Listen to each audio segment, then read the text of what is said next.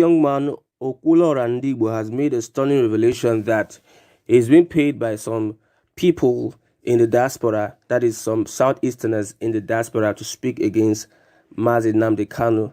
They said that Nnamdi Kanu is a scam and that it doesn't have anything to do other than to amass enough money from the movement IPOB. So he made a broadcast and made a revelation. If you are a pro-Biafran and you're supporting the movement for the emancipation of the Southeast, then this message is for you. That some of our people, many of our people are evil, the best for you. People are calling me from America, from UK, from Germany. Muku Jonye Chukutelumano, that I should start criticizing Chineke, a man who did nothing to me, a man who is thriving, a man who is facing wars, battle from every corner of this life. For me to have electricity, for me to have life, for me to live with purpose, for me to have basic amenities. They are telling me, Okula Orandibo, this guy is jobless, this guy is a scammer, this guy is a fool. You need to criticize him. I say you have Twitter account, you have Instagram account, you have Facebook account. You couldn't, because you have no point. You are baseless, you are irresponsible, you are evil. You went to Okula Orandibo.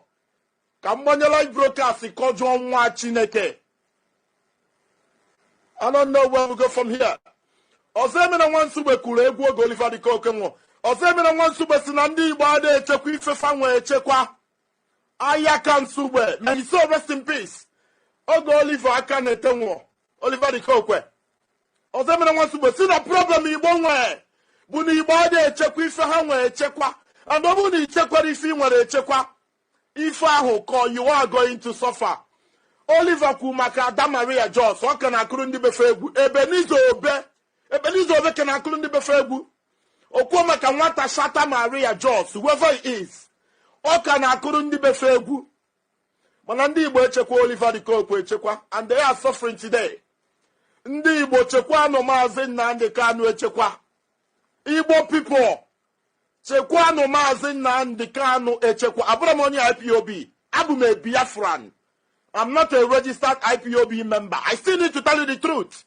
Whether you are a governor, a senator, you are sending your agents, and you need to know, this is why some people who are pro-Biafra, tomorrow, you see them talking nonsense. They have been offered a lot of money, either money or threats. Some of them were threatening it. Some of them were giving money. I have been offered millions of naira. I am Okula Orandibo. If I'm lying to you, may I not see tomorrow? I have been offered millions of naira to talk against Nnamdi Kanu. I said no. SIPA. Now the schemes are Empower Program, Conditional Cash Transfer Program, Government Enterprise and Empowerment Program, and Homegrown School Feeding Program. According to the President, all the 4 programs have been suspended for a period of 6 weeks in the first instance to allow investigations into programs and determine whether or not they should continue to exist. The minister was suspended over allegations of transferring 585 million naira to a private account in violation of Nigeria's financial regulations. All right, to help us shed more light on the scandal and the action of President Tinubu, we have joining us in the studio convener of Concerned Nigerians, Deji Adeyanju. Thank you so much for joining us. Thank you for having me. And also joining us is a forensic expert and public affairs analyst, Dr. Lomefo. Thank you. Thank you for hosting us. Doctor. Yes. Thank you. So, Deji, let's start. Looks like President Bola Tinubu is in a no-nonsense mood, like we said. Yeah. I mean, what's been your view? I mean, these social investment programs, he said, look, can you just match the break now? Let me see what's going on. Yes. Sincerely speaking, I hope it's not a flash in the pan. Initially, when the president made some of those courageous moves, I was like, maybe he's trying to do the moves so that maybe this week, since it is judiciary week, you know, maybe they were planning to do some abracadabra. But to God be the glory, I think the president was sincere in his moves. Again, I will not be in a hurry to overpraise the president, because Better Edu is just one among how many ministers? So many ministers. Yeah, we have in the country. Which yes, you said yes. So and what Better has done, even if you look at her response, she said it is I think what she said at the heat of the moment was that this is common practice. Yeah, you know, government. all the ministers do it. There's nothing that Better has done that they are not doing. Quote me anywhere today that even NMPC transfers money to private accounts. Interesting. NMPC. Do you have proof? Yes, I do. I can provide you audited and classified transfers from NMPC into private accounts. I can provide it for you. CBN transfers money. Even this set of people that have taken over from the crooked Emefiele administration, these new guys are transferring money to private accounts. Well, very strong allegations there. Now, I think we should outsource leadership and governance to the Chinese and to the United Arab Emirates. The reason why that's a controversial statement. No. The reason why I'm making this is that Africans generally, it's not a Nigerian problem, it's an African problem. It will surprise you that the thieves outside government are more than the thieves inside government. Better is just a metaphor. That's why I started in my opening remarks to say there is no minister in this government that has not done what Better has done. There's no minister. So if EFCC will be sincere, it will not just, because the only reason why Better was caught was because the lady that was suspended, Better reported the lady to say, that's a program manager. Yes, that this lady stole 40-something billion. Then the lady in turn say, thief, they call me thief. Say, you too, you transferred money. You transferred money into a personal account. So, and now, if you look at Section 7, Section 11 of the Money Laundering Act, you will see that there are clear provisions on things like this. But expressly, Section 713 of financial regulations, then Section 3108 as well. But let me not bore you with all this.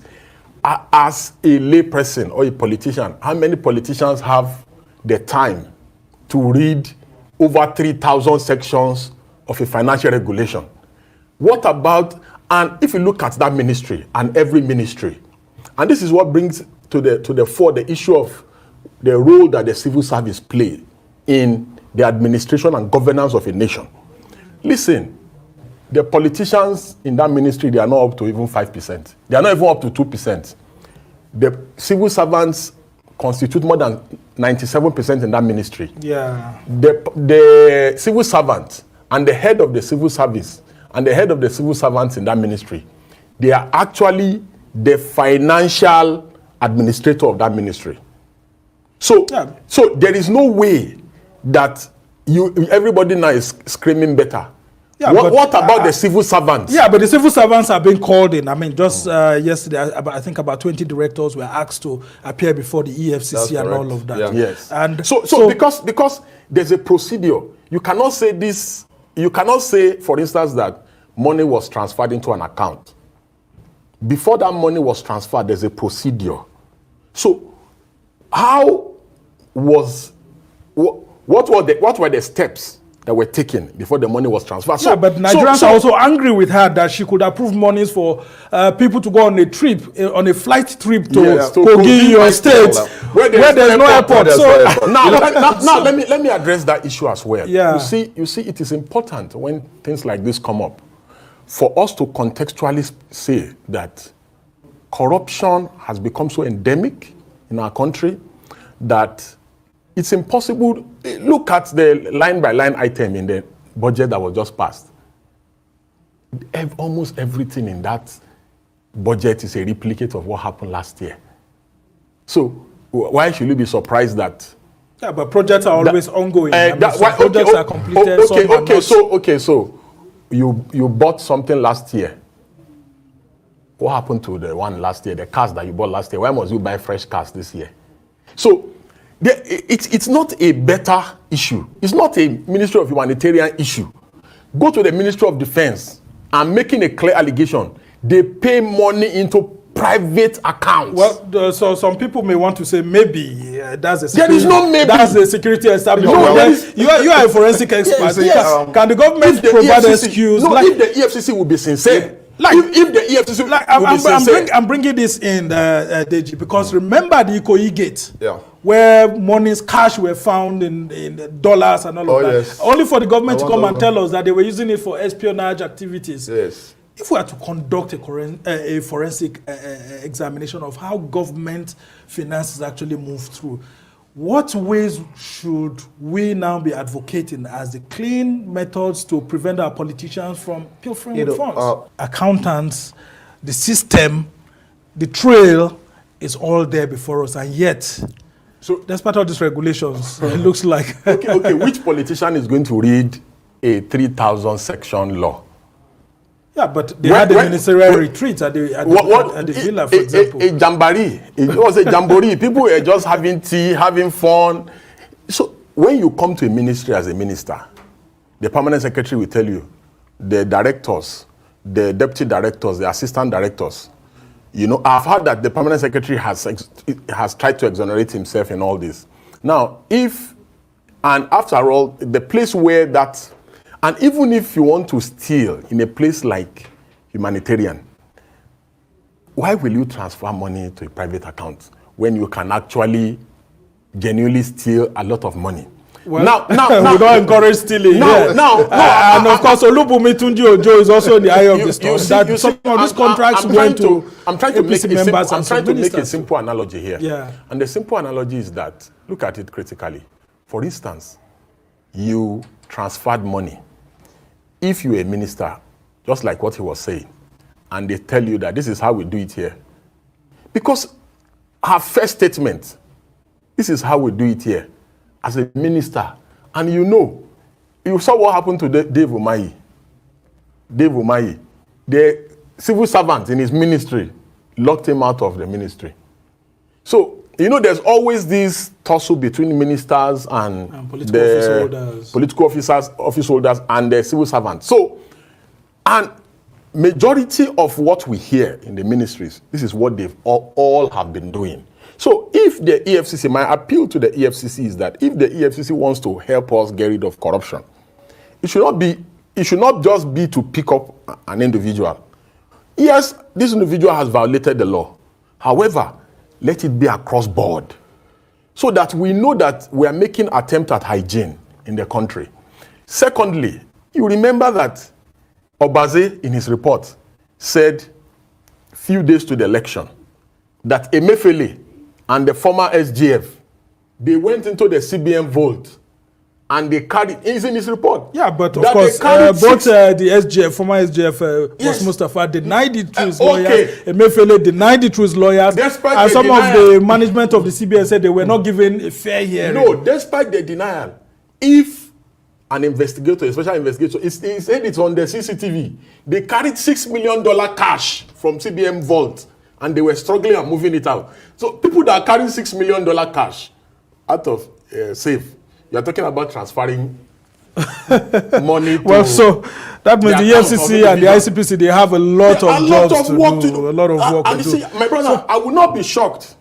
I will not be shocked if some of these infractions are even happening in ICC and EFCC. Yeah, and good enough. President Tinubu happens to be an accountant. Yes. So let's see if he can help reform this. If people are locked away, there will be no deterrence. Worse is yet to very strong words you've got. No, that's my you are saying that we should have this forensic investigation. We've had so many of them, and there's no political will to send people to jail. Deji, as we try to round off this conversation, there are some other people who have said that the humanitarian ministry has been a honeypot for the APC. I mean, right from Sadia Umar Farouk. Let's not forget too that it looks like this ministry is a subtle way of empowering APC members, both at the leaders at the top, including the cash register and petty members of the APC.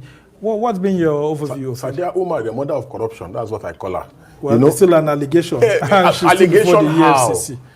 During COVID, this woman, you remember the kind of outrageous figures and billions this woman said she shared during COVID, when everybody was at home?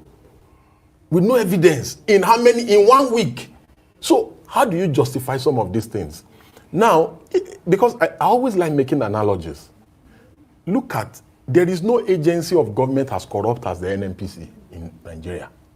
You see, that is the allegation. Yeah, you see the NNPC. You are talking of humanitarian ministry. When you go to the NNPC, what happens in NNPC is that NNPC can transfer 6, 7, 8, 12, 13 billion.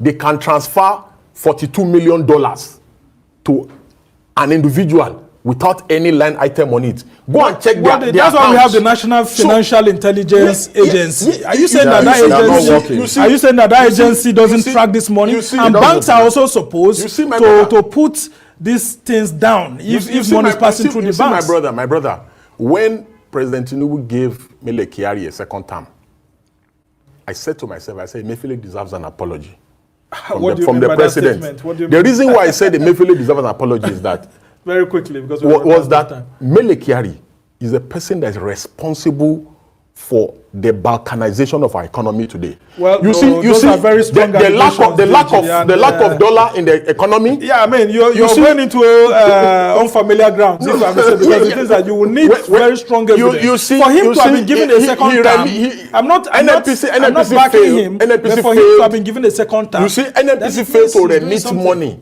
into Federation account for over 2 years. The money we generated when we were selling oil for $120-something per barrel, they said they were going to look for oil up north. Yeah, in Bauchi, and we saw President Tinubu. The money vanished. The money vanished. Well, but conclusively, very quickly. Yes, conclusively as regards to humanitarian. Yes. You see, the report of the investigation must be in such a way that it identifies the role that civil servants have played in that ministry. Yeah, because there's more than meets the eye in the ministry. Lot has gone on in that ministry. Very interesting point indeed. In 30 seconds, just before I let you go, what should happen to that report, the outcome of this investigation when President Tinubu? For me, the investigation should not be politicized. The investigation has to be conclusive, and it has to be acted upon. All you need is political will. Okay. So the buck stops at the table of the president. Good to know that. If they don't implement the report, it means Tinubu has gone the way of others. That is what it is. Good to know that President Tinubu is an accountant himself and has worked in the oil industry too, with all the allegations you brought in here. So he'll put together all of this, and then we'll see his political will. We must thank you so much, Dr. Lome, for his a forensic. And that is why I had here. Yes, sir. To guarantee you the hope that things are looking up. Things are getting better. And it will get greater and better for the common good of the Nigerian public. I guess all we have is I would like to, good morning, good afternoon, good evening to every one of you, my people. Thank you very much for your time with us. I appreciate every one of you, mother of all mommy diaspora. Thank you very much, mommy. Thanks for all you do. I appreciate every one of you right there, Madam Luke. I can see you. Thank you very much. K111ed, thank you very much. Patricia Nofe, my dear sister. Thank you very much. Jeko Obedient. Thank you, my wonderful people. I appreciate you all. I just wanted to jump into talking about this. Trust me. As all, I can see you. Peter Ife, thank you. Tunaja, I can see you as well. Thank you very much. Good evening to every one of you. Mr. Justin Emmanuel, Mone Ferreira, thank you very much. Amaka E, thank you. Amofire, my brother, thank you very much. Madatu Sabi, Angola Emmanuel Shooks, and many others right there that have supported us already by sharing, by liking. May God bless every one of you. And many, many, many more. All right, I want to know first who they talk to Tinubu say things are getting better, because I don't understand. How can a president come on a national TV or somewhere telling the world that things are getting better when kidnapping have become a lucrative business in Nigeria right now? More people are being killed in Nigeria right now, and there's nothing that's being done about it. Then the president of the country coming out to say things are getting better. In fact, when I watched this video today, I was asking myself, even though this is one of the things I talk about, even though people are feeding you with lies, does it mean that all this president or the people that have been ruling us, plus the one that is in power right now, they are handicapped? You can't see things by yourself. You cannot visualize things or hear things, or you don't watch telly, or your children's children, are they not on social media? What is happening? I'm not getting that. Listen to Tinubu again. That things are looking up. Things things are getting better. And then we get greater and better for the common good of the Nigerian public. I guess all we have is hope. We keep hope alive. I mean, I don't know, where the president is getting some of his rhetoric from. I mean, you guys took a story today. Inflation rate is up at 28.9%. Well, the president also assured Nigerians not to be bothered about the mass exodus of skilled workers from the country, assuring citizens that the federal government, in collaboration with sub-nationals, will train more persons to fill the professional gap. Don't worry about what you're hearing about the Japa syndrome. We will train more people. And then we can supply them safe.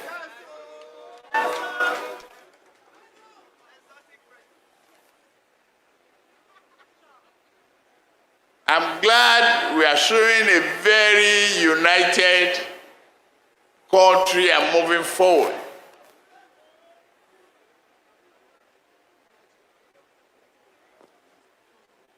The peace that you are enjoying here relatively will be better, and we will work hard with you to achieve that peace. Before now, every one of us is enveloped with fear to come to Imo State. Today, Imo is safe, happy, and ready for business. All right, Ayo, a lot of assurances there. I mean, now we are hearing that Imo State is safer. And, he also kind of brought that rhetoric Hope Uzodimma brought on, I believe, during his campaign, where he talked about even training. My Imo State people, I beg, una go call into this broadcast today or join the broadcast, because I'm not there. I want you guys to come in later on. Come and tell us if Imo State is safe. Because the last time I checked, that state is not safe. Maybe now there's changes. I need to hear from the indigents. Thank you. 4,000 youth in Imo State, and he's going to, find a way to give them jobs abroad. This was back in September. Let me just take that video. This is Hope Uzodimma during his campaign rally in September ahead of the governorship election in the state. He had promised to empower 4,000 youth in the state with employment abroad. And by December this year, 4,000 Imo youths will be employed in Europe.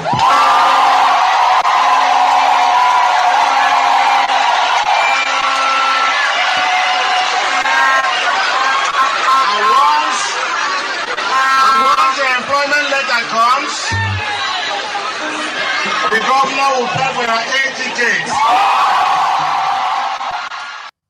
Now, the president and Hope Uzodimma speaking the same language. The president has said, don't worry about the Japa syndrome, that is the mass youth exodus. And now we don't know if those 4,000 people have been sent abroad by Governor Hope Uzodimma. Well, according to two opposition leaders, come together and smile. I mean, I guess Hope Uzodimma was able to get them together. But that picture sends a large message. What do you make of that, and what do you think it connotes as well? So, Audrey, I don't have a proper degree in reading facial expressions, so I will not speak much. But if you ask people, they'll tell you that that picture is pregnant. And that was not a smile. It was more like a smirk on the face of Olusegun Obasanjo. And if you had watched that event till the end, you will notice that President Tinubu was still speaking when Olusegun Obasanjo walked out of the event, and he said, bye-bye, Baba, or something. So that happened while President Tinubu was still speaking. Yeah. So that's more like a smirk. It's not a smile. It's not a smile of acceptance. We all know that these people have their score. I don't think it's all over. What are they trying to spin it? Secondly, I think for advice, the president should not be allowed to speak extemporaneously. His advisor should always prepare his script, because you see, anytime he speaks extemporaneously, he causes a lot of blunder. Just like he did with subsidy removal. Go and read the presidential inaugural speech. There was nowhere subsidy removal was put in that speech. Yeah. Remember that. But he spoke extempo at that point, and he announced subsidy removal that said a cascading effect in the market. Secondly, President Tinubu that is telling the tale of subsidy removal, with due respect, is being hypocritical. President Tinubu wrote an op-ed in 2011 when Goodluck Jonathan was about to remove subsidy. He was part of those that raised an army of those that went on the street to protest against the same subsidy removal. Yeah. If he has forgotten, we remember. So, him saying some people over the years have been feeding factory subsidy removal, we should ask him, why did he stop subsidy from going that time? That would have been a better time to remove subsidy. And what plans did he put in place to remove subsidy? He said Japa will keep training people. And I laughed, and that's why I say, please, President Tinubu should not be allowed to speak extemporaneously. The question I want to ask is it a good thing that your best talents are leaving your country because your economy is not conducive for them to thrive?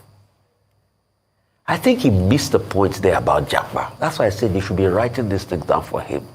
What he should have said is that we will make our economy competitive enough for our best brains to live and stay. Nigerian doctors are going to Syria alone for better opportunities. Just next door. And that's the sad reality he doesn't understand. So you want your economy to be a trading ground. Nobody trains his best talents and want to lose them to a competitor. Yes. Thirdly, he says the state of the economy is good. He knows the state of the economy is bad. This was the same President Tinubu that in his major hub, Lagos Island, he was going to the mosque and people were screaming, "Ibi Bami." He knows that the state of the economy is at an all-time low in this country. So him saying the state of the economy, and the part that is unforgivable is saying, oh, nothing about those that have been kidnapped. Yes. I know you both have I spoken thought about, you all when have he spoken talked about security in Imo, which has not improved, likely if you ask people on ground, I thought he was going to, by extension, say, and for those that are facing the scourge of kidnappers, I will work with you, I'll be your president. Right. So when you look at all of these things, it's another missed opportunity. And I'd like to ask, I might be wrong, please, I don't know anything. If President Tinubu sees the need to attend Hope Uzodima's second term inauguration, how many governors' inauguration will they attend in the country? Yeah. Because I don't think it was necessary in the first place. Yeah. They were pertinent issues that could be. A governor is a subnational. And for Governor Hope Uzodima, I think he should be more concerned about how to bring investment and foreign investment to his state.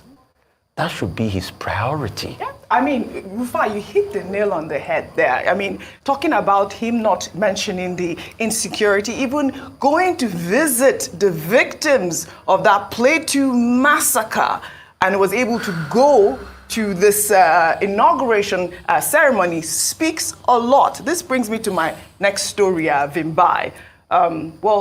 In the meantime, former Vice President of Nigeria, Atiku Abubakar, on Monday attributed the cause of the prevailing insecurity in the country to worsening poverty and hunger. In a post on X, Atiku condemned the killing of Nabiha, one of the 6 sisters abducted in Abuja, and Folorunsho Ariyo, another kidnapped victim, describing the incidents as sad and called on the federal government to address the dire security situation in the country. His tweet reads in part, "The escalating violence and lawlessness in our nation deeply distresses me as bandits and kidnappers continue their reign of terror unchecked. Our youths and innocent citizens are being murdered daily. Just last Saturday, we lost Nabiha to her captors. Yesterday, the tragedy deepened with the murder of more victims, including Folorunsho Ariyo, a 13-year-old student.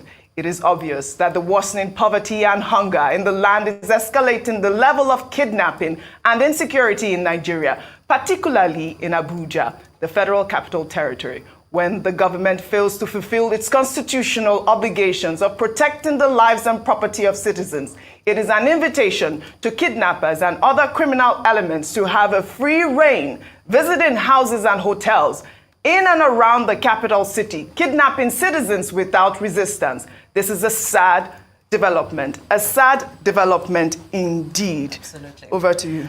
You know, Rufai earlier stated the Japa, you know, and reference to it of us glamorizing young people who are escaping, in essence, the economic situation. Let's talk about the security situation. Young people are not just faced with a difficult situation. We look at these reports. I mean, we've delved in this in detail today. And the concern is, why are we minimizing the plight of ordinary people, especially young people? You know, it takes me to some developments that took place in Malawi and Kenya last year, where presidents of both countries decided that they would ship off their young people to work. Malawians were sent off to Gaza to work for $1,000 per month on the farms of Gaza that had been abandoned by farm workers who were running away from the war. So you look at, do we need to wait to get to a point where young Nigerians are now escaping to a war zone to look for better opportunities because it feels safer and more secure economically and in terms of physical well-being than the situation in Nigeria? It's not necessary. We need to stop minimizing. So I'm glad that Atiku has spoken truth to power in this instance. I feel also they're making his job as an opposition party relatively easy in this sense, because all he has to do is state the obvious in order for him to get a little bit more support. However, we really are in a situation where we need to stop minimizing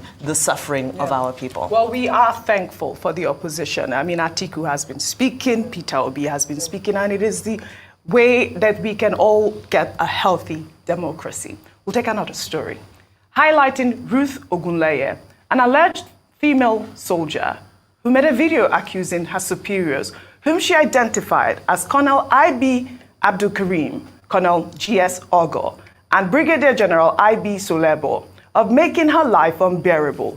Ogunleye holds Colonel I.B. Abdul Karim particularly responsible for the difficulties she has faced in the army. Taking to her TikTok account, Ogunleye shared her distressing experience with her superiors. 2022, I was posted to Cantonment Medical Center Ojo, where I met Colonel I.B. Abdul Karim, who requested sex for me and I refused. Ever since then, this man has been my nightmare in the army. He threatened to dismiss me each time he sees me. He injects me, come to my room to inject me. My own apartment, come to my room here to inject me. Send some boys to my house. If I'm lying, I have all evidence. I have evidence against him. And I have witnesses. Come to my house to inject me. He also stigmatized that I have mental illness. Each time I try to expose him, or each time any senior person, any senior officer trying to intervene, he will tell them that I have mental illness. He even wrote to DOA to board me out. He wrote to DOA 3 good times to board me out of army. He freezed my account for 1 year. He freezed my account February last 18 date, no salary. I cried to some senior officers. I wrote a petition using section 179 of the Armed Forces Act. I've seen so many officers, senior officers, junior officers to intervene, but none of them is giving me listen here. But anyone who's trying to intervene, he will tell them I have mental illness. There's a day he locked me, he injected me, he almost raped me. When they caught him and he said I have mental illness, he took me to psychiatric hospital. He went to lock me up there. He locked me up there for 1 good month without any medication. Well, this is such a sad story, even by Ayo and Rufai. She's mentioned a lot of things. She's cited, mental health issues. I mean, her superiors accusing her of being unstable. She also mentioned the fact that, she hasn't gotten her salary in over a year. I think it is very important that I highlighted this story because it came out last week and the Nigerian army has not responded yet. I know that the Minister of Women Affairs, Uju Kennedy Onaheye, has called on the Nigerian army to respond to these allegations. We hope that we hear something from the army. We'll take another story.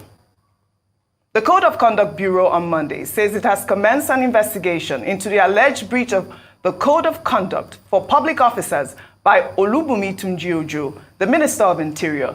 CCB spokesperson said the minister is expected to appear at the Bureau headquarters in Abuja today, January 16th. The Bureau says its investigation is hinged on its mandate and powers as enshrined in the third schedule of the 1999 Constitution. The investigation is coming as President Tinubu set up a 6-person panel led by the coordinating minister of the Economy and Minister of Finance, Wale Edun, to reposition Nigeria's social investment programs. The president has suspended the programs following the financial scandal in the Humanitarian Ministry, which supervised them.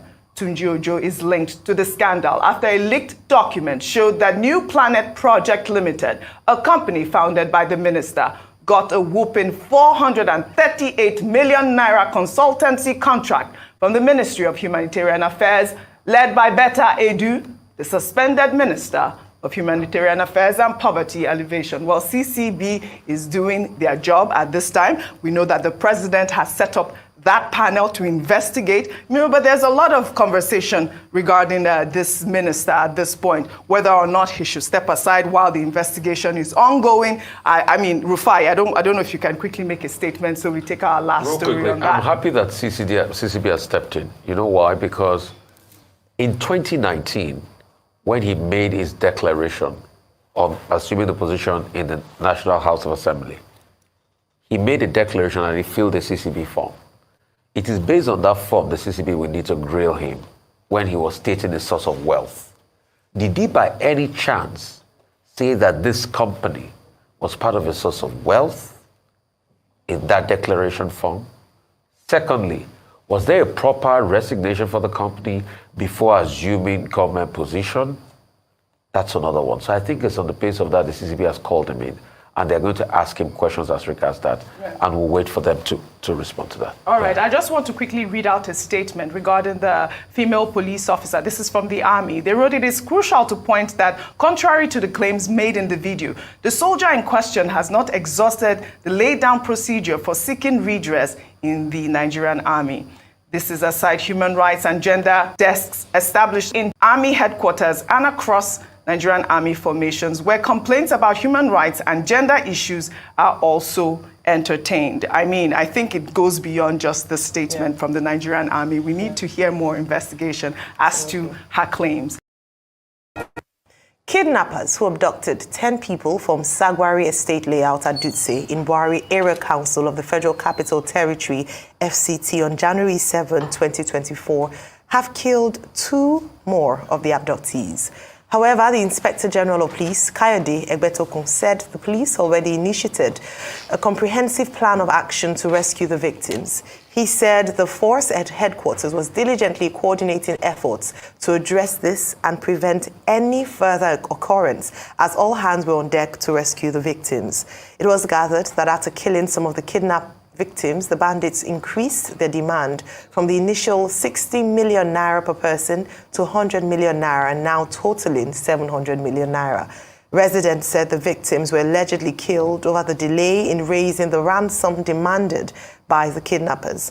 The fate of the remaining 5 abducted daughters of the Al-Qadria family is still hanging in the balance, following their kidnapping in the nation's capital, Abuja. The family say they are yet to have any interaction with the abductors in the last 24 hours. Arise correspondent Ferdinand Duoha spoke with some family members. This is the home of the Al-Qadria family in Zuma town of Buhari Area Council, where the father and 6 of his children were abducted by bandits on the 2nd of January. Although Mr. Mansour was subsequently released, it was for the purpose of going to generate a ransom of 60 million naira. Sadly, while still trying to put together the ransom, on the 13th of January, the family received a call to come identify one of 4 corpses dumped on the outskirts of the FCT. Sadly, this turned out to be his second daughter, Nabiha, a 400-level biological science student at the Ahmadu Bello University, Zaria. News of Nabiha's death has spawned several reactions, including a crowdfunding to raise the questioned 60 million naira ransom for the release of her other sisters. While Nabiha has been buried, the situation has become complicated as the bandits are now exploiting the sympathy of Nigerians to request a higher ransom of 100 million naira. Although the family members confirm that they have received financial assistance from Nigerians, they say they have not heard from the bandits in the last 24 hours. The family is also pleading with the bandits to accept what has been generated and show mercy. Investigations also reveal that Nabiha and her family were adopted by the same gang of bandits who struck Sowore Layout Estates, also in Buari Area Council, but more than 10 kilometers apart, on the 7th of January. These bandits also killed 3 victims from the 10 abducted in Sowore and dumped their bodies alongside Nabiha's in a community on the outskirts of the FCT.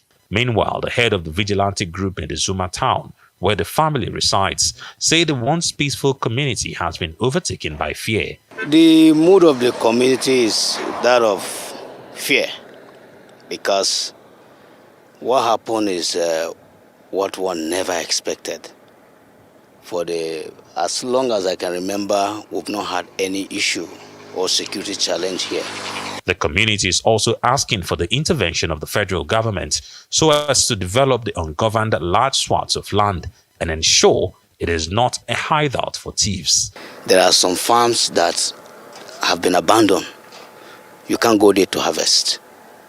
Those who have yams to harvest have decided not to because of the fear. You may be in a farm and then the next thing you will hear somebody greeting you with a strange language. And before you know, you're taken away. So we are in fear, actually. These mountains you see that we once enjoyed have become so terrible for us now. We cannot do anything. Cow grazing yard is not possible to be in the FCT entirely, because it's causing us a problem, big problem. This is the hideout of all these bandits. Since the greater presence in Kau, we are facing problem. Buari Area Council borders Kaduna and Niger State and has seen an increase in the spate of bandit attacks since December last year. The council chairman is calling for synergy between the governors of the 2 states and the FCT minister to end the violence. The attack we are talking about between Niger, Kaduna, FCT and Nasarawa. The governors must come together with the FCT minister to sit up.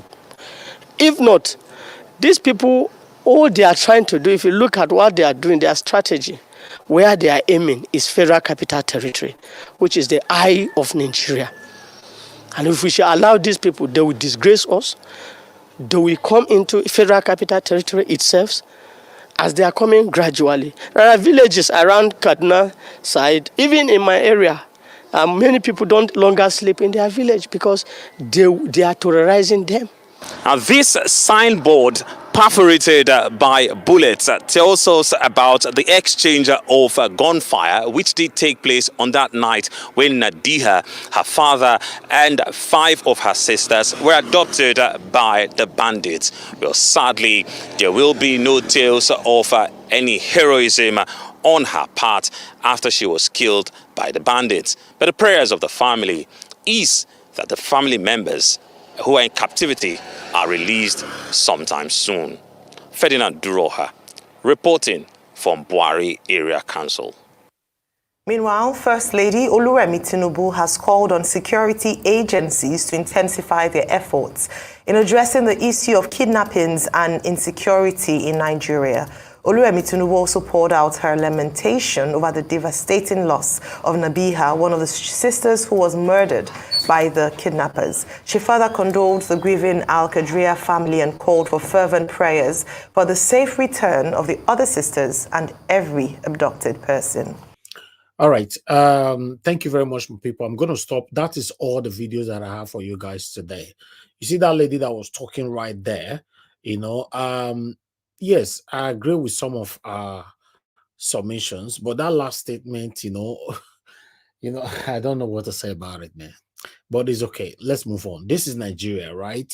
This is what is currently happening in our country. We are not sugarcoating it. We are not trying to polish it for you to be deceived or anything. This is the reality on ground. What is happening right now? Just imagine that parents right now, what they are feeling. You know what it means for any parents in the world to be called that your child's body is kept in so location. I should go get it. God forbid. This is so pathetic. You know, I wonder what those of you that supported APC or Tinubu or that is clamoring for APC or Tinubu is saying right now. I understand some of you who have been sentimental. What you will say is that, oh, after all, people died in Buhari's regime. That's what you guys normally say, because I've seen many of you arguing, even on this platform or another platform, saying that, oh, corruption was in Buhari's regime, so that means we should justify the corruption in Tinubu's government. Or killings were in Buhari's regime, so we should justify any kind of killings that is happening in Tinubu's government. This is what we are getting from you guys. I don't understand. But meanwhile, before I will allow my people to start talking, I would like to quickly take some articles right here. Please bear with us, my people. Press on that like button and help us to share. I appreciate every one of you for your time with us today. May God bless you all. Please do your part. Press on the like button. Encourage us to do more for you. Share our videos. Let me quickly go there and show you more headlines, because we spent time on our presentations already. So I'm just going to quickly work on some headlines so that at least to give you awareness on what is happening across the country. There's a lot going on right now. A lot is going on right now in our country. It's very, very pathetic, but let's take it from here. Thank you very much, my people. I appreciate you all. Let me take on this first. See the one you have right there? You know, I'm just going to take, like I said, I'm not going to spend more time on it. Breaking: Chief of Staff Gbajabiamila memo to suspended Minister Betta Edu shows Tinubu's approved 3 billion naira to verify Buhari's social register. That means, you know, because what they're trying to say right now is that Tinubu is aware of whatever that is happening to Betta Edu right now, allegedly. You know, this is Sarah reporter saying a memo from the Chief of Staff, Femi Gbajabiamila, has revealed that President Bola Tinubu gave approval to the now suspended Minister of Humanitarian Affairs and Disaster Minister Betta Edu for the release of 3 billion to verify the National Social Register under the former administration of Muhammadu Buhari. The social register had been created for cash transfers and other social investment programs. Several firms had been awarded contracts from the 3 billion given out to the suspended minister, a release which has now generated controversies and is a subject of probe by presidential investigations and anti-graft agencies. So this one is a very, very important information right there, but unfortunately, I cannot really take it the way I supposed to. But meanwhile, I would like us to move on right now. In case you want to, you want to read more on that, please just go to Sarah Reporter and read it right there. But meanwhile, I'd like us to quickly take this one here. Please bear with me. Let me bring another one to your screen quickly. One moment, because I have a couple of stuff to present to you today. Okay, I'd like us to take this. Sowore. Yes, as you can see right there, Sowore demands release of IPOB leader Nnamdi Kanu, says Nigeria won't know peace, progress without justice. Okay, let's take this one quickly. The candidate of the African Action Congress, AAC, in the 2019 and 2023 presidential elections, Sowore, has renewed the call for the release of the detained leader of the indigenous people of Biafra, IPOB, Nnamdi Kanu. The Revolution Now convener insisted that there would not be peace and progress in Nigeria without justice. Kanu has been be in detention since June 2021 after the regime of former President Muhammadu Buhari, in collaboration with the Kenyan government, kidnapped him in Kenya and renditioned him to Nigeria in violation of the national and international law and treaties. So I'm just going to leave that one right there as well. Like I said before, because we have a couple of stuff to quickly pass in here. So because of that, I'm not going to spend much time on my presentation on these articles. So please bear with me. Let me quickly bring another one to your screen. You know, I understand that it's a lot to present today, but yeah, just take the one you know you can. Okay, let's take this one quickly. Wike summons emergency meeting over worsening security in FCT. So yeah, now Wike know say, you know, that they buy people anyhow for FCT, right? Okay, the Minister of Federal Capital Territory, FCT, Wike, has summoned an emergency meeting over the worrying states of insecurity in the nation's capital. The security situation in the area has worsened in the last months, with kidnappers and bandits running rampage in some part of the FCT. Okay, I'm just going to leave that one right there.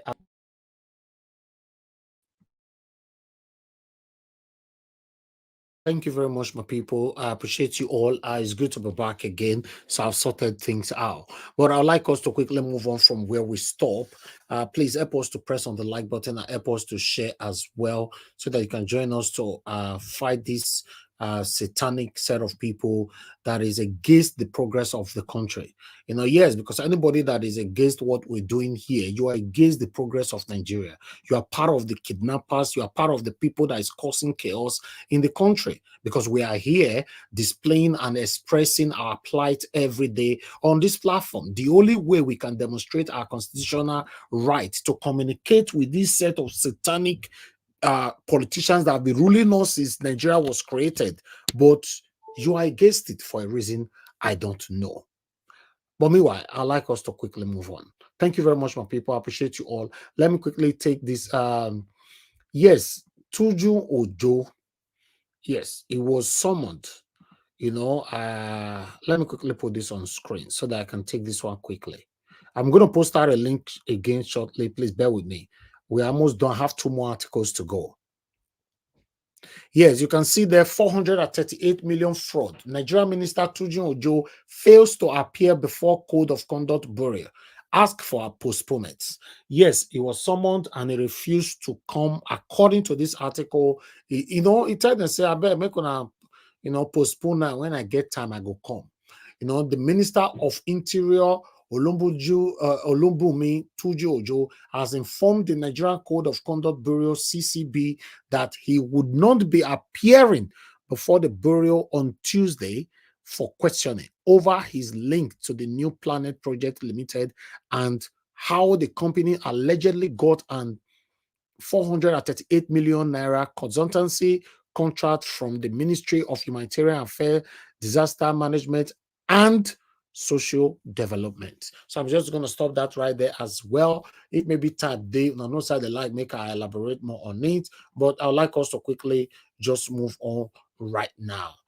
So let me see if I still have one more here. I think we are done. We are done. I might present more things later on if the time is permissible. But for now, I would like us to start talking. I'm going to post out a link again. If anybody want to call in, this is the best time for you to do so that I will take your call first before I call on the panelists. I only give 20 seconds for that. But meanwhile, while I'm waiting for the 20 seconds, let me quickly appreciate some of you right there on the comment section. Thank you very much, Madam Rita, for joining us. Papi, thank you very much. Thank you, Tony Africa. K111ed once more. Thank you, my wonderful people. Mr. Pansat, I can see you as well. Thank you very much. God bless every one of you right there. NG Okoro, Liz, thank you. Now, God bless you. Now, please help us to press on that like button and share. We have Madam Origin with us on the phone already. Good evening to you, Madam. Thanks for joining us today. Please, I'd like you to talk to us. Yes, please. Thank you, everyone. I'd like to jump in, do mine, and move aside for all awesome. Sometimes I don't want to talk because we have these intellectuals. I can't appreciate our panelists enough. Coming out every day, doing this, educating ourselves. Thank you, Mr. Niger Watch. Thank you for all you do. Thank you. I can't thank you enough personally. I can't thank you enough for opening this window, holding this candlelight, where we come out, educate ourselves, expose the lies, tell the truth to ourselves, and tell truth to power. In people clinging on what is going on and seeing what they can do. Quickly, a lot, to be honest, a lot is going on. It's mind-boggling. What is going on? All Mr. Niger Watch has shown is not, it's like he is doing his best. So it is also our responsibility to, make out time, take time, and find out what is going on. One thing I want to say here to the people I come out for, I'm not coming out for everyone because I know everybody is different. But the few, the proud, those that are willing to effect the change, the youth of Nigeria. There is something that we say here, and that is, we are inundated by these people that are using a combination of reverse psychology, gaslighting, graduate to, undo this nation and to blackmail the youth, the well-meaning Nigerians, to impose what they are doing and continue to impose themselves. As you're speaking, there is a massive campaign on image laundering, and then a reverse psychology on the youth. By the time they finish this image laundering of these people, the churches will declare them saints. The mosque will give them high position. They will have all kinds of, they will enshrine them in churches and mosques. The level of image laundering they are doing. And then you will see massive titles by the traditional rulers. These are the people that they have been using all along. They will continue to use them. I go to Imo State. You see, I wish Mr. CM will come out today. That I believe he is going to do due diligence. All I want him to do is just give the world expose on the man they call the Imo State governor, the one that was planted by the enemies of the Southeast, Imo State in particular. He was planted there. The man that professed and declared he was going to bomb his state, and he did it. Let Mr. Tim come and give us his antecedent, who this man is. Before anybody begin to call Imo people, where are you? Or what would they say that have not been said? Where a whole lot of that area is vacated. Just like in most parts of our nation that has been inundated by these criminals. And I welcome Mr. Sowore. In fact, Nnamdi Kanu is a national figure. But because in his campaign, he was screaming at this evil that all of us, most of us, our eyes are open now. When we were people like us, I can't exempt myself. That was the time I had no idea. They call Biafra. I'm like, what are these people talking about? They say IPOB. I say, where are these people? What is wrong with them? They call Nnamdi Kanu. I say, I don't know him. But today, with looking deep, just like Mr. What's his name will always say, the devil is in the detail. I want us, part of the things you're going to remove is, remove this, the more you look, the less you see. We are no more doing that. Our mantra now is the devil is in the detail. We need to find out detail what is going on and see how we can come out of this quagmire. Thank you so much, Mr. Niger Watch. I appreciate you. Thank you for all you're doing. Thank you, our panelists. Thank you, Mama Diaspora. Thank you, everyone that comes out knowing that this pain is our pain and we have to figure out how to get it solved. God bless you all. Thank you, ma. God bless you too. Thank you. Okay, callers, I have to go straight to the panel right now because it looks like we have more people on the panel today. So let me quickly at least pick two more, then I'll come back to the panel, come back to the callers again. May God bless every one of you right there. We have Coco in the backstage and we have Samib in the backstage. Please put on your camera. I want to see who's behind those names. You know, Coco, put on your camera. Samib. Let me check your full name. Okay, Samuel Ibikwe. Mute yourself. Who is that? Who unmuted themselves? You can't do that, Mr. Consign, please. Don't mute yourself. You are playing something on your background. You muted yourself. That's wrong. Please. Don't give me copyright. People should just stay mute, please, except you are called. Thank you. Let's follow instructions sometimes. Is you know, not Sorry, every time. sorry, there's something I want to tell you. I don't know if I can tell you now. What is that, sir? Go ahead. There's something that the new post posted today. I sent message to you to put that in so that people can see that thing. You know, I don't know whether you saw that this thing. Huh? Who posted it? it? New post. Because you Is said that right? Okay, I'll check it. imagine Sheikh Gumi was. Huh? I'll check said, it. Imagine Sheikh Gumi was Father Father Mbaka and Senator Enyina Beribe. Fine. Okay, Just sir, please I'll check check that in it. so that you see whether I can post it, please. Okay, thank you. The next time, if you want to say something, sir, before you unmute yourself, off everything in your background, including your pot of soup. Off everything. You can't just be allowing everything to be playing. Then you just turn on your mic, and it's affecting the broadcast. Okay, no problem. I understand. Thank you, sir. Okay, let me move on now to Sammy, please. I need to see your face, please. I was talking before, so I couldn't see who is behind that. Just turn on your camera, please. Or should we create a rules where everybody on the screen would now be turning on their cameras?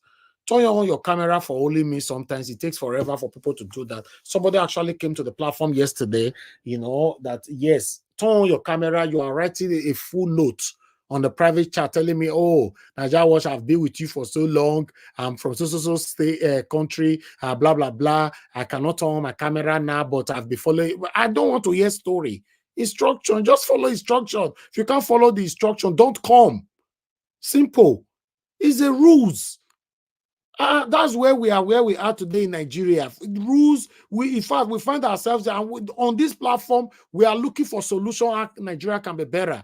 But you tell people to do something, they want to break it, and you want to have a better Nigeria. It's somehow.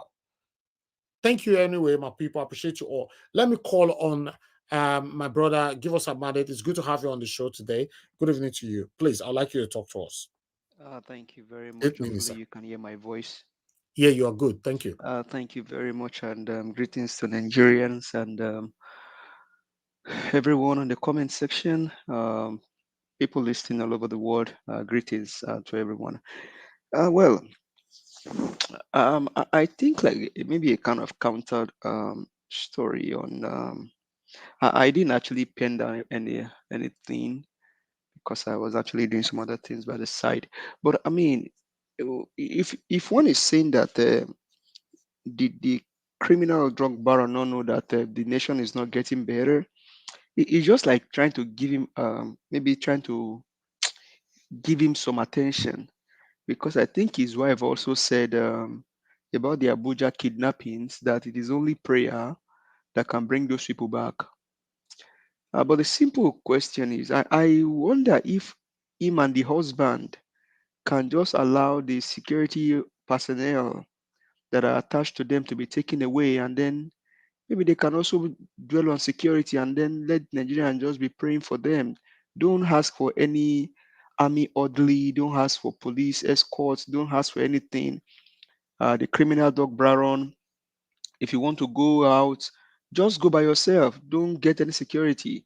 And they ask you, where are you going? I got no security. But oh, you say, I'm praying, I'm praying. Prayer can secure me. Wicked human beings, delusional people. I mean, I really don't know. They kidnap a family, and you are saying fervent prayer can bring them back. Come on. What kind of human being are these people? This same woman that said that she and her family don't want Nigerian money.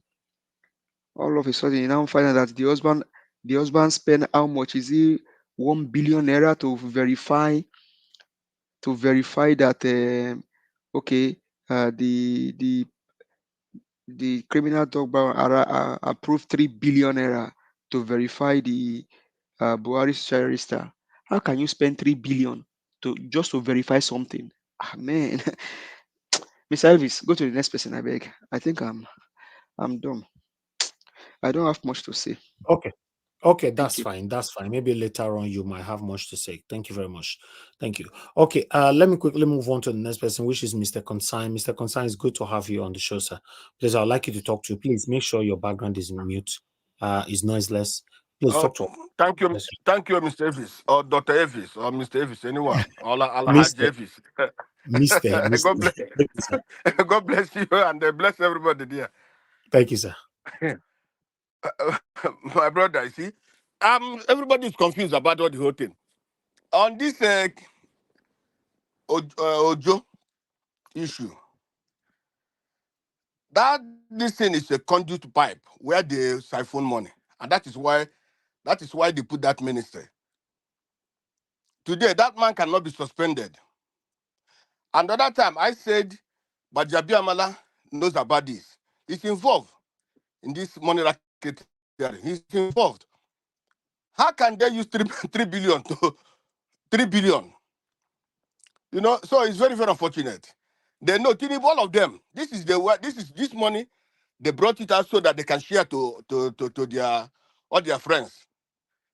So that's what they did in this one. And now they are holding this lady to ransom, saying that this lady was the one who's guilty, but not she's not. She's part of them. She has also been a criminal, even from cross state or from the state where she was a commissioner.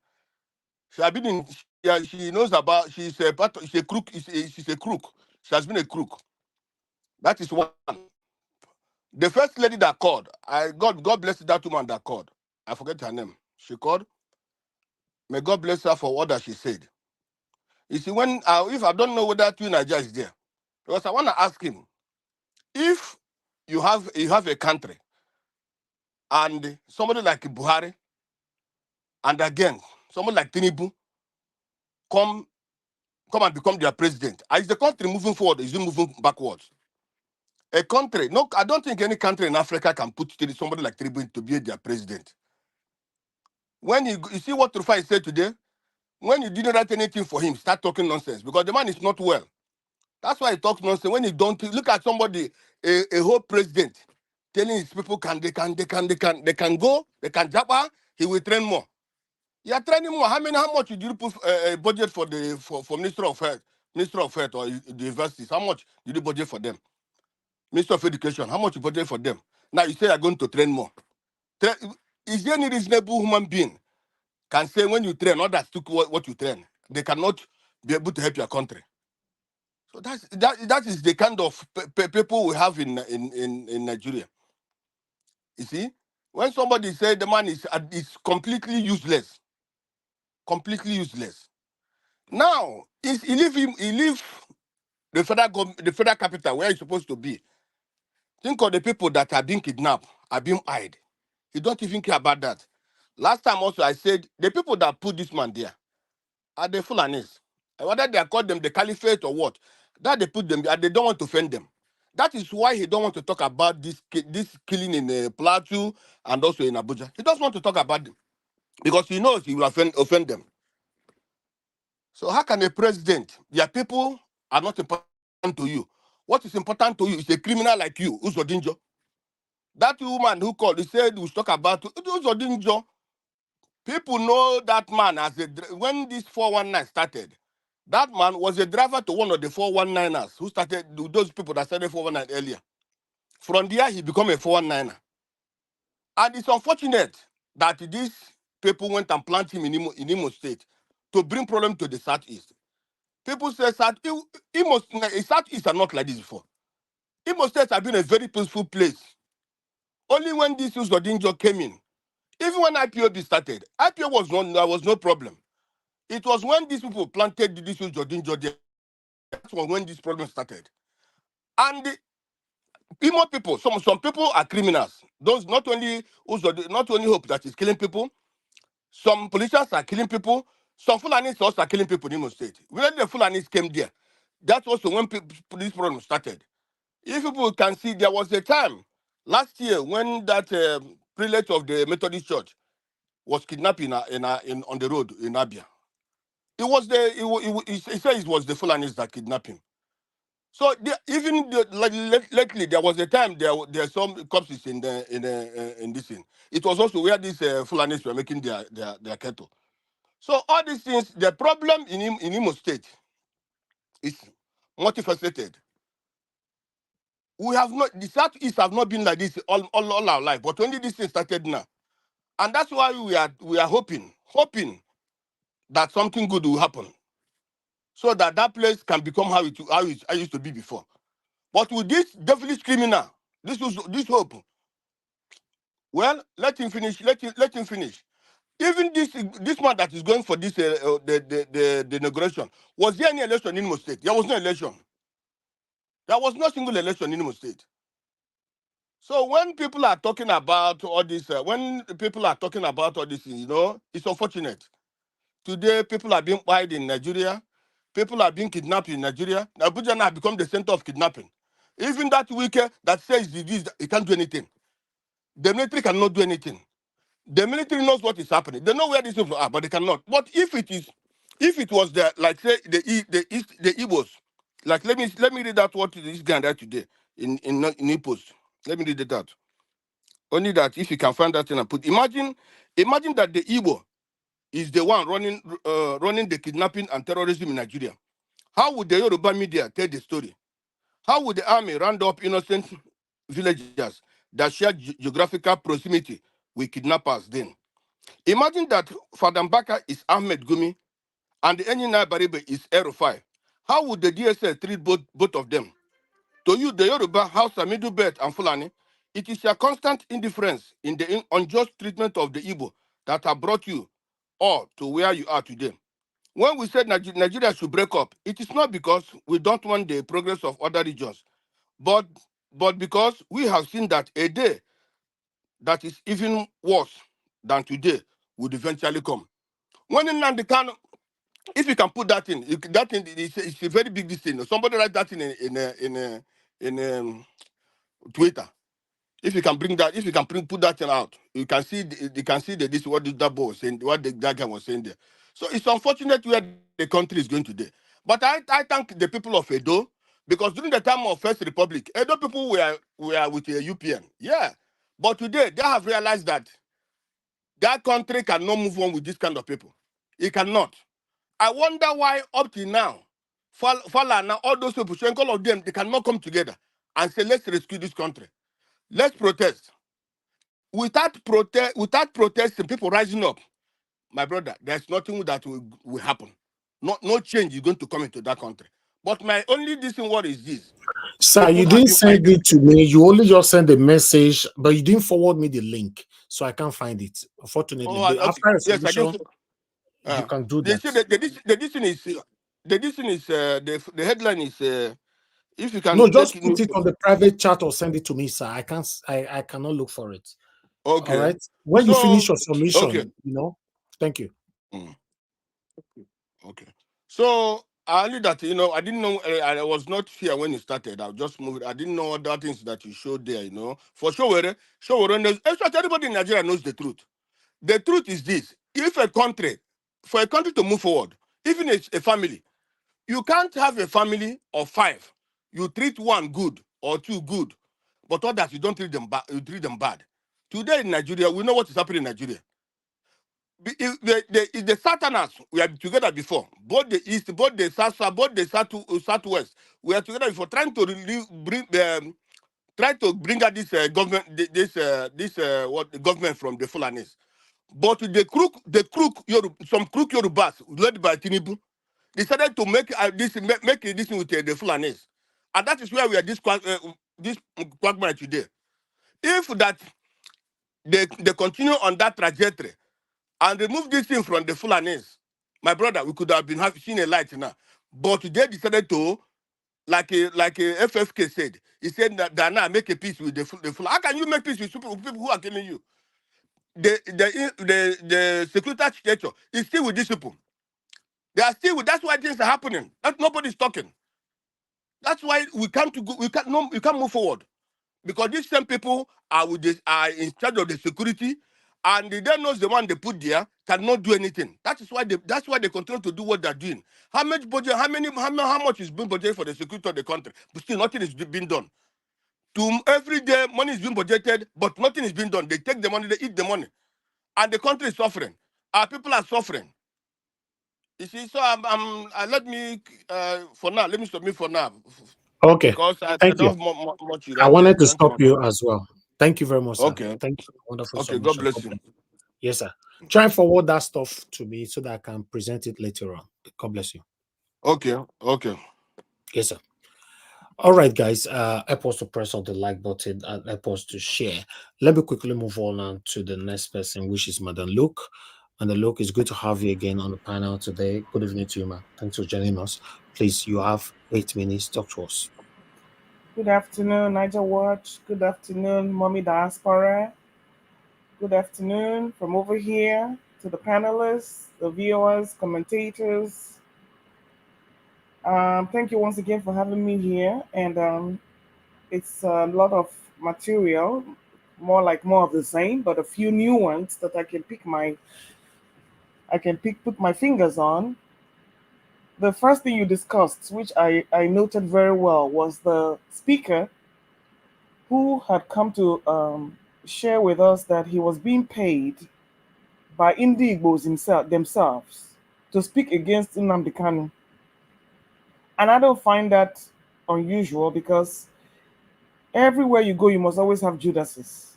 So that is not unusual. You would always have people, not everybody agrees. You would always have dissenters, and you always have different interest groups.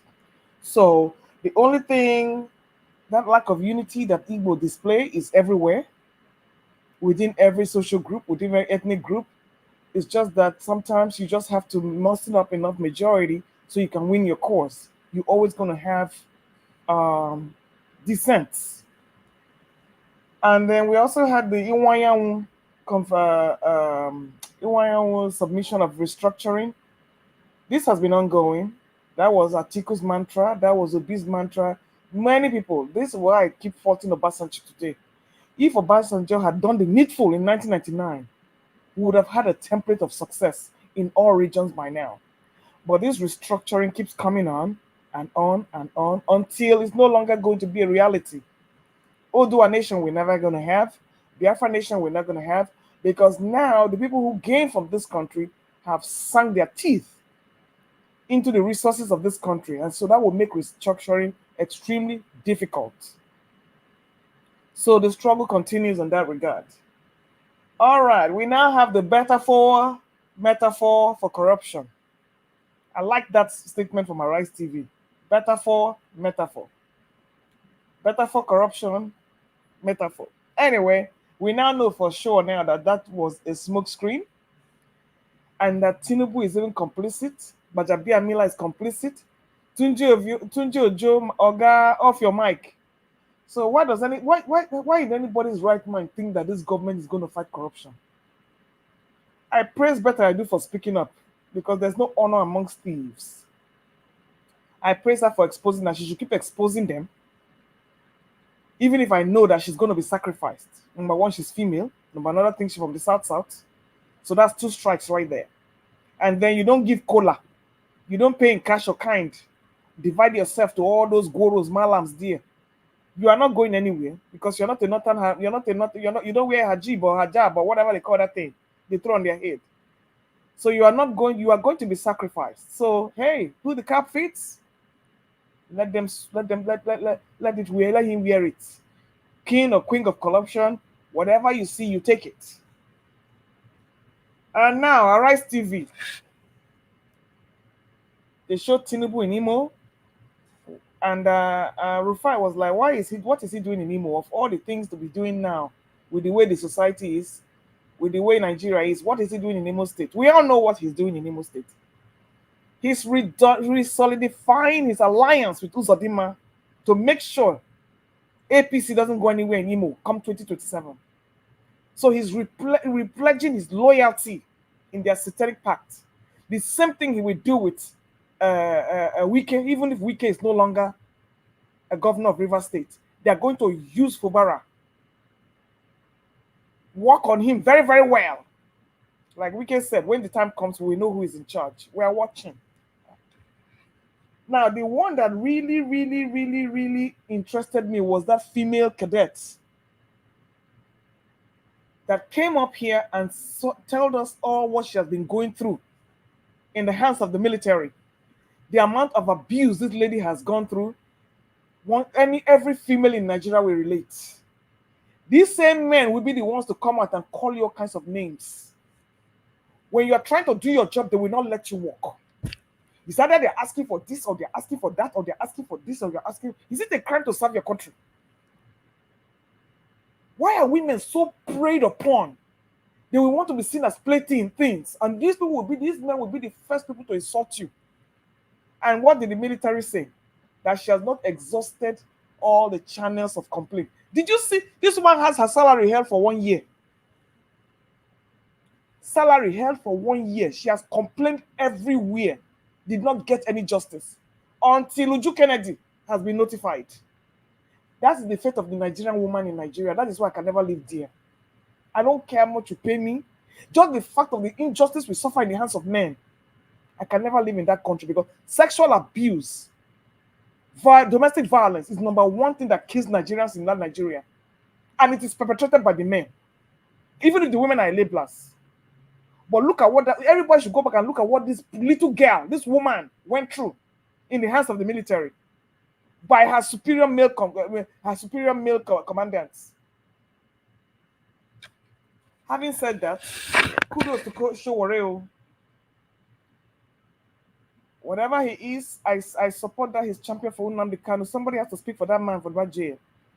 Another person posted a link on the internet saying many Nigerians have been missing since Tinubu's regime. Like I said, this kidnapping thing, this is all a scam. When you kidnap people, I'm not saying it's not real. People try to not understand what I'm trying to say. These are inside job. These are orchestrated inside job. That's what I was trying to say. Even if people are being kidnapped, this money that they are transferring, where is it coming from? And I've told everybody, and I'm speaking it for the records now, if ever any family of mine is kidnapped, even if I'm kidnapped, nobody should pay a dime. Take it like a sacrifice for the nation. I died for my country. Don't pay a dime. Don't pay a dime. Consider it a sacrificial lamb for Nigeria getting better. And all my family members have agreed to that. All we do is just build a grave somewhere, make a burial, and move on. Because we can't keep giving it to terrorists. It's 170 million. Where is it coming from? Where you cannot even withdraw 20,000 from the bank. Is this Ghana must go a bullion van? How are you transferring the money? Who is transferring the money on your behalf? So that crowdfunding is a joke and it's a scam. And my heart reaches out to the Akadria family or whatever they're doing there. But like I said, this is an inside job. It's a big, major scam. Wike and as emergency meeting in FCT, dog the back. We all know that's not going anywhere. Did you see the places where those people were living in Abuja? I even thought it was somewhere in Zamfara. That is Abuja. Hey, we are dead in this country. So please, my dear people, there's not much to say today. and I will use my time wisely so that other people can speak. Thank you very much and have a wonderful evening. Madam Luke, thank you very much, man. I appreciate you. Thanks for your wonderful submission. I can see Fumi right there. Thanks for joining us. Good evening to you. This was Agede. God bless you all. Ijidima, I can see you many others right there on the comment section. God bless you, my people. Let me move on to the next person quickly. I'd like to call on Mr. Jonathan Kingsley. Thank you very much, sir, for joining us today. Good evening to you. Please, I'd like to talk to you. Thank you very much. Thank you very much, Mr. Elvis. Thank you, sir. Thank you, sir. I want to greet all the panelists, everyone that have, made submissions, and the callers and those on the comment section. I welcome everyone. My brother, give us a mandate. Are you there? Oh, he's not here. But anyways, I feel I'm almost. Yes, I'm here. Can you hear me? Yeah, I can hear you. I'm almost on the same spot as you are, like nothing to say, But guess what? Truth is always constant. That's why it will seem as if you are being repetitive because you are saying the truth. When someone is lying, they can lie till kingdom come because there will always be newer versions of lies coming. But when you are saying the truth, which is always constant, sometimes you want to feel repetitive, but we must stay on course, to say the truth. Because the presentation today on this broadcast, everything I'm about to say for the few minutes that I have will be almost kind of repetitive because that is the truth to the issues or to the presentation. I cannot shift and just because I want to talk and then just start talking. The truth is constant. It does not change. See, to start with, watch these people, Mr. Tinubu and everybody around him. Watch them. Watch them. Forget about what they are saying. Start looking at the way they are acting. To start with, to know that they are just fooling people, fooling themselves. We are not fools in Nigeria. They think we're fools. No, we are not. Just watch this. They said they set up a 6-man panel investigative committee, or whatever they call it, to investigate all this nonsense of stealing the Commonwealth. And guess who is leading that committee? Finance Minister Edu, whose ministry is at the center of this issue, whose ministry is also involved directly, compromised in this thing, and then is the one that is going to lead it. Nigerians, that said it all. That's just what? That said it all. They are not doing anything. Nothing. Nothing is going to happen. EFCC is a wasted agency. Talk of government of a nation setting up. When there is this saying, when you are talking, they say a wasted generation. That is a generation that offers nothing. That came useless and then gone useless. That's what we call them, a wasted generation. EFCC is a wasted agency. Are you kidding me? It's a wasted agency. What can EFCC do in Nigeria? It is a dead end. There is no investigation EFCC will do that will not end up on the desk of Mr. Tinubu or whoever is the president. It is not possible. Therefore, it's a cold case. It becomes a cold case. It's a dead end. We all know, wherever you are, if you are all listening, all you in government, we all know that you are just playing games. I've said it before over the last 2 weeks. I've been screaming it on this channel. And a lot of people have said something similar to that. There is no way you can steal 1 naira in Nigeria. 1 naira. Forget about all these millions and billions and dollars they are calling. I'm just saying 1 naira in Nigeria without the office of the president, the finance minister, the accountant general, and some other people being aware of it, you will be in jail within 7 days. That is the law. There are laws. You will end up in jail. They are all aware. So all these things they are doing, they're just playing games. They're just playing games. Finance minister is going to lead the inquiry, whose ministry is at the center of the whole mess. The man that should even step aside. The PAMSEC is going to be involved in the investigation. All the executive director of the Ministry of Finance are going to be involved, and they are all directly involved in this mess. The other day, I talked about the Code of Conduct Bureau. Tunji Ojo is just messing around. The Interior Minister is directly involved. Today, they announced that the Code of Conduct Bureau called him, he postponed the meeting. He called for a postponement of the meeting. There is no way in Nigeria you want to get a contract. You want to get a contract, now talking of even hundreds of millions of naira, that you will not, there is a form you will fill. All those that are involved in contract in Nigeria, that have done contract before in Nigeria, they all know this. These are facts. These are the truth. There's one section there, you will fill a form. And that form will ask you, do you know anyone who is a civil servant, a government official in Nigeria? Yes or no? They all lie all the time. They will say no. So Tunji Ojo's wife, who is the director in that company, lied on that form. And if she did not lie, how did that contract went through?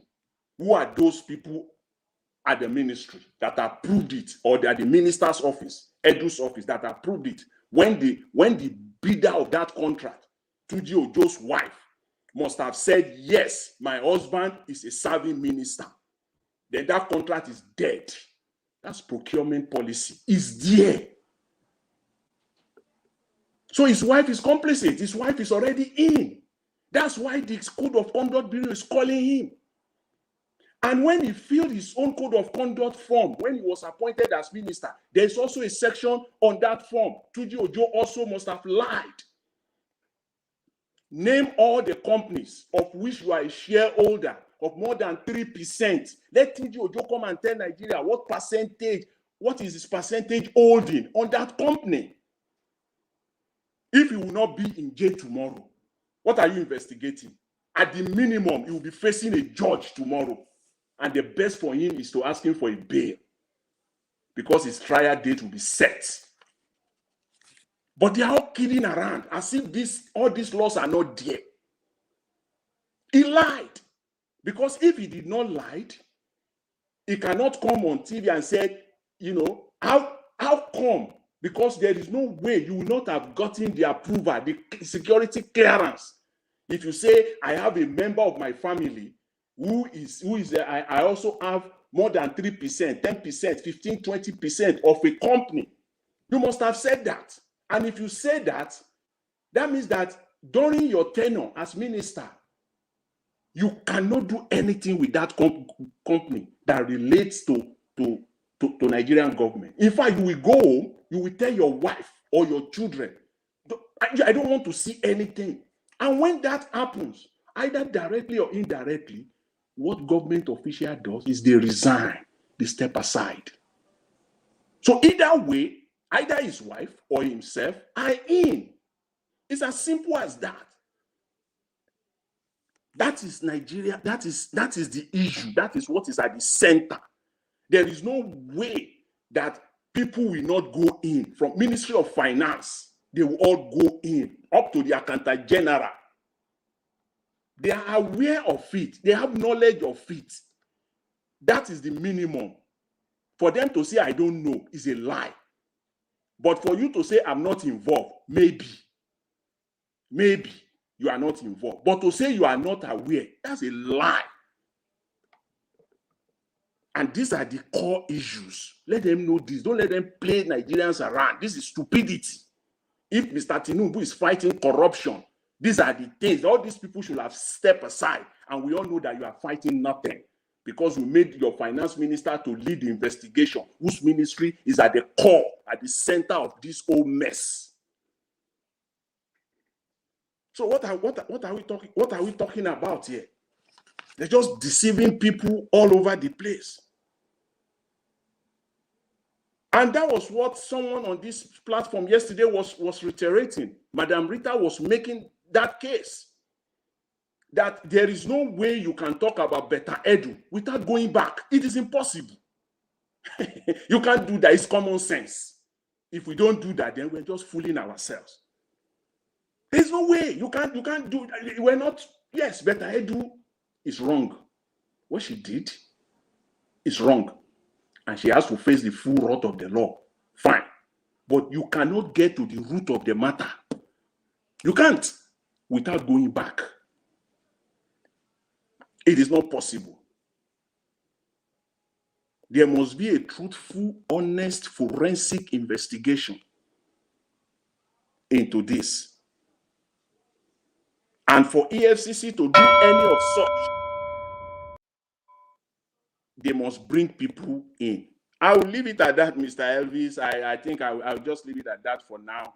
Thank you very much. I will, with opportunity, if I have the opportunity, I will dwell on the other subject. Thank you very much. Thanks to everyone. Thank you, Mr. Jonathan. God bless you, sir. Yes, of course, you have another opportunity for final submission later on. But meanwhile, let's get to everyone for now. Let me call on Tunaja. Tunaja, it's good to have you here today. Good evening to you, sir. Please talk to us. You have 8 minutes. Yeah, thank you for having me. Greetings, Niger Watch, and greetings to everyone on the panel, the chat, and to the viewers. One of the stuff that jumped out to me was Tinubu talking about people jackbarring and that he was willing to train more. I wonder, something is wrong, very, very wrong with our people. And most people, they think that is wrong, but they don't necessarily know how bad that is. What is different between him and the people that were selling our people as slaves in the just 200-300 years ago? What's the difference between him and that? The little money we have, you use it to educate people and you send them to the people that you all run with our money to go and give. Then they go and work for those people and those people get stronger over time and they come and claim more from us until there is nothing left. We are a dying breed, but we don't see it. This same kind of behavior is what happened to the Chinese when they had the century of humiliation. The foreigners, they tried to find a way to get something over the Chinese. They were very, very advanced. They didn't find anything because the Chinese only wanted silver from them. The Chinese didn't need anything from them. They were trying to find a way until they found a way to sell opium to the citizens of China. And the Chinese government didn't ban it, but they were still doing it from behind the scenes. And they did it and they succeeded for a very, very long time. And they got stronger over that period. And they came back and humiliated China for 100 years. And our people don't know what is happening. This trade that is happening right now, the people we are trading our people for, they are getting stronger. Every time this is happening, and these are our useless kind of leaders that we have, are the ones that are allowing it to happen. And why I call them useless is because they were the same breed that the Oyibo people left behind. When they killed all the kings and all the Obas and sultans, they took over and they groomed this type of leaders, generation after generation, before they handed over. We think we own this country. We don't own anything. These are the people they handed over to look after this thing, and they are doing their... I agree with you 200% on that your last statement. 200%, I agree with you. They are doing the job that they gave them to do. This Tinubu name, and the irony of it all, is associated with slavery. Tinubu name, Madam Tinubu was a slave trader, and he doesn't seem to care. He was just willing to sell our people, and he was happy to say, we'll train more to send them away. Einsteins, Neil Armstrongs, send them away to go and work for that. But like our forefathers did, We sold human beings that could invent the guns that the Igbo came and used to defeat us. As a matter of fact, when I investigated, because I found out that the Benin Kingdom were manufacturing weapons, they were manufacturing guns. Then I asked the question: then why were they not able to repel the West? It turns out that they didn't have enough people. They didn't have wide enough engineering field, because a lot of the men and people were being sold into slavery. The brains that we need to build a strong people, we're selling them away as human beings. We don't. It's like we are one of those people. It's really strange how little we have value for life. And has that changed? This man came out openly today to tell us that things are getting better and jubilating that he doesn't care whether our people will go and serve other people. He thinks the trade, and there's no strategy behind it. There's no strategy. It's not like he's saying, oh, we send them overseas and we have a way of bringing them back. There's no strategy. Send them to go and serve for other people. And that's the end of it. And I think it was in the Imo State or somewhere in the South is where one of the governors there was happy to tell people that we are going to send you overseas to go and work for people again. What kind of trade is that? The little money we have used to train those people for years. And then when they're supposed to use their best minds to serve you, you send them to go and work for your colonial masters. These people, our elite class, I don't know what to do with them. I really don't. And the stuff is deep. The fact that a president can come and talk like that, I don't know how many presidents that is not black that will say what Tinubu just said. That is a slave mentality. You are happy to see your best minds hoovered up overseas and let them go and serve people while your people degrade and the other people that they are serving get stronger and stronger. And in other words, you are a kind of the gatekeeper for the extinction of your own people, because over time they get stronger and they'll come for more. They'll come for more and more and more, and until there is nothing left of our people. We don't even own this land. Make no mistake, all the people that think they are fighting for land, you don't own it too. You don't own it. We are just tenants right now. And they know it. These are our leaders know it. They are so cowardly. They don't want to grow up and be men and women to fight for their people. They just sell us over everywhere. See, this is my problem. When we fight each other, because for me, the fight is bigger. And these people that are ruling us right now, many of them are just gone. Tinubu was a young man when we were still under colonization now. So his head is not even free. Buhari was a young man when we were still colonies of the British. Some of these people, they still think we are slaves. They see us as slaves. They don't see us as free people. That's why they don't defend us. That's why they don't care how they treat us overseas. That's why they themselves treat us terribly. They don't treat us as if we deserve a good environment to live in. They go to overseas, they see how other people live. They come back home and they say, this is how slaves are supposed to live. It's fine. Let's live like that. It's okay. We deserve to live like this. And the question I keep asking myself is, our people that see all these things that is going on around the world, how do we allow these people to carry on like this? And I think I know how that's happening. Because many of us too are also into it. I was into it. When did my eye open? I was into it. I travel overseas. We are worshiping them. We are all doing exactly the same thing. Most of us see overseas as be and end all. We forget that they are just living in their own country like we are supposed to live in our own country. But yes, we look at them and see they are in heaven. They have their own problems too. Why are we not building our own? Even if our own is hard right now, who says it's ever going to be easy? Believe you me, if you think what we are going through now is hard, when the day comes, when those people become stronger and they want to do whatever they like with us, the day of tribulation will be far worse. The kind of price we are going to pay when we find out that this land is not ours, when they take us and put us in a reservation like they put the Americans in a reservation, the American tribes, then we'll know. We don't control anything. And these are our leaders. I keep saying it. If we don't shout to take over our country back, we don't own our country. We have to defend. That's why I say we have to increase our security. Because without security, you can't take your country back. That's where you have to start from. Then you start becoming technologically advanced. That is something that the Benin Kingdom tried to do. One of the few kingdoms that tried to manufacture weapons, but didn't do it fast enough. How did it happen that Igbo were coming to the continent for 300 years? We didn't manufacture their ships. Why? What did you expect to happen? They will get stronger and stronger and stronger until they colonized us. Now we don't own this land, and we have opportunity to take it back because the world is shifting. Let us get ourselves stronger. Let's build our security. We are not going to have a future if we don't do it. We don't have a choice.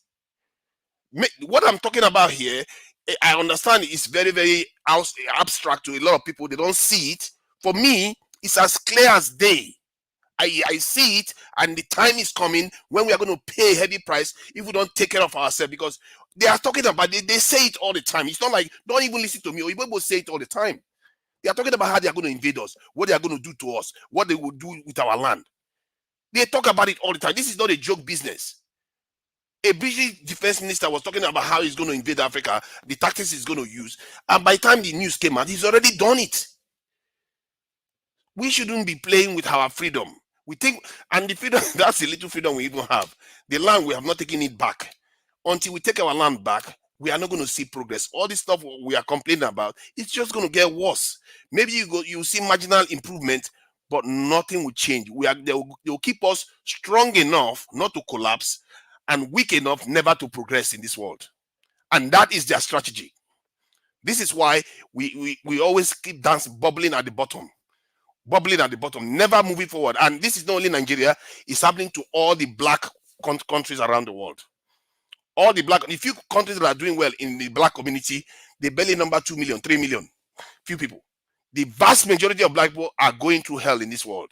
We don't have a place. 1.3 billion people, nobody is speaking on their behalf because their leaders are completely lost. I say this because I don't know how else to say it, because I've spoken to people we sold as slaves. I've spoken to different people around the world and seen that the same problem we're having in Nigeria is what our whole community is having. And how did these people do it? Because they used to control the world. The British Empire was all over the world. They brainwashed all of our people. They closed our eyes and they don't let us see the truth. And these are our useless leaders come here to tell us that it's okay for our people to go and serve their masters. These masters are the people he never finished going there for treatment constantly. Every time they want to go, they run back to them to go and seek permission for everything they want to do for our people. I don't know what to say to our people, but my anger, this is why sometimes my anger goes to almost all the elders. I'm exhausted with the way incompetence I see.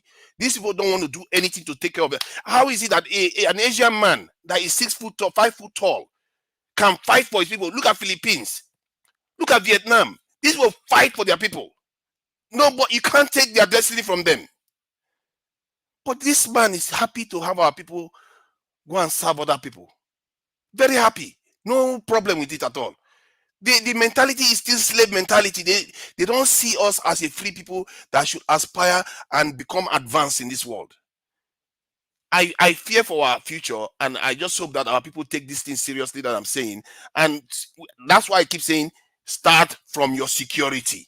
Don't joke with it. No matter what they tell you, don't listen to them. That's the only thing we've never done. We have never done it. We've tried all the economic strategy. We've tried everything else. The only thing we've never done is our security. Since 200 years ago, since they started killing our obas and our kings and everything, we never restored it again. We never took over our territory. Let's fight for our security, and our girls will stop getting kidnapped. All of us that are stuck overseas that are afraid to go back home will be able to go back home and invest and build a strong nation and actually have a future. That is all we want. How can we live like this? We can't carry on like this. How long are we going to carry on like this? I think my time is up. I don't want to over abuse my time. And Nigeria Watch is just letting me roll. I don't know why he's letting me roll. Please let me stop so I don't look like I'm trying to abuse my time. Thank you very much. All right. Thank you, too, Nigeria. Thank you. That's the same thing I did to others. So everybody that I've talked since talk more than the time. So yeah, that's fine. You know, although I give 8 minutes, I allow people to talk like 1 or 2 minutes more. Thank you very much for your submission. I would like to come back to the statement you made earlier on. If we go back to history, the same history that this satanic set of people have abolished in our country, you will know or realize that this same satanic group of people that have been recycling themselves since Nigeria was created or since we got our independence are the same satanic people that our colonizers hand over the country to. Go check it. That is what Tunaja talked about earlier on. That is why I agree with him. In fact, uncountable percent. Because this is where we find ourselves. The same people they hand over the country to are the same people impoverishing us today. It's just like you gave your child to your neighbor. Or no, it cannot be your neighbor. Let's say you give your child to your brother to look that you are traveling. That you are traveling for 5 years or 10 years. Please help me to look after my child until I return back. Throughout the 5 or 10 years, your brother will be maltreating your child. This is where we find ourselves. The same person that you trusted so much that can look after your child. This is what these people are doing to us today. If you go back to history, the same history that I talked about earlier on that they've abolished, you will check that Nigeria is only 60-something years. How old we now? Our country been at 64, 65, I don't know. You know, yes, 64 now, right? It should be 64 this year because we got our independence 1960, right? You know, so these people, the reason why you should know they are still the same satanic people that is ruling us. Obasanjo is older than Nigeria. Tinubu is older than Nigeria. Buhari is older than Nigeria. Who again? Osibajo is older than Nigeria. Babangida is older than Nigeria. Be mentioning all of them. All the same satanic people that have been recycling themselves. It's a round table. All of them, they sat around the table. They are rolling the table. Afana, you don't fair rule now. Now my turn now. The other one say, no, that time why I rule. You know, so I not rule and where. Or I not they comfortable. Make I go again for a second time. Goes, okay, after 2 days don't go, you go again. Go say, you sure? Now me supposed go now. Okay, no wahala. That is why you see that some of them ruled twice. What's his name? Obasanjo ruled Nigeria twice. Buhari ruled Nigeria twice. Tinubu now, if care is not taken, Tinubu is going to rule Nigeria even more than 10 times. In case you're not aware what I meant by 10 times, I felt tell you now, if Tinubu succeeded in ruling for 8 years as a president of Federal Republic of Nigeria, because the way they go, so that's so it be like, yes, some people might say, no, not talk like that. Not talk like that. Now all of us they talk, but we are not doing anything about it. If, God forbid, Tinubu achieve his 8 years, have a reminder that Tinubu will achieve another 50 years. Ask me why. If you ask me why, I go tell you, say, who is ruling Lagos today? Because for una mind, constitutionally, or the surface, who is there? Now I believe say the root country, right? Or state. No, it not be like that. Before Anene died, Anene was the one ruling Edo State in Tele. When Comrade Adams Oshomole came into power, he managed to deal with late Anene. And as Oshomole succeeded in cutting that satanic rope of godfatherism between Anene and Edo State, afterwards, the man not gonna live long again. Let me leave that one. Tinubu ruled Lagos State twice as the Lagos State governor for 8 years. For your mind, that I believe some of you are already getting where I'm coming from. Since Tinubu come on for office as the governor of Lagos State, Tinubu is still the governor of Lagos State till this minute. Now, let me come back to Nigeria. Whether you like it or not, Tinubu is the president of the Federal Republic of Nigeria right now as you and I speak.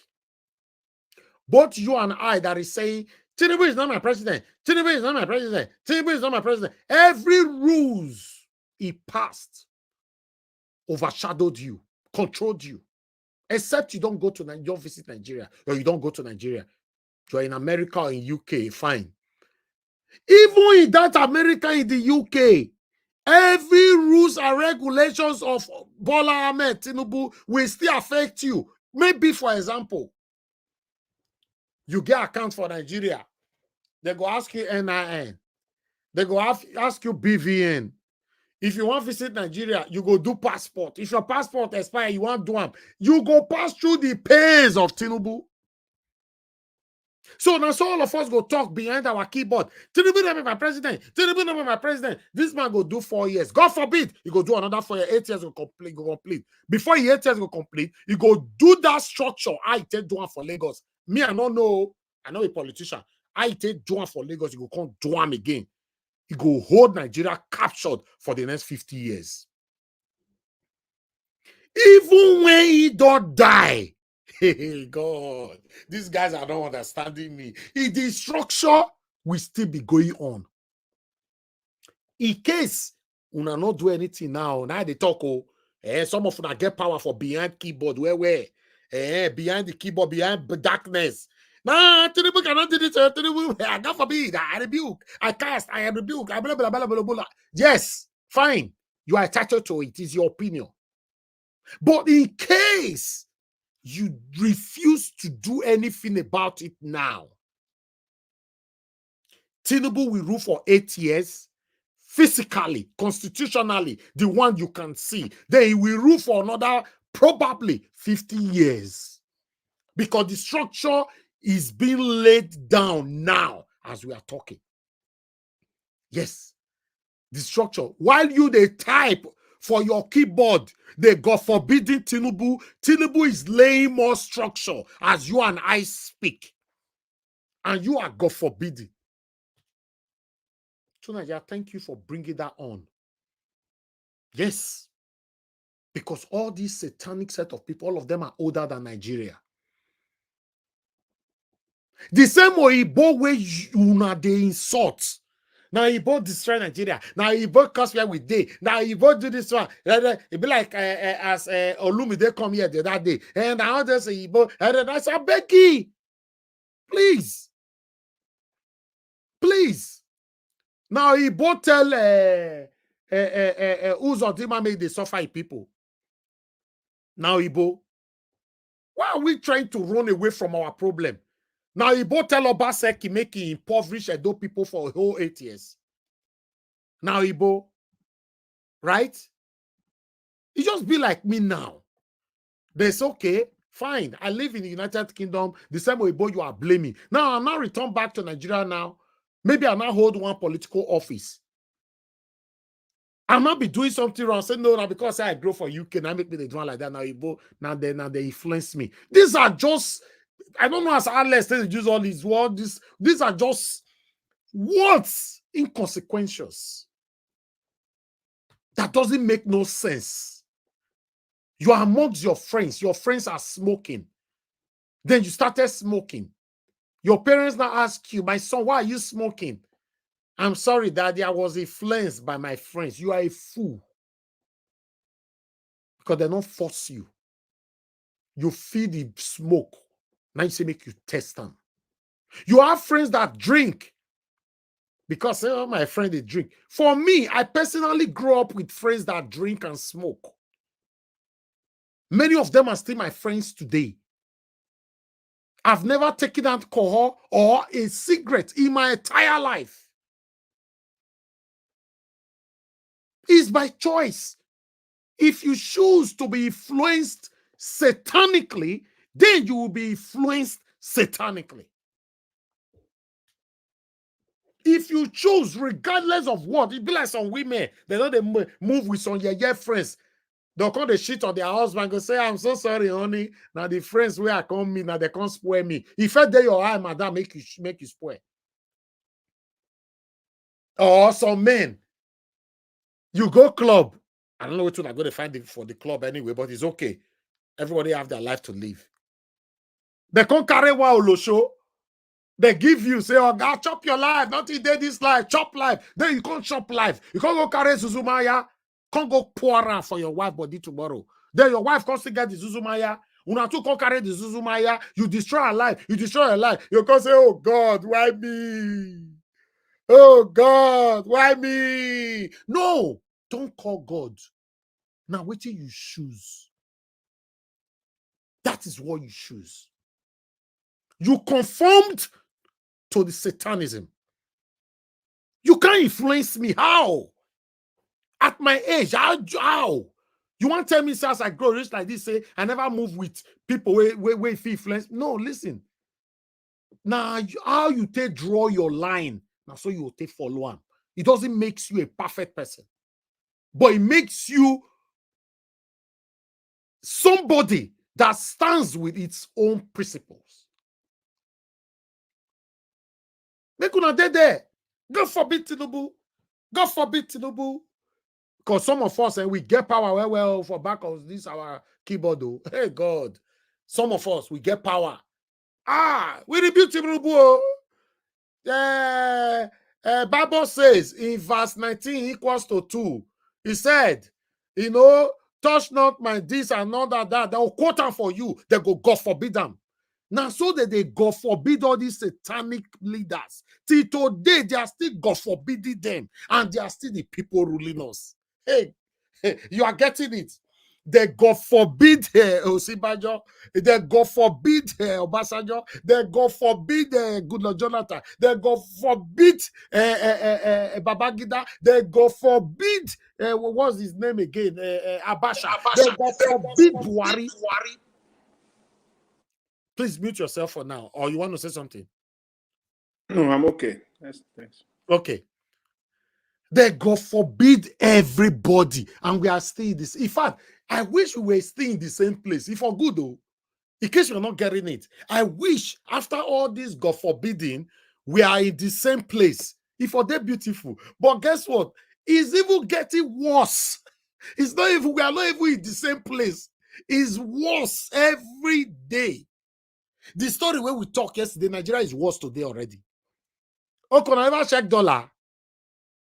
You know, seminar they use dollar, now pounds will they use. As of 3 days ago, pounds was 1,004 something, 1,400 something. As of yesterday, pounds is now 1,600 something. Maybe today I don't reach 1,700, I don't know, but yesterday. So that means it's getting worse. We are here. No, don't worry. Mr. Elvis or Mr. Naija Wash, anyhow, not take call me. Speak positively. Don't worry. God will do it. Speak positively. Oga, madam, you are getting old. That's why your way make God call do. You will call old. Your children, maybe that's why you still to bring them out. They'll call the hope. Keep the same hope alive. Though they hope. You will call, maybe at the moment now, you wait the time you say God will do. Maybe you get 40 or 50 or 60. You will see yourself say you don't reach 80. You are still waiting to make God do.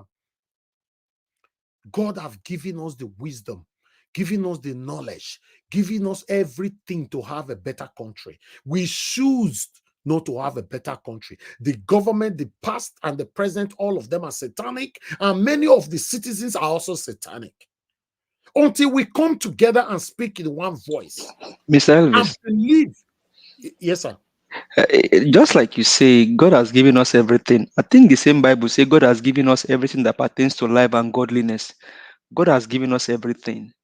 I wonder what Nigerians are waiting for God to give them again. No. God, no, make that they God forbids. You know, they never God forbid finish. Let them continue to God forbid Tinubu, God forbid them, God forbid Obasanjo ruled for 8 years. Then God forbid Buhari ruled for 8 years. In fact, Buhari launched his book today. And some of you that God forbid him, then when in short time. So some of them say he died. Some of them say una dead the burial. They will give you plate of rice. And some of them say this, una say this for back of your keyboard.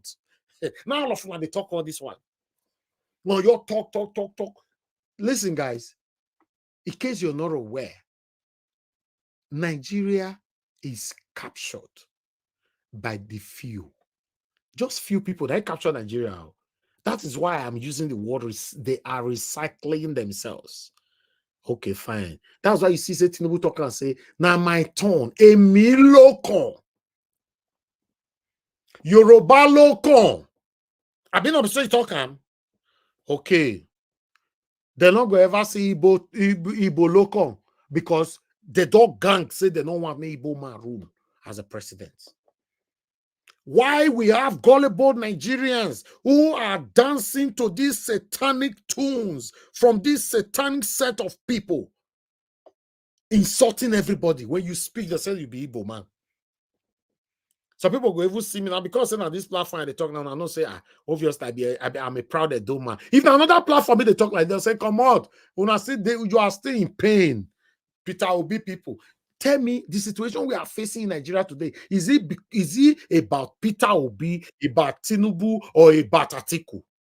It's about you and I. And then go sing give you Yoruba name himself, Suraju. Yes, now they call me Chinedu already now. No, They I give me mean Chinedu for there. Yoruba name. They will No, call you Mr. Suraju. Elvis. Okay, Mr. Chinedu na Igbo name, yes. Mr. Elvis, then they change their own dollar to naira to dollar for 500 naira. Exactly. These people, in case you're not aware, you see this excruciating situation we find ourselves right now is not affecting none of them, not their immediate family or their extended family. I was driving through X today. I buy full tank for my car. I can't drive through inside Twitter. And they drive around and they pass all the streets. Can't they read comment, they read everything. I can't see people they share picture of CJN. I can't read comment. So people gonna say, see now. Okay, thank God. Come on, don't catch. I see the way it takes time. Be like, this man is sick. Oh, glory be to God. Glory be. I just see them.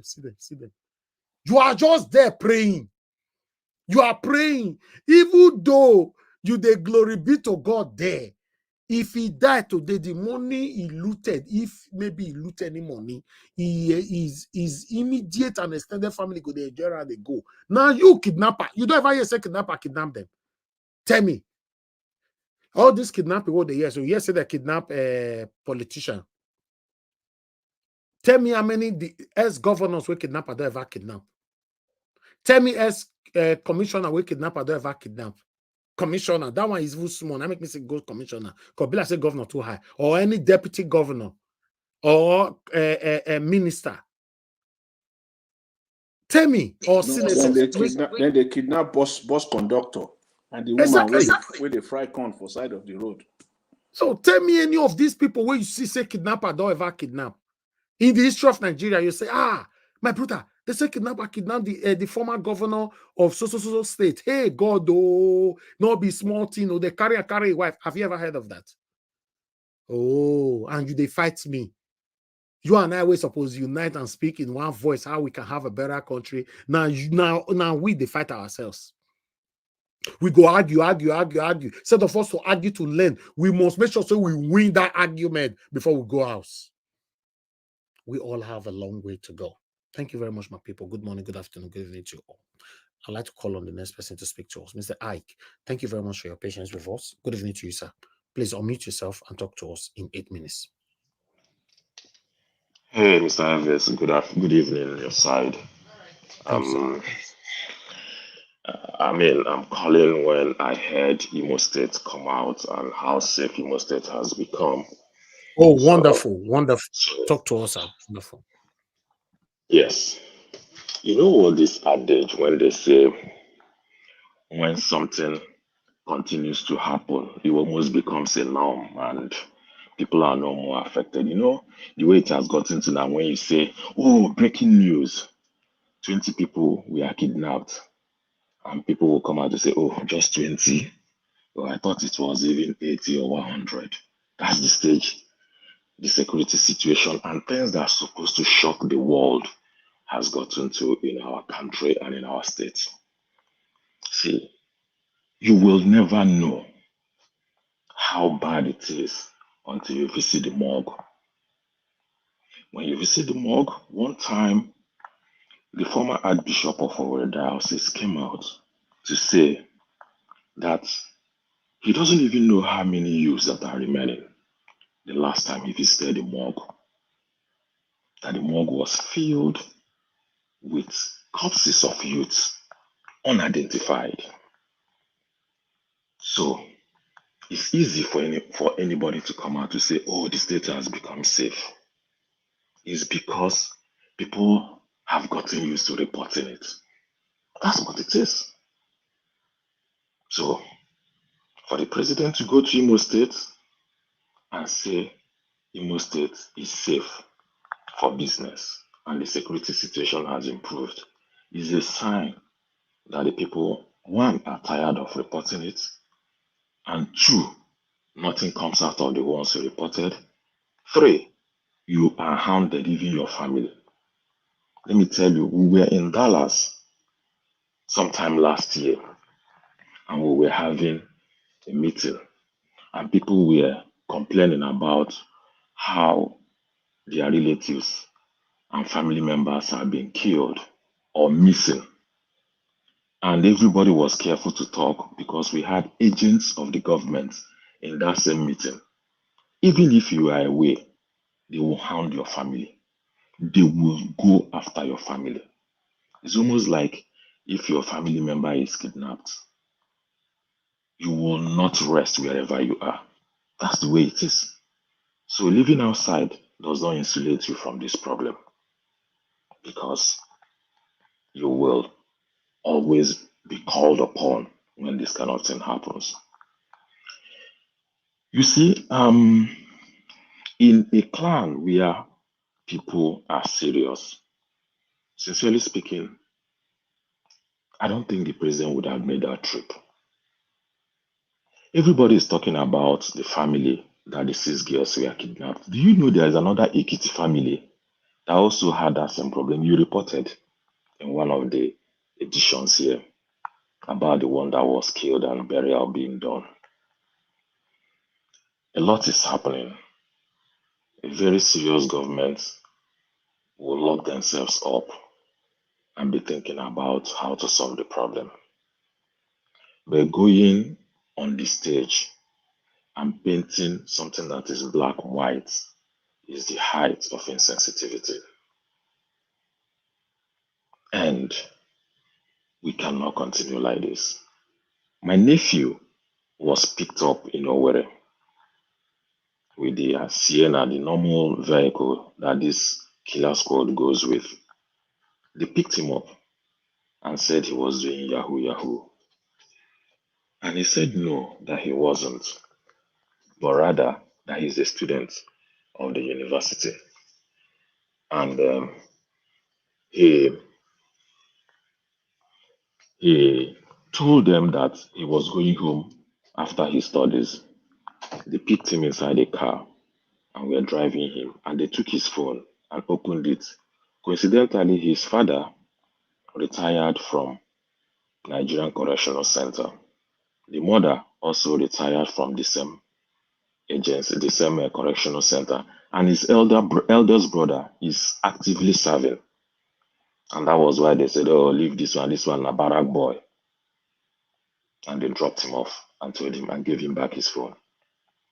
Now consider if this boy had nothing to do with people they consider as their colleagues.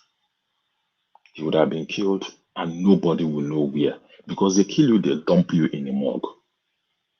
And they call and they say that you were a kidnapper or they say you were Yahoo Yahoo and so on.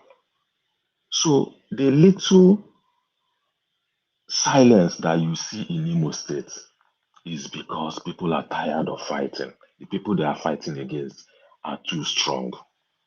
So they have decided to accept their fate the way it is and kept quiet. So that is what is misunderstood as security and peace. It has become the silence of the graveyard. That's what it is. That's actually the most thing that attracted me to this panel today because I'm from there and I know what has happened and I know what is happening till now. We keep advising our relations that are living in that state to please go under. The people that are going to tell these stories are those that are alive. The moment you die, then another person will tell your story. And another person might not tell your story exactly the way it is. So stay under. Don't go out when it is not necessary. A lot is happening, but are no more in the national and mainstream media. That's what has happened. That's what has happened. Did you see anybody go to challenge the last election? Because when you go, you might not be alive anymore to continue with the case. So it is a total dictatorship that is happening there. The former deputy governor of Imo State is from my place, is somebody that I know very well. My dad passed, and I told him about it. And he told me, my brother, I won't be able to come. I ran away from that state since the new government came in. And I don't think I want to risk my life coming back again. Please, just do it. You have all my best wishes. Is he a sign of a place that is safe? It's not. It's not. So, nobody wants to die. That's why everybody has kept quiet. I saw yesterday when you brought out the video about Wazurike. His house was demolished.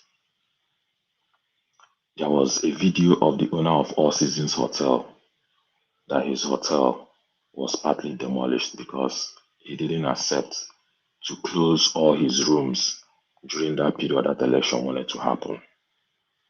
A lot is happening. If you don't call Imo State, you will know. You will know. I'm telling you because I'm from that place.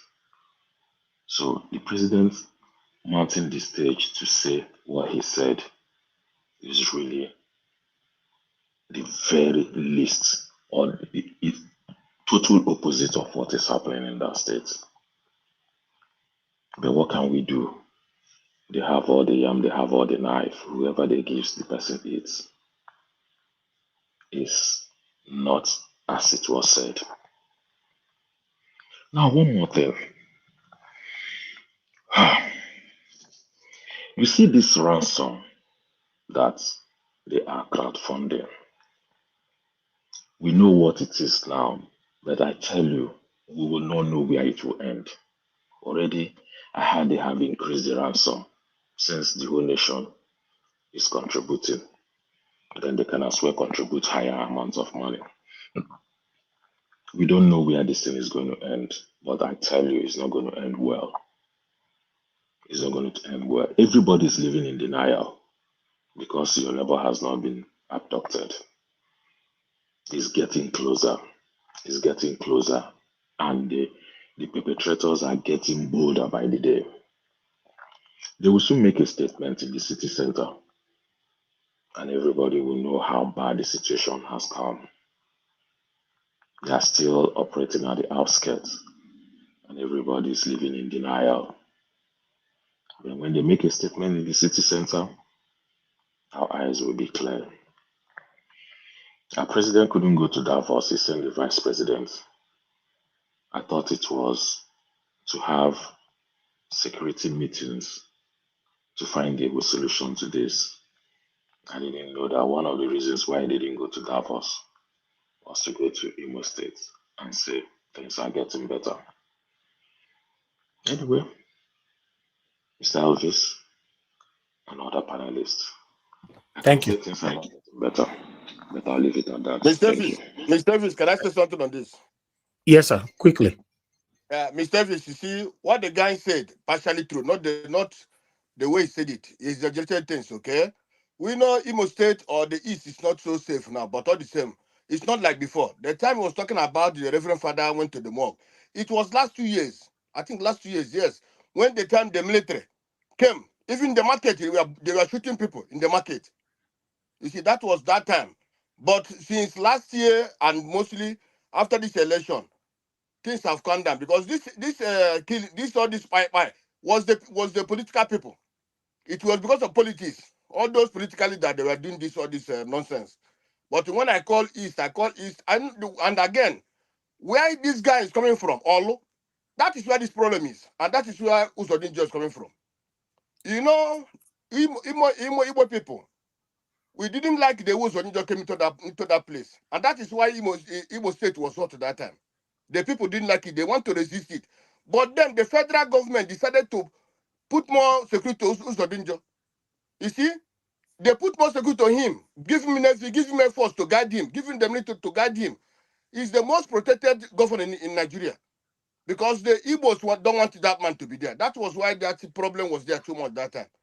And now, and also the influence of the Fulanis there was also part of it. And also, let me tell you, do you know that last week also, I think the weekend, there were people who are coming from Benue in a bus. They kidnapped them before going to Enugu. Okay. All right. And when it gets to your second time, you can elaborate more on it. Okay, thank you very much.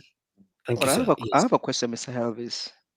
Maybe he can also say it in his second submission.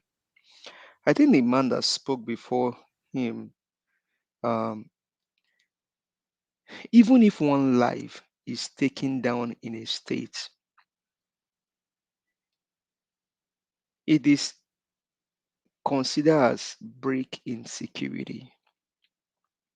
Because the sole responsibility of any government is to protect its own people. I don't think what the other brother said is far from the truth. 6 people, including a father, was kidnapped, and the president went to the southeast to go say things are getting better. Remember what happened in Kaduna?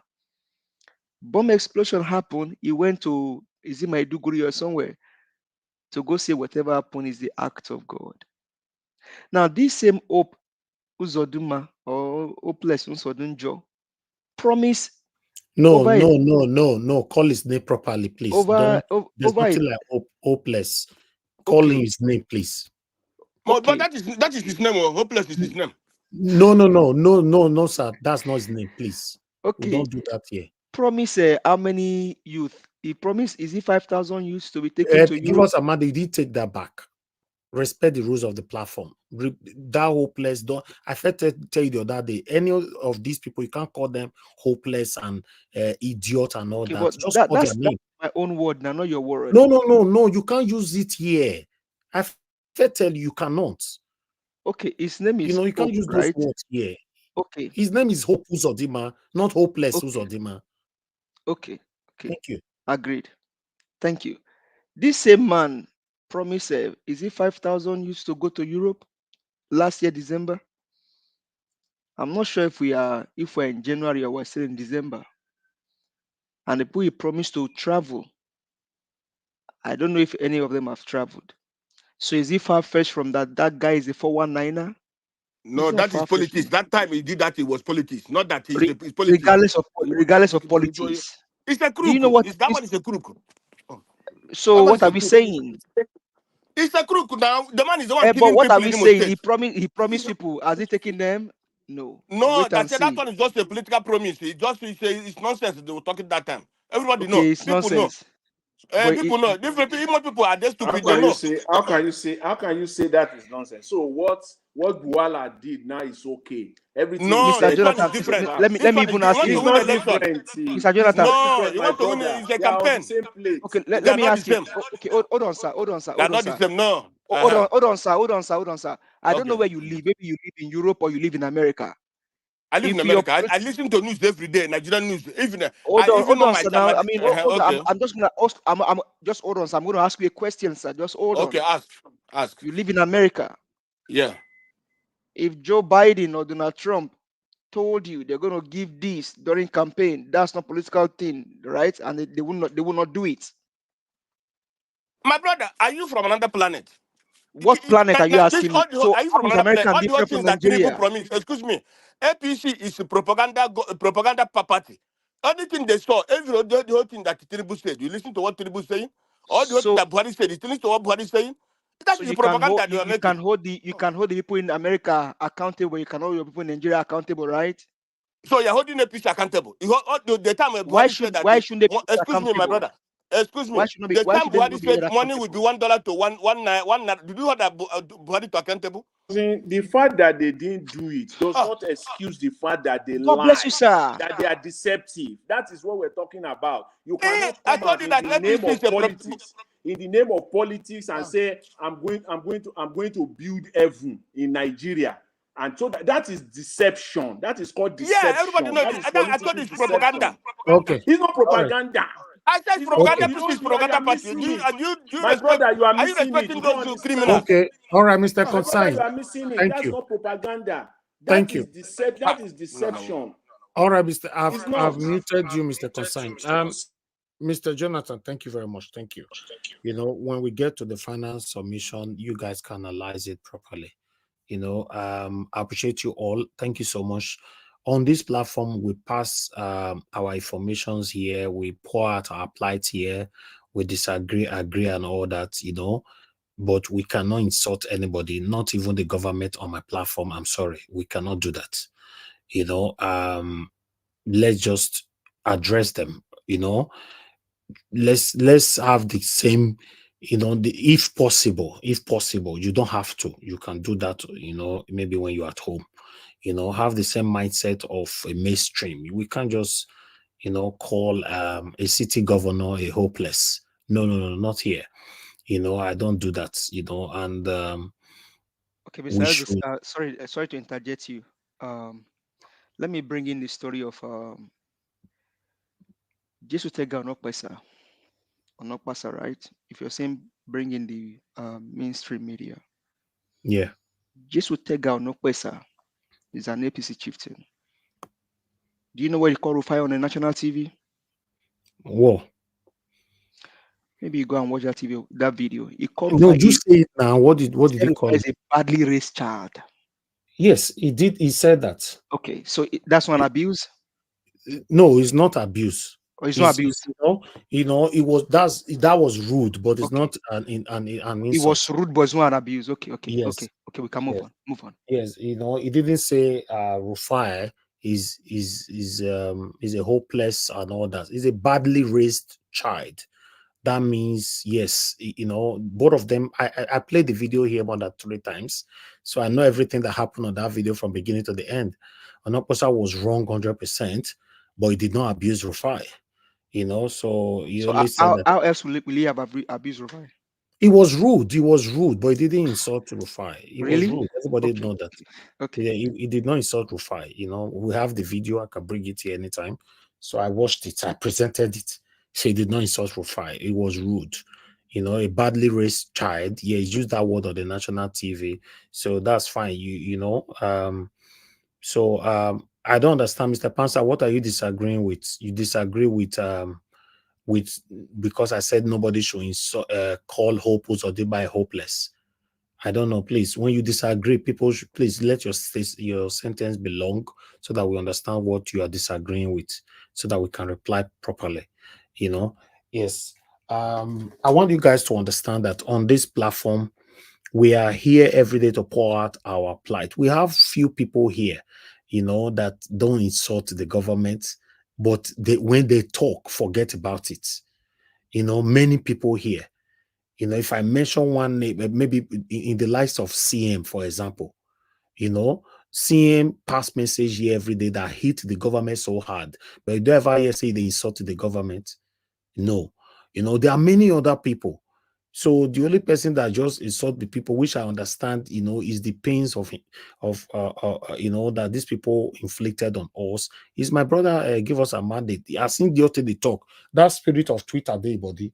You know, go use one express and you know, remember, say Twitter have rules. No, That you cannot say spirit of no. That's no, not true. no, somebody that go to Twitter all the time. No. Forget This about thing, it. they have to That's not something. true. That's not Okay. true. No. All right.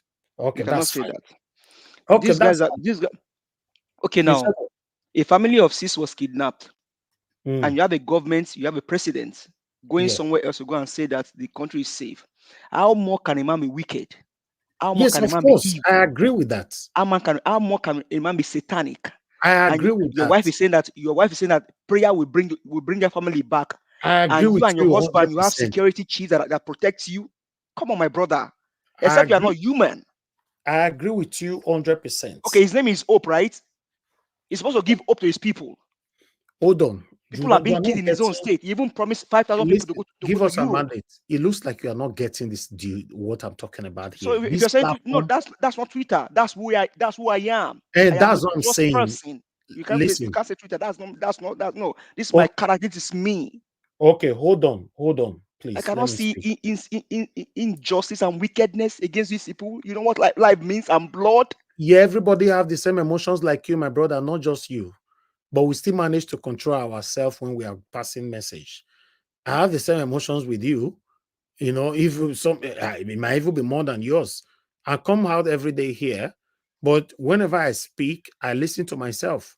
There are abuses that I Have call you him ever hopeless. seen me Does not talking mean on that this I don't platform? pass my communication. You may not agree with my words. No, No, that's what I'm with saying. You everything. don't get it. That doesn't Hold mean on that now. I'm not passing the right message here. Hold on. We are not talking about you passing the right message. You are generalizing. Nobody's talking about your message. We are talking about the rules. We have rules here that YouTube is against.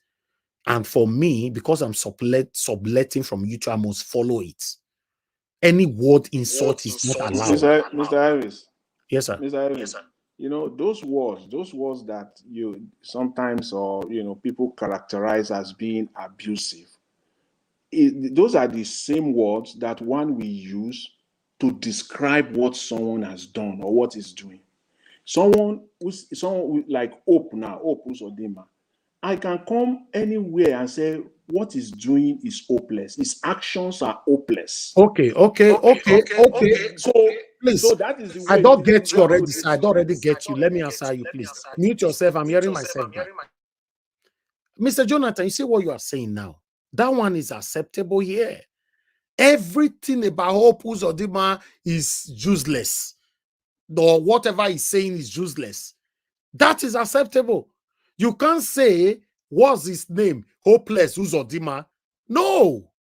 That's a direct insult, a direct attack. You can't say, like the statement hopeless Uzodinma said yesterday. No, we can't say that on YouTube. Not me. YouTube don't allow it. If my platform is flagged, you are not there. I can't come on air be telling you what we passed through, the sanctions we passed through. Are you aware that 3 of my videos were dropped during the time of the election? Are you people there? Should I come to your door to be knocking and let you know what I face from YouTube? It's because I know the job. If not, many people lost their channels already. What YouTube don't want, they don't want. You cannot change it. If you say that is how you speak, you cannot speak it here. There's rules here. You know, let's follow the rules before we pick offense from somebody. At the end of the day, now we not take it as something else. It's just a rules that is unacceptable. You can't call somebody's name hopeless. I think if I can just probably say this, we may not know in person or as a person or as individual, but we are probably speaking here virtually. Whatever I say, that's just me. When it comes to injustice, evil, no, you can't just do it. Give us a mandate. Are you now telling us now people are that you dying are in their more numbers? consigned than everybody that comes to this Hey, platform? my brother, in Yoruba, they say, Mr. Jonathan will understand this. Itara, basheni tarasi, oyatosi basheni tarasi. How you are emotional, maybe your emotion will be different. Okay, These but guys, what happened to the rules? Don't you still understand the English I'm I speaking, understand sis? you. I understand you. I So it's mean, your emotion. I So have you obeyed now your rule, but you not no, break the rules. I have obeyed your rule. I have obeyed your rule. I mean, Not my the rule. rule. It's a YouTube rules. Not my rules. Okay. It's YouTube rules. Okay. No You worries. know, YouTube don't want these things. Sometimes many of them they break these rules here. I'll talk about the K word. I'll talk about this. Sometimes I'm going to be facing sanction. One of my video was flagged yesterday, but luckily it was flagged from another because I stream from different channels. It was flagged from one of the other channels, not directly from Nigeria Watch. What I did, because they don't flag them for there, the exact minute where they flag for the other channel, because it's the same video, I quickly run call Nigeria Watch. I can't cut and come out from Nigeria Watch before they discover and say they Nigeria, because obviously they were streaming together. I don't need to be saying all these things on air. Let's just follow his rules. You know, if you want to talk to these people, go to Yoruba language. If na Hausa they speak, go to Hausa. If na those, go to Benin language.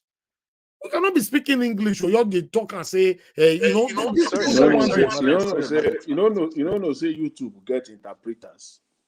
No, but at least that one is a bit difficult. It's difficult. They have what they call bots. It's not even human being that is detecting these things. It's bots. I don't need to be talking this thing on air. They will detect it, then I will be penalized for it. So sometimes I'll call for a review. After I call for a review, a human being will not come and review it. But the first thing that discover it is bots.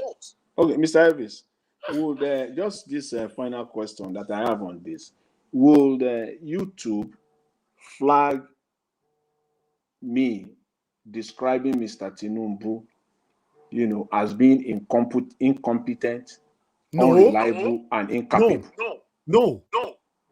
They will not. That one is not an insult. Hello? I'm hearing you now. Can't you hear me, sir? Mr. Jonathan, then you can't hear us. I believe there's something wrong somewhere. Mr. Jonathan, are you there? Okay, please, my people, I want you guys to understand. On this platform is where we need to pour out our plight. Say it how it is here. I can never tell you how to talk on this platform. The day I will tell you how to talk on this platform, then you know that, yes, I'm biased. But I can tell you the rules of the platform. You cannot insult anybody, not a city government, not anybody on the panel, not anybody on the comment section, not my callers. Please, let's just express our emotions without not insulting. I have emotions. I shout and yell here every day. Have you ever seen insulting these people on this platform? Does it mean I don't listen to myself when I'm speaking? How many times I don't hear a body pepper all of us during the time of election? When I see I insult Tinubu one day for this platform. Or as I don't call all these politicians rich, the best I can say that all these satanic politicians, that's it. Finish. Is a normal word that the same politicians are using. Dino Melaye used the word satanic manifestation and all that on national TV, calling them everywhere. As long as you are not singling anybody out and insult them, let's just get this right. Please. You know, I can't be coming now, come meet you tomorrow, say, how far now, my brother? That message where you live yesterday, you know, YouTube punished me for his side, though. I don't need to come to you. There is rules that YouTube gives to us that we don't have choice than to follow it. You don't have choice. You must follow it. Now, only Twitter, me, I even surprised say Twitter say, whether that platform, Twitter, whether they even get rules. Do you even know, say Twitter, they allow nudity? I was like, eh? How? Did they allow it? Go Twitter, all these things, they there. Nudity, different kind of things, they happen for Twitter. I say, Jesus. Now I know why people with their Twitter, their body, they hold, they cause directly. They swear directly for Twitter. But you can't do it here. If you do it once, they warn you, they give you one, you do it second time, you know, you are finished. You are finished. But meanwhile, let's just move on. Please, my brother, give us a mandate. In case of next time, understand how you feel. The Nigeria situation is enough for anybody to be frustrated. I really do understand that. And I like natural people that is real. But one thing that you must understand that, say, once we don't come off for our house, we want to come for YouTube, we must remember, say, we not feel cost them. You can express everything that happened as long as it's real. You can say, oh, in Tinubu government, 500 people died in Abuja.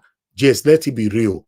Because somebody can flag my platform tomorrow and say that we lied on our platform. It happened during the time of the campaign. It happened. 3 videos were dropped down. So I don't need to be bringing this all the time. You know, a video where me and you, all of us spend like 9 hours, they drop it. They drop it. And it's a warning. Once they don't drop one, the stigmatization is already on your channel.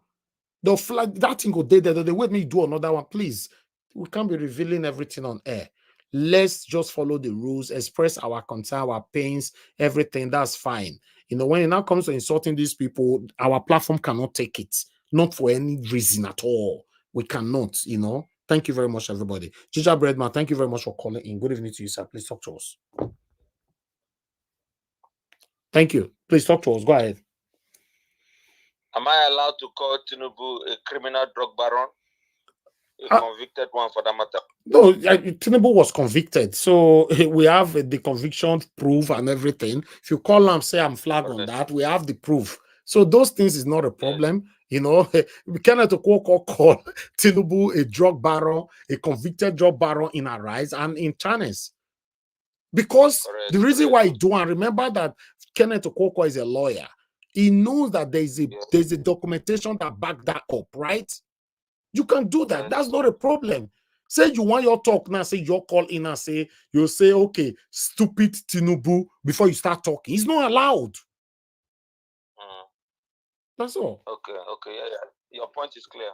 I want to say this quickly in response to that Imo State thing. You know, I don't expect anybody to take the likes of Tinubu and Hope Uzodinma to be serious, to be honest, or to be truthful. Remember that it is the same Tinubu that hired some Aburo people and gave them cloth as bishops. So if he comes and tells you that the Imo State is safe, it's just part of his character, you know, of being deceptive and being, a criminal as that he is, because he has been convicted. Hope Uzodinma, is a hopeless governor because the people of Imo State do not have hope, and that is why when people choose to describe him as a hopeless man, based on the fact that he does not give hope to the people of the states, I think they have the right to express themselves because it's my fundamental right to speak. But I do understand that not on a platform that has rules and regulation. Imo State has been bedeviled by insecurity. As I'm from that place, and anybody coming to tell you that Imo State is safe right now is only, not being honest.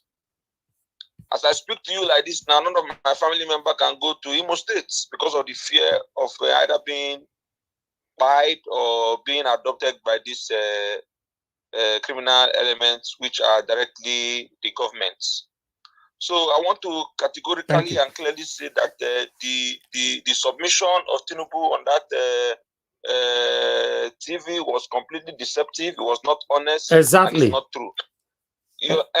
This Tinubu saying that Imo State is good for business. Are you aware that Shell is going out of Nigeria? And that Babame tweeted it today. So how can you be saying that the state is good for business, is open for business? Meanwhile, investors and companies that have been in the country for years are packing their bags and leaving. So I don't want anybody to take these people serious. And he's not an honest man. Anything that comes out of his mouth, the buccal cavity, are all lies. Him and that Opus Odima, as you see them like that, they are demonic. They are demonic. They are brothers in crime. Finally, Mr. Nanja Watch, I saw that a few days ago there was something you posted on the chat. I don't know because I've been waiting for you to talk about it. I don't know whether it is confirmed. What's that? It's concerning Gentle Yahoo. You posted that he has been eliminated. Is that a true story? Who's that? And please, Gentle Yahoo. You posted it. Where did I post? Yahoo, the guy that. Are you sure? WhatsApp group. Am I the one that posted it? Are you sure it's me? Yes, Nanja Watch posted it. Your number. That Gentle Yahoo. Who is Gentle Yahoo? When was that? Maybe you don't know. Maybe you don't know his name. Gentle Yahoo, that guy that usually come on. Okay. That guy in the southeast, right? Yes, in the southeast. Yes. I think it's true because we got it from Twitter. People were sharing it everywhere. That was posted about a month ago, though. A few it's not up to a month ago. But yes, I wanted you to see whether you can expatiate on that so that we can get the true sense, because that guy had to be is part of what's his name? The man from Finland. It's one of his machineries. Yes, I So know, like I know. Yeah, but I will get more information on that. I'll pass you on tomorrow. Okay, thank you, sir. Have a good one. Good one. Thank you. God bless you, my brother. Thank you. Yeah. Bye. All right, my people. I appreciate you all. Thank you very much for your time with us. Let's move on so that we still have one person to speak, which is Oga F. Emmanuel. Oga F. Emmanuel, thank you very much, sir, for joining us today. How are you doing today, sir? My brother Elvis, good afternoon, good morning, good evening.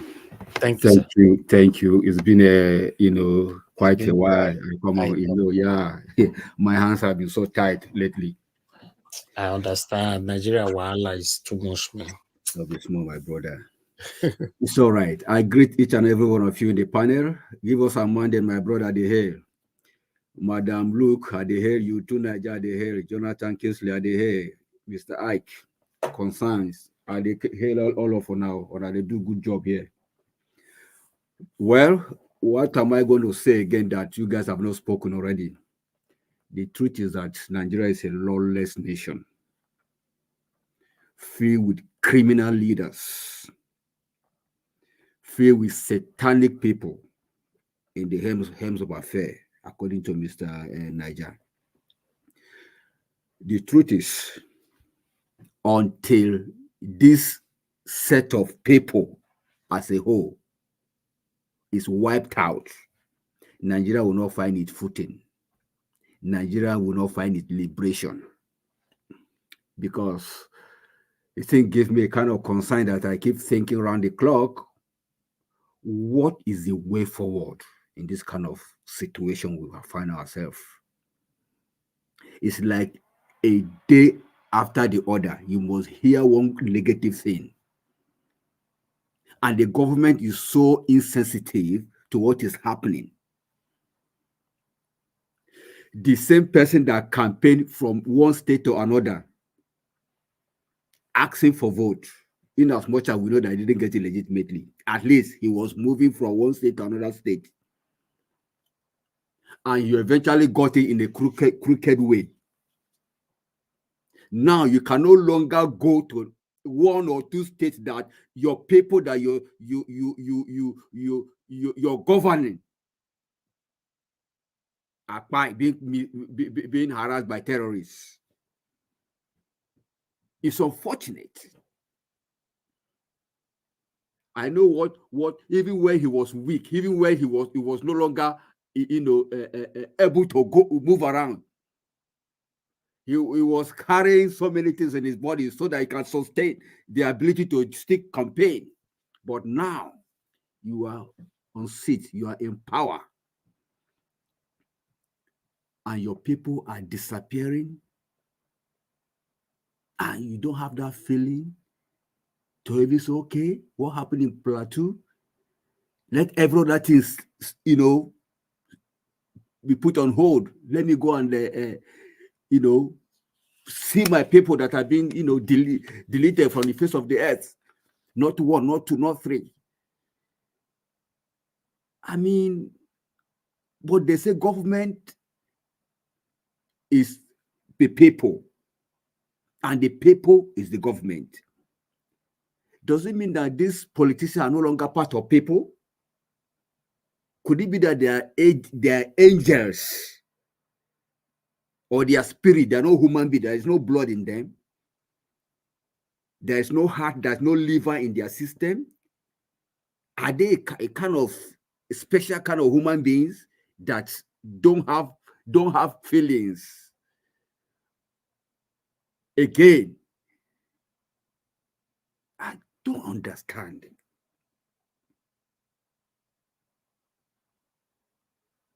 It's unfortunate. All I can say for Nigeria, that it is well, because what shall the righteous say? It is well. Because inside the well, we still have to plead for to be well. Because there's no way out. If you look left, center, everywhere, no hope. If it is not A today, tomorrow is going to be B. If it is not B, tomorrow is going to be C. There must be something negative happening. And the government are there. And cash, money, billions are being doling out. For what? We are not seeing what they are using the money for. And for these military people,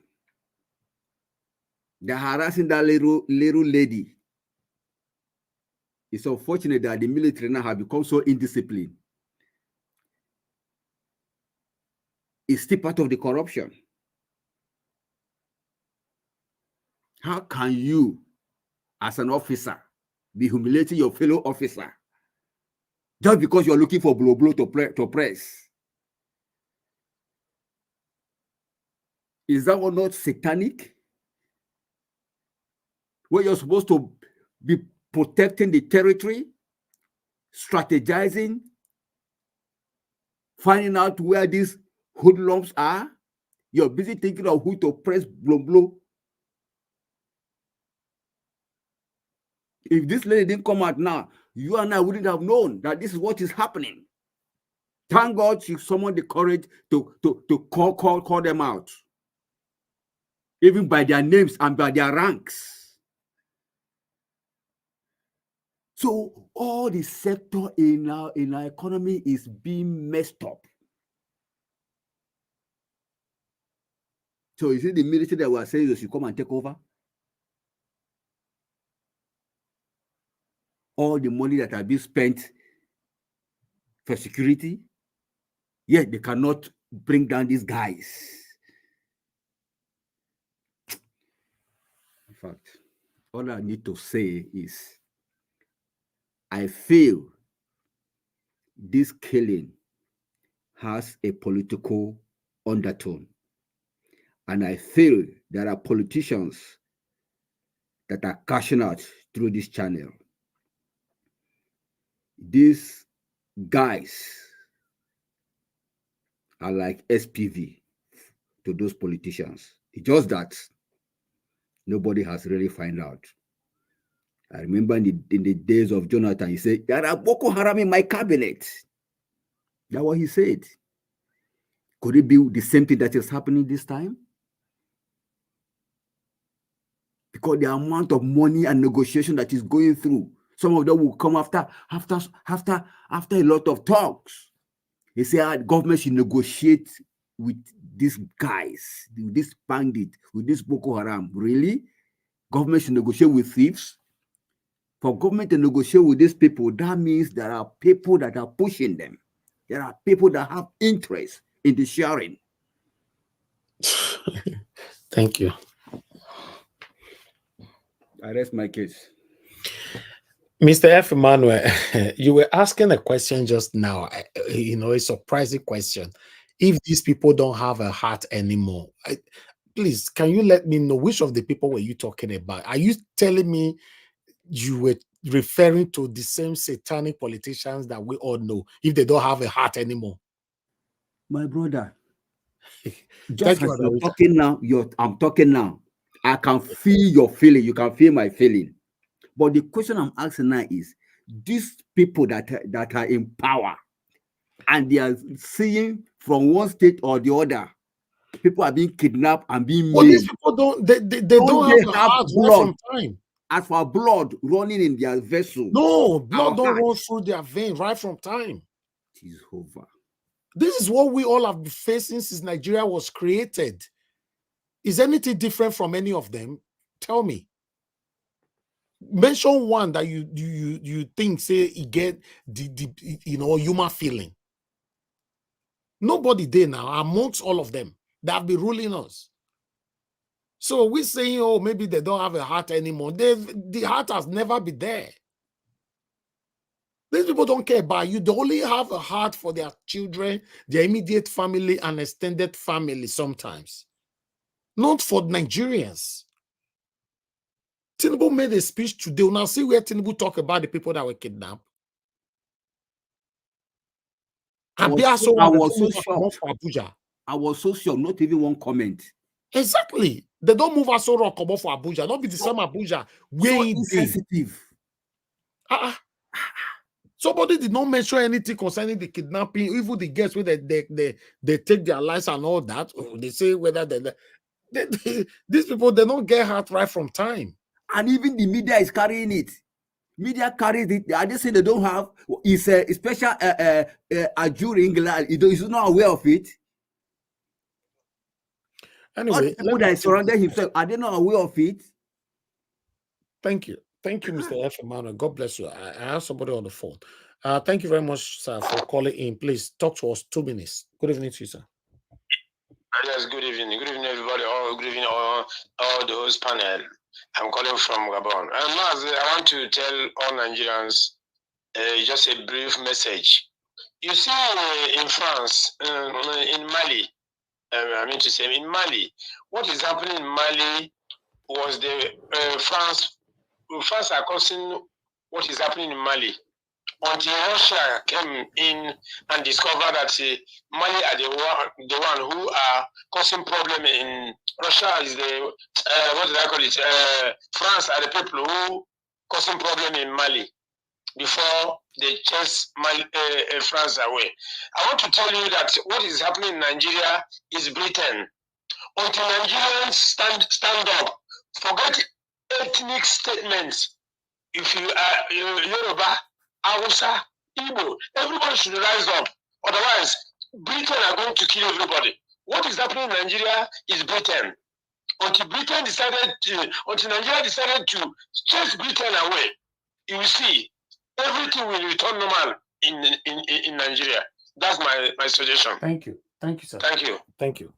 All right, Mr. Chris, we're calling in. Mr. Chris, I'm going to return your call if you're there quickly because I just saw your missed calls right now. Let me return your call quickly. I hope you pick on time. Thank you guys. Please help us to press on the like button. Madam Ame Bright, I can see you on the comment section. It's been a while. Thank you very much, ma. Happy New Year to you. Thanks for joining us today. I can see many of you there. Ona Politics is there with us as well. Thank you, Oriyomi Abdul, Faith Wilfred, Olga, I can see you as well, Gina Francis, and many others. God bless you all. Mr. Chris, thank you very much, sir. You were calling in earlier on. Please talk to us. Good evening to you. Good evening, sir. Good evening, Mr. Ninja. Good evening, everybody in the panel, the people in the comment section, Mommy Diaspora. Good evening to everybody. My name is Chris. I'm calling from Dublin. Can you hear me? Yes, sir.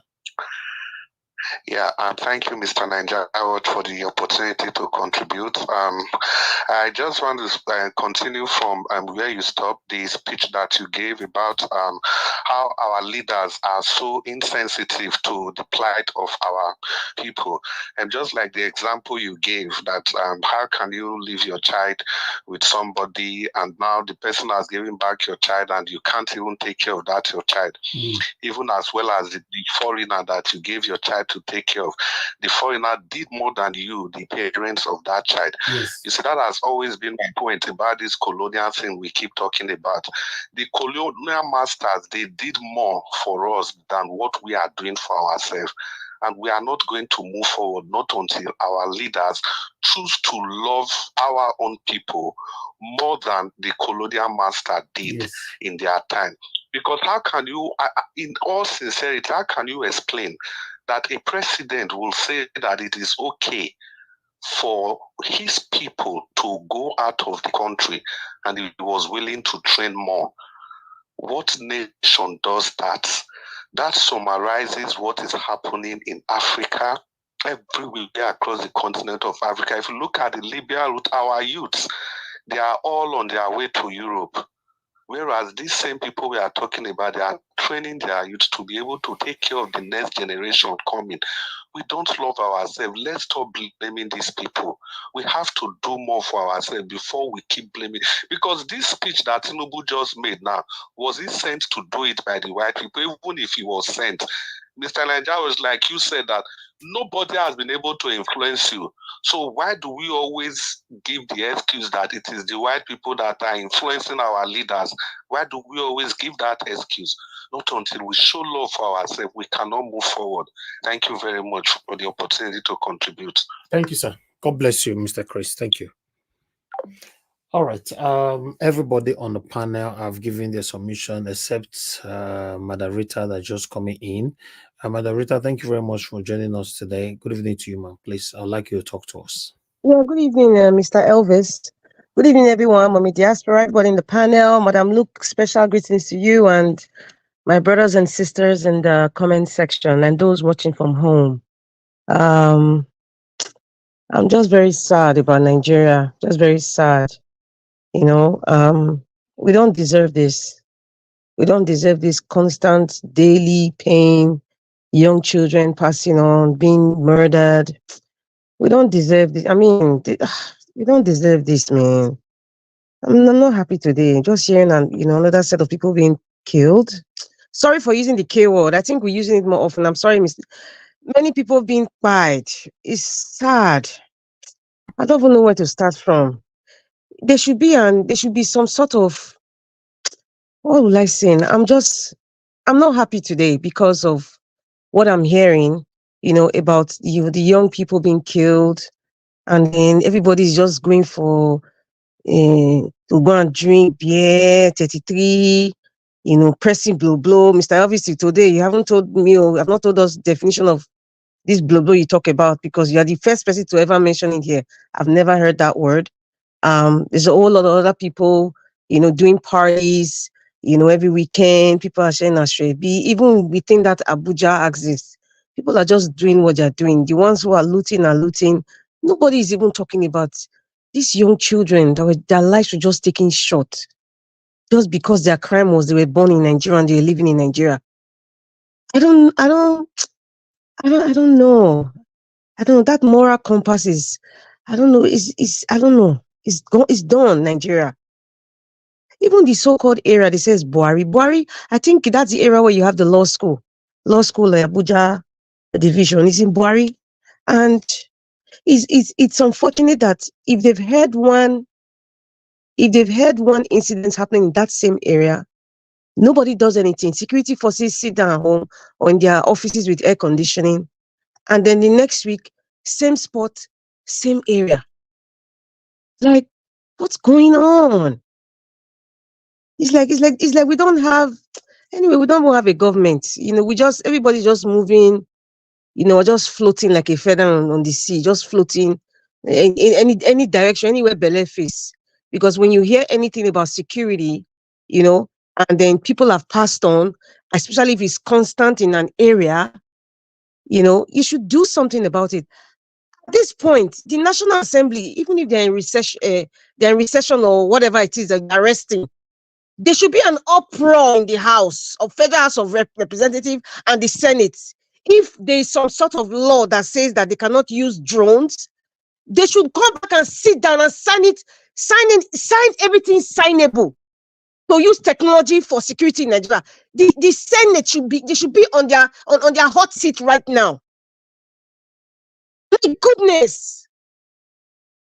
Goodness, the Senate should be sitting down right now and screaming on top of their voices, shouting that what is it that they don't that is not signed that the army or the security people need?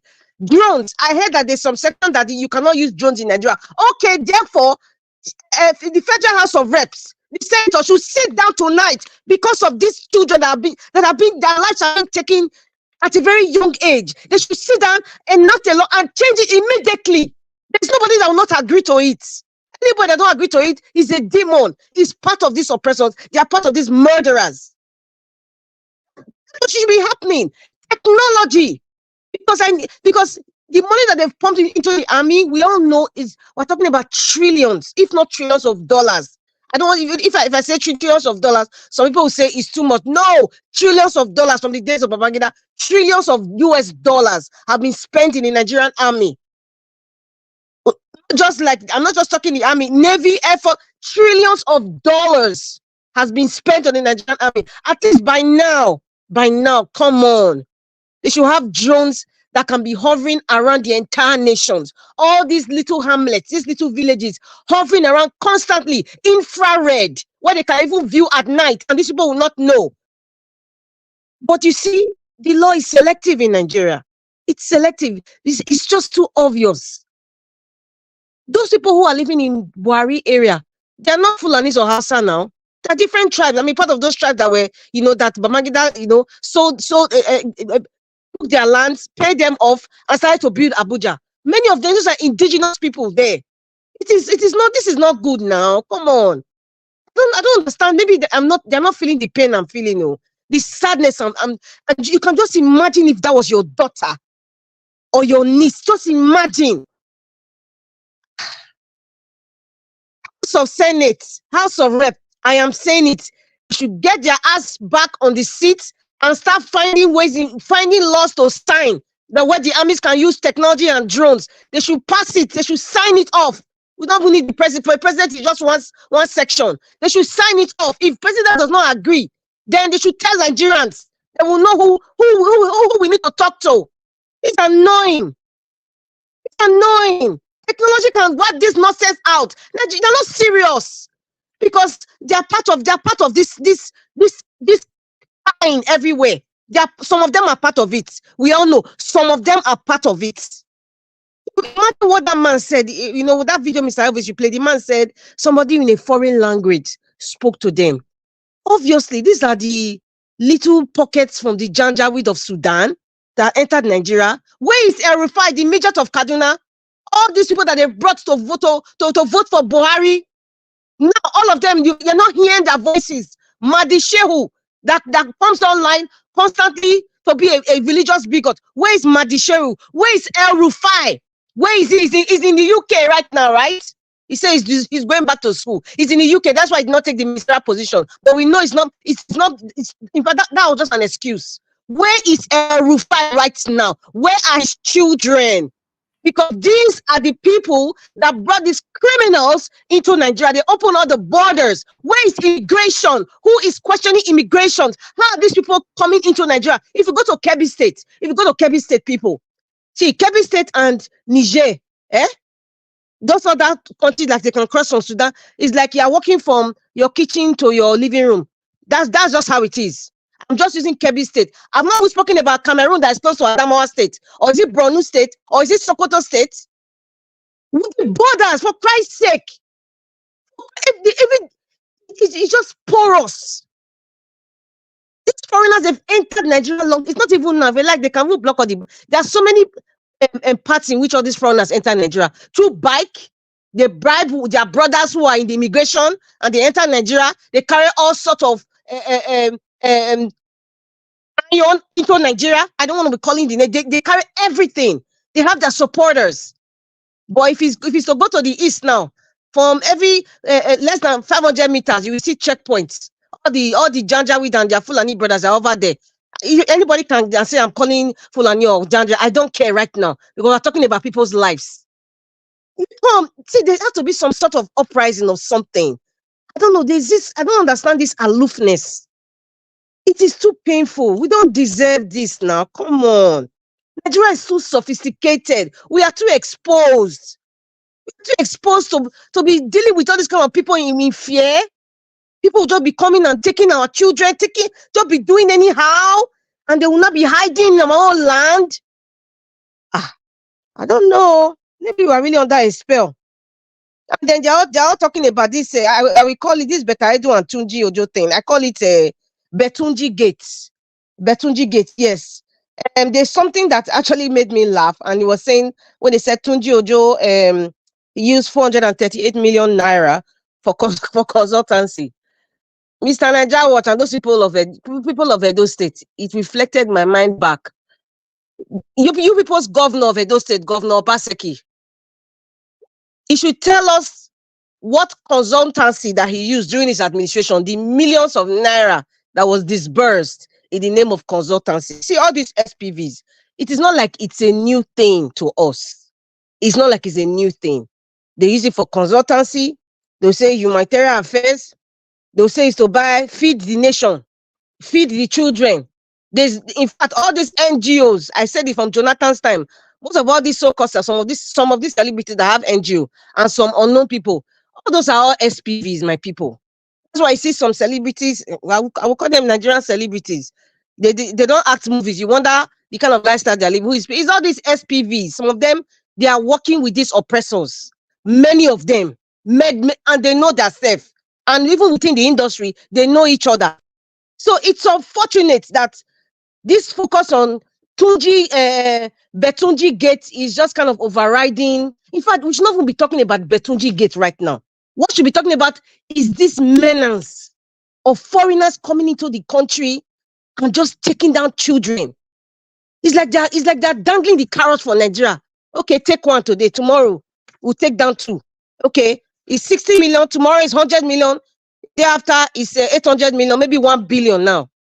And nothing is happening. Okay, with all these things happening, I want to know which bank, where are these people going to carry this money? Because if the money is being paid to these demons, we want to see which car, which bank. Is there any way are they trying to tell me that they cannot trace these people, even if they give them the money in cash or however they transfer? Are they telling me they cannot trace it? They can even trace it to Switzerland. They can trace it to California. They can trace it to Saudi Arabia. They can trace it to the UK, even Canada. They can trace that money if they really want to. So I am saying now, if anybody is part and parcel of this menace in Nigeria, where innocent children's life, potential women, girls who will have been scientists, who will have been able to give birth to one of the greatest scientists or greatest human beings in this world, their lives were cut short just because of some evil, satanic, hegemonic demons that have enveloped Nigeria. If they are part of it, listen, the tears of those children and the tears of their loved ones, God will hear it too. I'm not trying to be religious here. But see, the day of reckoning is coming. I believe it. There's no point cursing anybody right now. But I know that the day of reckoning is coming because we are just getting closer. But for the Northern brothers, those of you in Abuja and just stop behaving as if you are afraid. Defend yourselves. As Danjuma said, T.Y. Danjuma said, defend yourself. Don't wait for this government does not have anything to offer to you. Don't expect apology. The only thing they will make is speech, like Remi Tinubu made speech, empty speeches, because their children not there in Nigeria, their grandchildren not there in Nigeria. They not send, they not care for honor. So we have to sit up. If you think that you live in diaspora, all is well with you. Yesterday was minus 22 degrees. Today is minus 14 where I am. In Upper Canada and the other place in Alberta is minus 38. Many Nigerians are working. Many students are going to school. It is not easy. Okay. So if you fix Nigeria, you won't be in minus 38 degrees Celsius. Thank you very much, Mr. Elvis, for my other second turn. Thank you. Thank you very much, Madam Rita. Thank you for your wonderful submissions. Thank you. Mr. Elvis, have you called me? Did you call me earlier? No, I have not. Oh, okay. All right. I'll call you when we are taking on our final submission. Let me take this call quickly. Thank you very much, Madam Origin, for calling back again. Please talk to us. Yeah, so I'm trying to push myself as a panelist, but anyway, thank you, Mr. Niger Watch, for letting me giving me a second chance. It would never be taken for granted. Madam Rita, God bless you. Thank you so much to keep representing us. But today, I beg to, only one point you made that I kind of want to, kind of highlight a little more. When you were saying, oh, technology, drones, and my mind went straight to what Niger used to say when he is pushing for security. And I make the same argument I made with him, or why I disagreed with him. So long as, the same people, the same evil, whatever, we all have names for these psychopaths, megalomaniacs, and kleptomaniacs, and satanists, as Mr. Niger what to call them. That's evil people continue to be in charge and be in control. Calling security will mean they are going to get the same people that they are planting instead of using, there is like 16 to 17 times that Nigeria people have been bombed by the people that are supposed to be security, but they never found the ones that are committing all the crimes and all the evils. The same thing, you give them these drones and technology, they are going to use it on the people of Nigeria. So the bottom line is we need security, we need these drones, but until this quagmire is ended, until something is done to get this evil out of the way, you're giving it back to the people that are causing us hurt and harm. You talked about trillions of naira and dollars that are used. Where are they? Where are all that money? It's in the hand of these megalomaniacs. It is I can't imagine every day. All of us are angry, but I keep saying we know where we channel our anger. We are not going to lose focus. We are going to keep searching for answer till we get the answer. God bless you, Mr. Niger Watch. Thank you, everyone. God bless you. Thank you, man. Thank you, Madam Origin. God bless you too. All right. I appreciate every one of you. Thank you so much. We just have Auguste coming in now as well.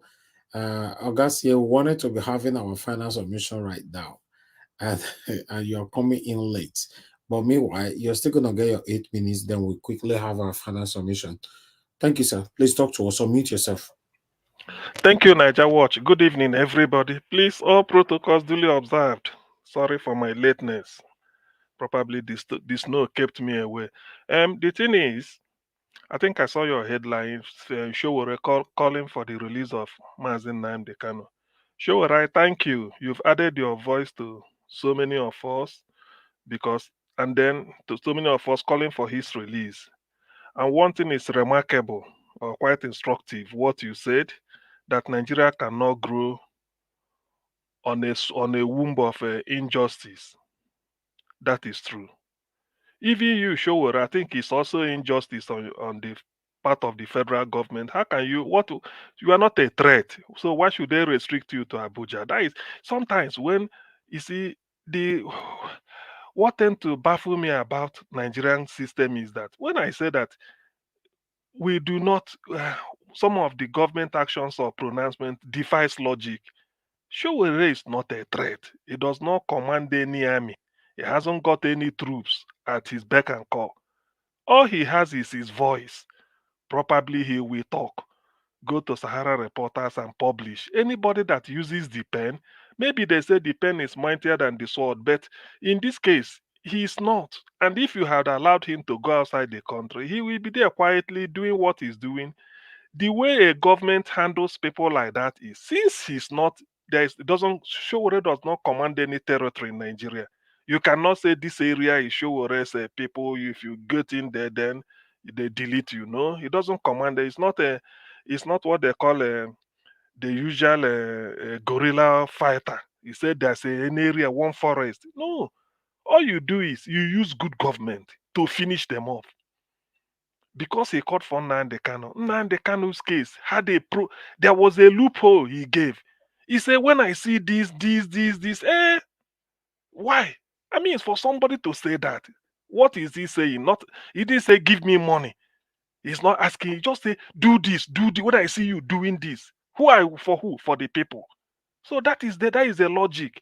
But well, Sowore, thank you. Better late than never for you saying it. Although you go for his trials whenever he's in court, some of us recognize it. At least I have to give honor to whom it is due, and then if you do good, I have to say it. So that on its own, I mean, there's no way for me to fault you. You believe in justice, and then Nnamdi Kanu is being treated unjustly.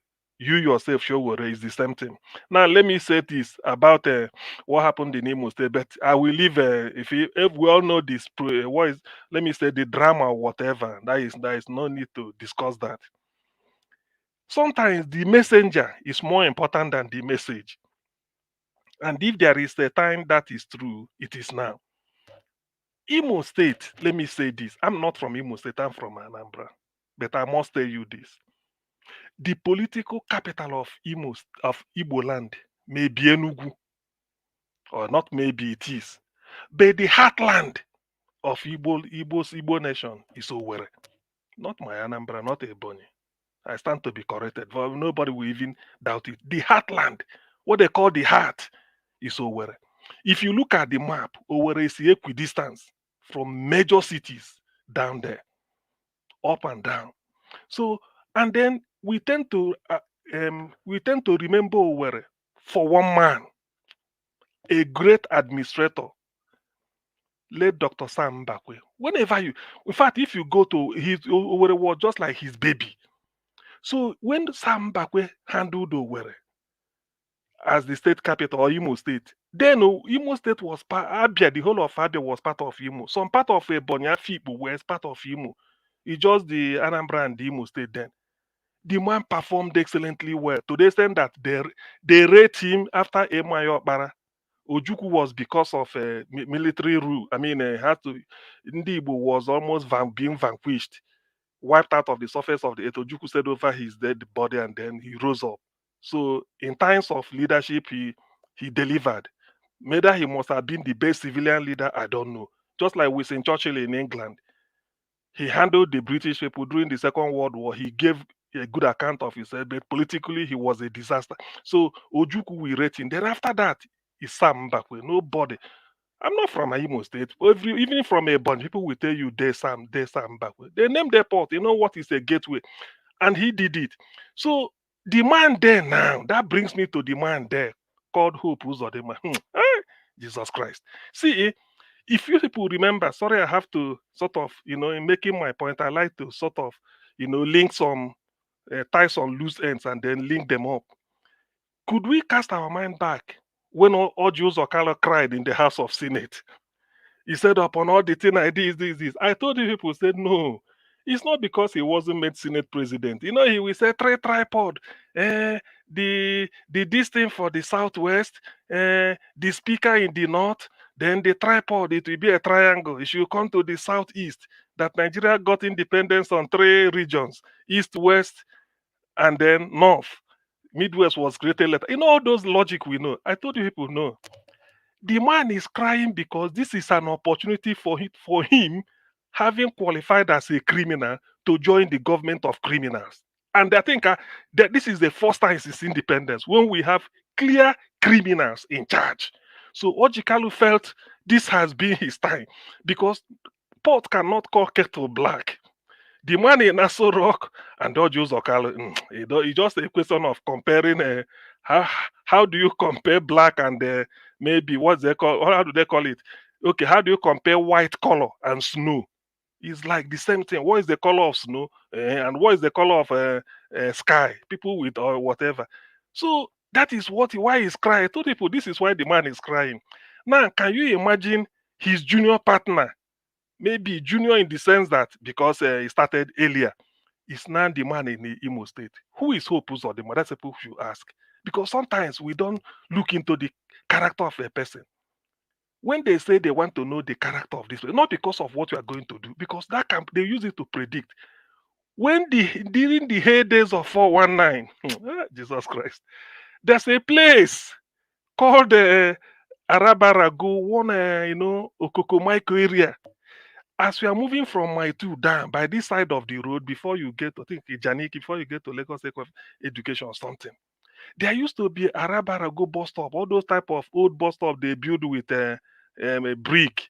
Is it not one type of brick in which rough sleepers will take it over? You won't even get there and take sort of take shade if they are waiting for your bus.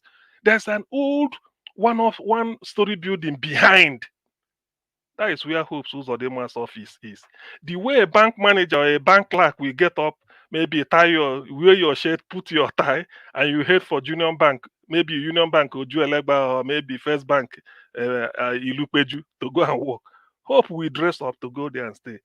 That is where he was practicing advanced free fraud with the late Maurice Ibekwe from Okwele in the Onimo local government of Imo State. These are the kingpin, what they call is it not? That's what they call kingpin. If you watched all these films, they call The Godfather by Tony Montana. These are those mafia films. Go and watch the way they behave. So Hope Maurice Ibekwe ended up at Federal House of Reps, but because of this fraud they did to a German professor, they so ripped the man that the man couldn't. And then the man almost deleted himself. What saved the man was at the time they were doing it, before you know it, there was civilian rule. So the man rushed to Obasanjo, used every means through the German embassy, got all he wanted. Obasanjo had to look into it. Because of the sickness Maurice Ibekwe was having, Obasanjo refused him treatment, even to go abroad. The man later died. The day he died, Hope Uzodinma was like his first son who took charge of the funeral. These are, we know it. So the man has no means of livelihood verifiable. He's a fraudster. Now, with this background, what do you expect? You know, the thing about fraud is that you can use anything to strike a deal. What brought Hope Uzodinma in, the first Supreme Court governor, was because he agreed to Ruga. You know, when somebody is looking, just like the man in Nassau Rock, he can agree to anything. Electing a fraudster as your leader, or not electing, rigging a fraudster in as your leader is a security risk, because they know everything. He can trade. He can easily say, "What do you want? Is it that? Is it that you think this is my most prized possession? Take it. All I want is I want this." So that is what is going on in the Imo State. I'm not surprised. No meaningful development. Forget about all this. The more you look, the less you see. The guy is ready to trade anything. Look at the election he claimed for second term. People now come to the polling unit with prepared result sheet.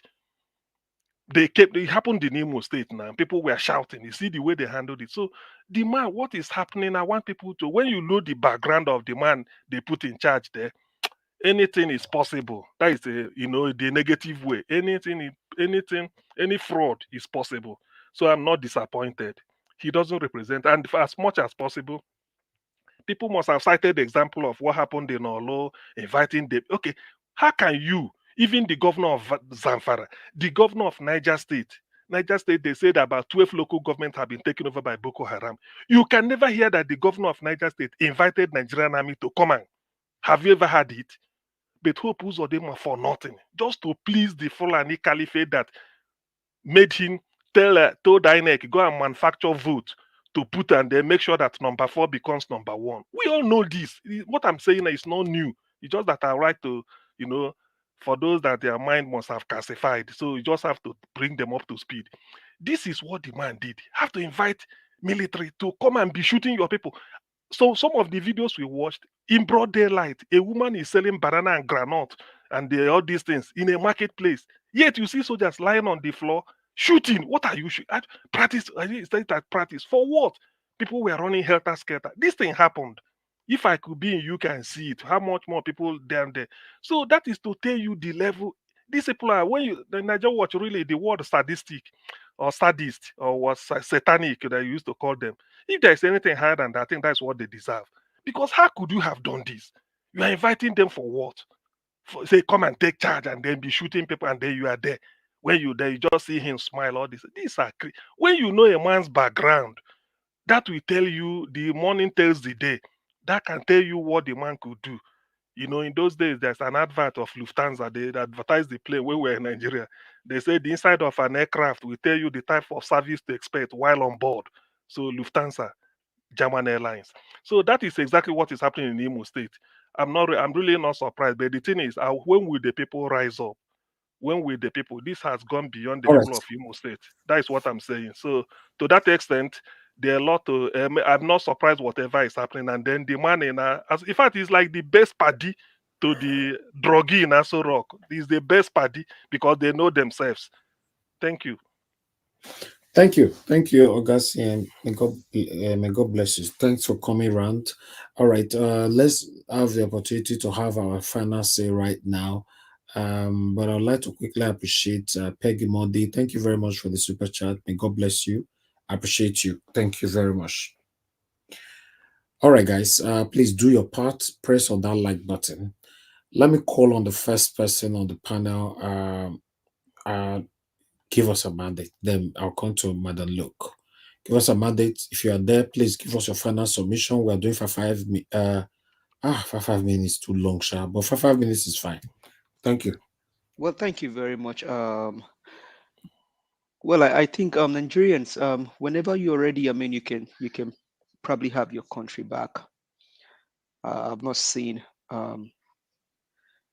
this in my entire life. People are being abused. I mean, life is not even worth anything again in Nigeria. Brother, that word, whenever you are ready, these people are not ready. I know you are on social media just like myself. Don't you I read their mean, comment on the comment section? that's my advice for them. Whenever they feel they are ready, These people are not ready. We are just well, going to remain like this probably forever. I don't know. I mean, regardless, one day monkey will go to market and then we'll see what's going to happen. But I don't know what more we can say at this time. Life, in fact, is just God is a giver of life. God has life in His hand and all that. But in Nigeria today, with all due respect, tissue paper is what's more than life in Nigeria. Because the kidnappers, once they kidnap people and they are looking for ransom, they will even give you a list of medication. You have to buy them medication, buy them all sort of things. And now the wife of the criminal drug baron is asking you to pray that prayer can release the people, or prayer can send the terrorists away. But maybe we should cast our mind to the fact that if she feels that prayer can actually can help take away insecurity, why then is your husband using the army, the police as escorts? Then you guys should tell the Nigerian army that are actually securing you guys, hey, we don't need you. We will just hire some prayer contractors to come and pray in Asorok, and they'll be secured. That is how wicked these people are. That is how wicked and evil they are. I don't have any good word for you, Nigerian politicians, because you have decided to even destroy your own people. What can you say of a man? As a governor, you bomb your own state. You promise them you're going to send about 5,000 people to Europe just past December. Have you done it? Can you even do it? No, because of what Dr. CM just said. In Alabara, go towards PPL, Okokomaiko, Ijaniki, Yanoba, towards opposite Lasu Gate. Yanoba by the right, and then you are going to Okomaiko, Agbara, PPL, Vespa, all of those places. Can you do anything? No. Will you do anything? No. Because of what? You just want to be a governor. For what? For just personal aggrandizement. Nigerians, all I can say to you is, as much as a country remains, terrorists, bandits, Boko Haram is now a lucrative business. They kidnap people and they get money from the people. Because of what? The government itself is aware of what is happening. The government of the day, both Buhari government and the current government, is aware of what is happening, because the vice president of the country, in quotes, is their leader. And you also have a criminal drug baron as a president.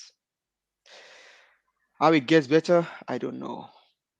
When Nigerians arise, is an open state, is open for all grabs. But Sowore, you've spoken about Nnamdi Kanu. Should you have done this before now? Yes. Why didn't you do it? I don't know. You have a personal interest? I don't know. But all well and good, Kanu will be released someday, and hopefully he gets back to his family. Thank you very much. We'll see you again tomorrow. Thank you. Thank you, Give Us a Mandate. Thank you very much for your submission, and thanks for your time with us today. Hopefully they'll listen to our advice. Let's just continue to do our part. Wherever you are, do your part. Stand for what is right. Hopefully, fingers crossed, we'll have a better Nigeria in our time. Our forefathers could not have it in their time. Although some elderly people are saying that Nigeria was very good before then, even before some of us were born. Abi Oga CM, me not can It understand. it's true. It's true. My father used to say, my father will see young people carrying Bible and Agoda, our area. Then he will say, "Look at young ones are carrying Bible preaching. Is he me, Hmm. the old man that is now stealing it, that is stopping luxury in the midnight? Look at these people. Who are they deceiving?" Okay. It's true. Wahala. They had a good time during their own time. Hey, it's true. Very sad. Very, Anyway, very, let's very. move on. Let me call on Madam Luke. Madam Luke, thank you very much for your long patience.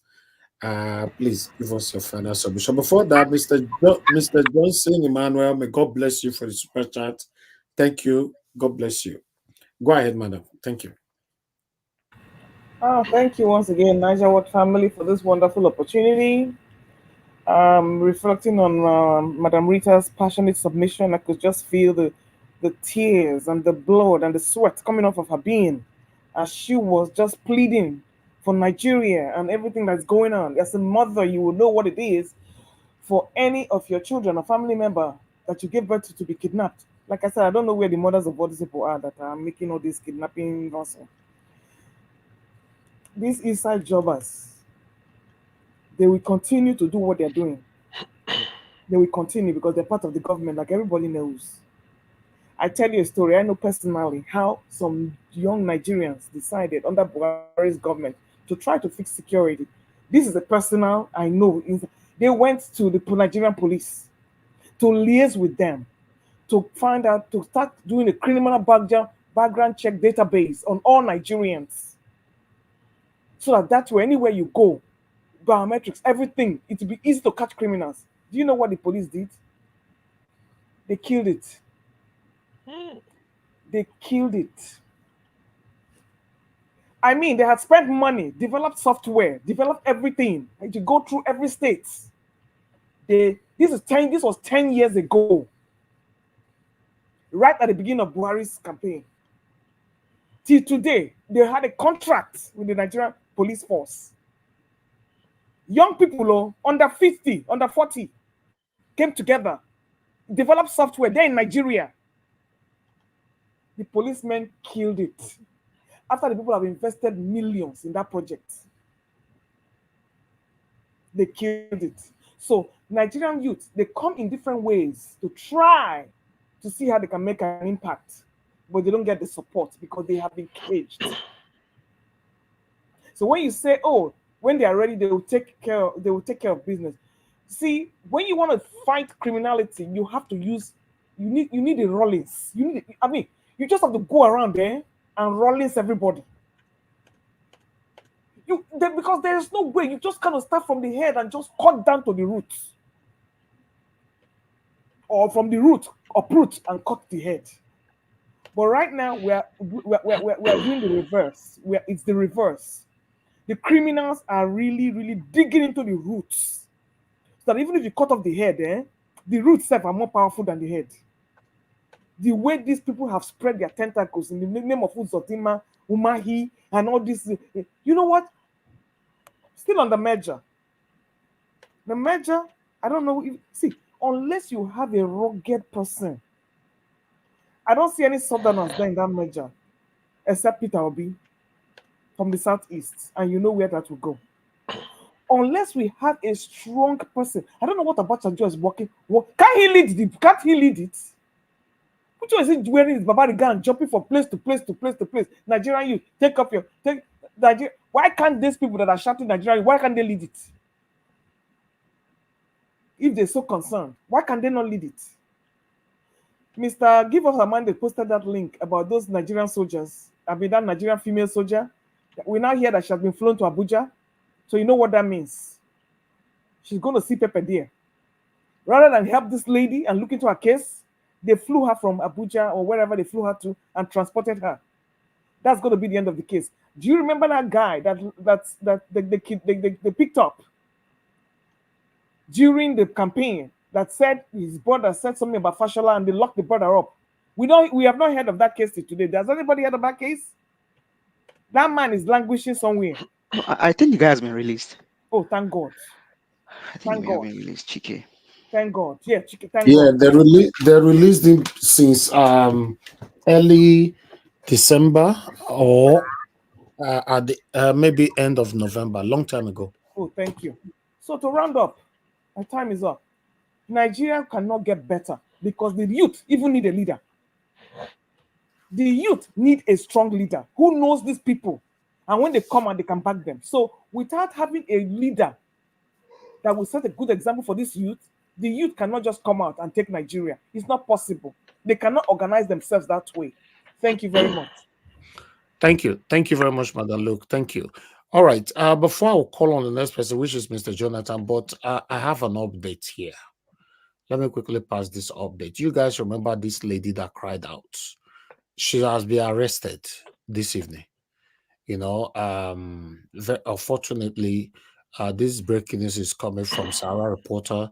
You know, breaking news: Nigerian female soldier who complained about sexual harassment by senior military officers in viral video arrested, flew from Lagos to Abuja. Okay, you know, I don't really think if I should read everything, you know, because you know everything she talked about is what I think they put in there. But I just wanted to put this here in case you want to read more. It's right there on Sarah Reporter. Very sad. Very, very sad. Okay, let's move on.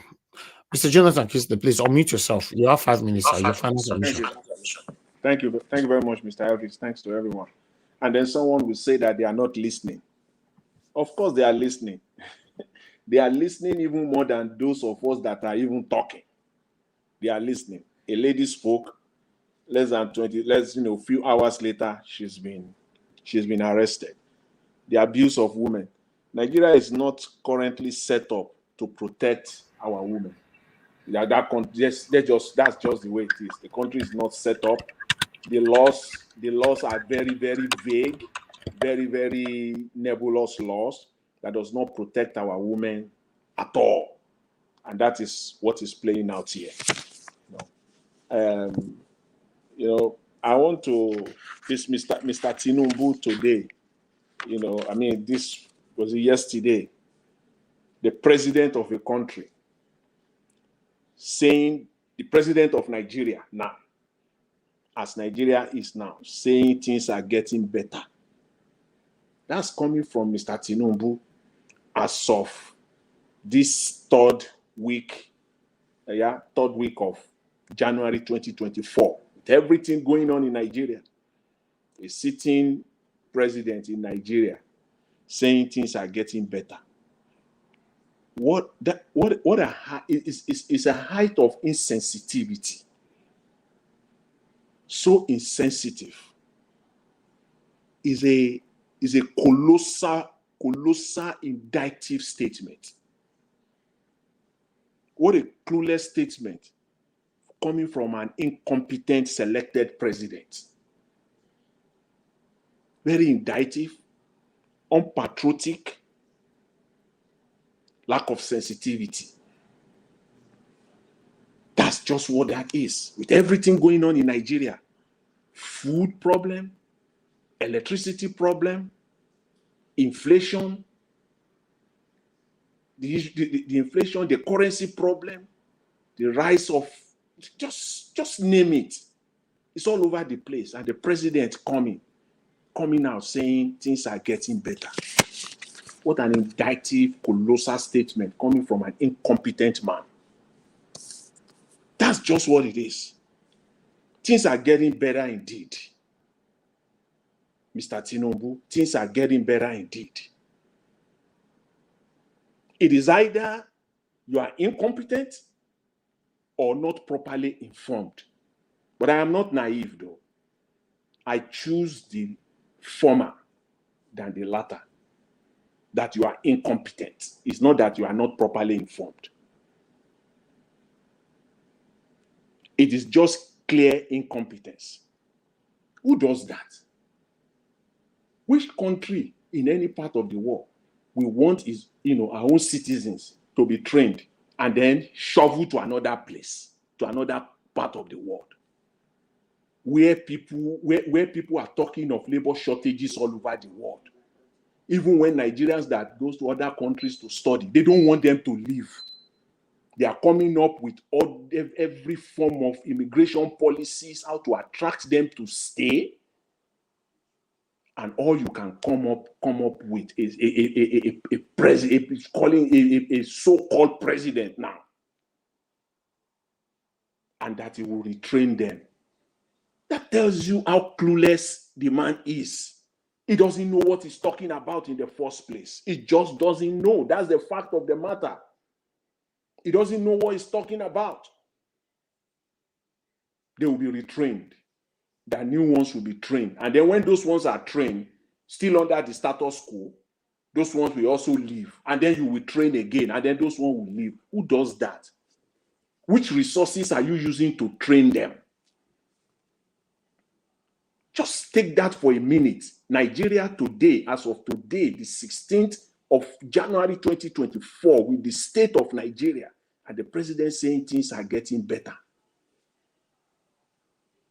It tells you how clueless he is. How clueless he is. Insecurity all over the place. I give it to Sowore, at least today. I'm not a fan of his. I must state that clearly and openly. I'm not a fan of his by any means at all. Not even close. I'm not. But I'll give this to him because Chief Nwanyang stated, I think few days ago, was talking about reconciliation. And it's a testament to this statement from Sowore. It's a testament to the statement. There can be the injustice that we see in Nigeria. It cannot happen without first of all dealing with all the wrongs. All the wrongs must be first of all dealt with effectively, and then we can be talking of moving forward. Thank you very much, Mr. Elvis. Thanks to everyone. I really appreciate it. Thank you very much. Bye. Thank you, Mr. Jonathan. Thank you very much, sir. Thank you. All right, let's move on to the next person. Mr. Ike. Mr. Ike, if you're there with us. Mr. Elvis, you didn't forget about me? No, you'll be the next, sir. You'll be the next after Mr. Ike. I'll come to you. You're supposed to be second, but the table turned around. Sorry about that. Mr. Ike, please go ahead, sir. 5 minutes. Okay, thanks for the second chance. You see, the table have turned. This is a case of before during slavery, people were forced to be caught, like they force you to be a slave, take you out with chains to a foreign land. Now, our people are paying the slave masters to take us. We're buying the chains ourselves and giving to the slave masters to say, in case if you run out of chains, here are chains, so you don't have any excuse to give. What else can anybody say that you are a trained doctor and you are paying £20,000 or more to work in a foreign land and go with your dependents? And even after that, the country is canceling such things they advertised and that you got legally to come to their country, and they are now canceling it. So we have a president that is celebrating it to say, oh, they can go into slavery. We will train fresh people. So the situation is not good. The situation is not good. I had the person that called after I made my submission that it was before. So what has changed? Is it that the governor has changed? Is it that people are still not against him? you can't raise your voice. If you raise your voice, you will be cut off.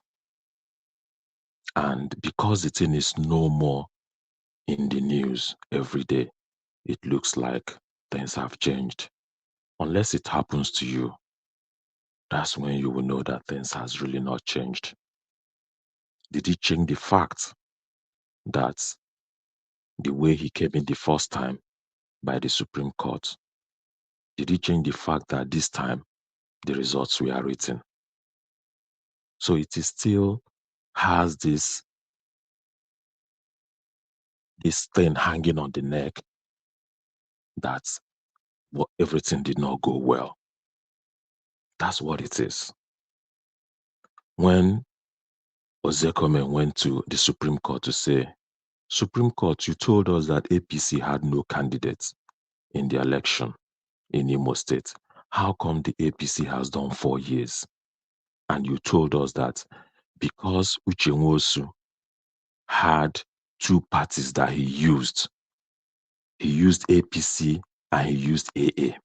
So in that case, both parties were not qualified to present any candidates for the election. And then the same APC had 4 years and going in for another one. And Mike Ezekome went to the Supreme Court to say, can you please interpret this? And Mike Ezekome was fined 40 million for forever asking Supreme Court question for what they wrote. So this is a case of you must take it. You must take it whether you like it or not. So things has not gotten better and things are not getting better. The exchange rate is going higher and higher every day. You know, I had a friend here that said, oh, that the exchange rate is going to go down because the person makes some naira and want to change it into dollars. He said the exchange rate is going to be better during Christmas period because people will go with their dollars. And I said, nobody is traveling home with his dollars, raw dollars. People are using the app or the Afrex and Tap and so on to change their money into naira. You put in your dollar in that app, it transfers the equivalent in naira. So that dollar didn't leave the US. With that app, that dollar still remained in the US and the naira equivalent is given to you in Nigeria. So what will now bring down the exchange rate? It's not. It didn't come down. Rather, it was going up. So we have some people that have unlimited supply of naira and they give you the naira when you put in the dollars in your in the app. So we don't even see any light at the end of this tunnel. I don't want to overshoot my time. Thank you very much, Mr. Elvis. Thank you, sir. Thank you, Mr. Mr. Elvis. Thank you. Thank you. Yes, sir. Mr. Elvis, yes, sir. I just want to acknowledge the statement made by the last Quickly, sir. panel. Quickly. I just want to buttress it, and I want to give him kudos for highlighting that how dollar is not flowing into Nigeria. And they can say all the story they want to like, all the propaganda, how they like it. No damn dollar is coming to Nigeria. It is negative. Exactly. Thank you for stating that. Exactly. Thank you very much once again, Mr. Ike. All right, Mr. Constanza, please.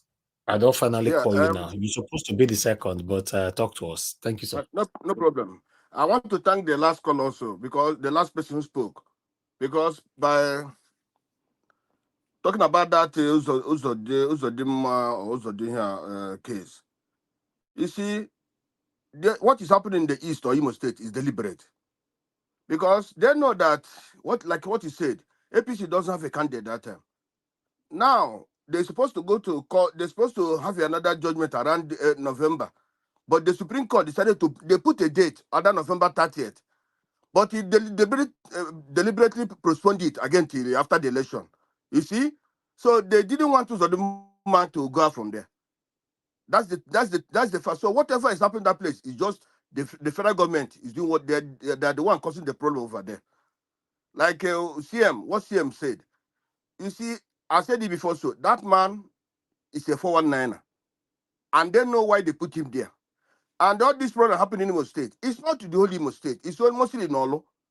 And that Olu is where this man is coming from. Those are the people there. That place have produced about 3 or 4 governors. And the people fighting against him. You see, many of the people now run away from that place. That the people fighting against him. So that is where their problem is coming from.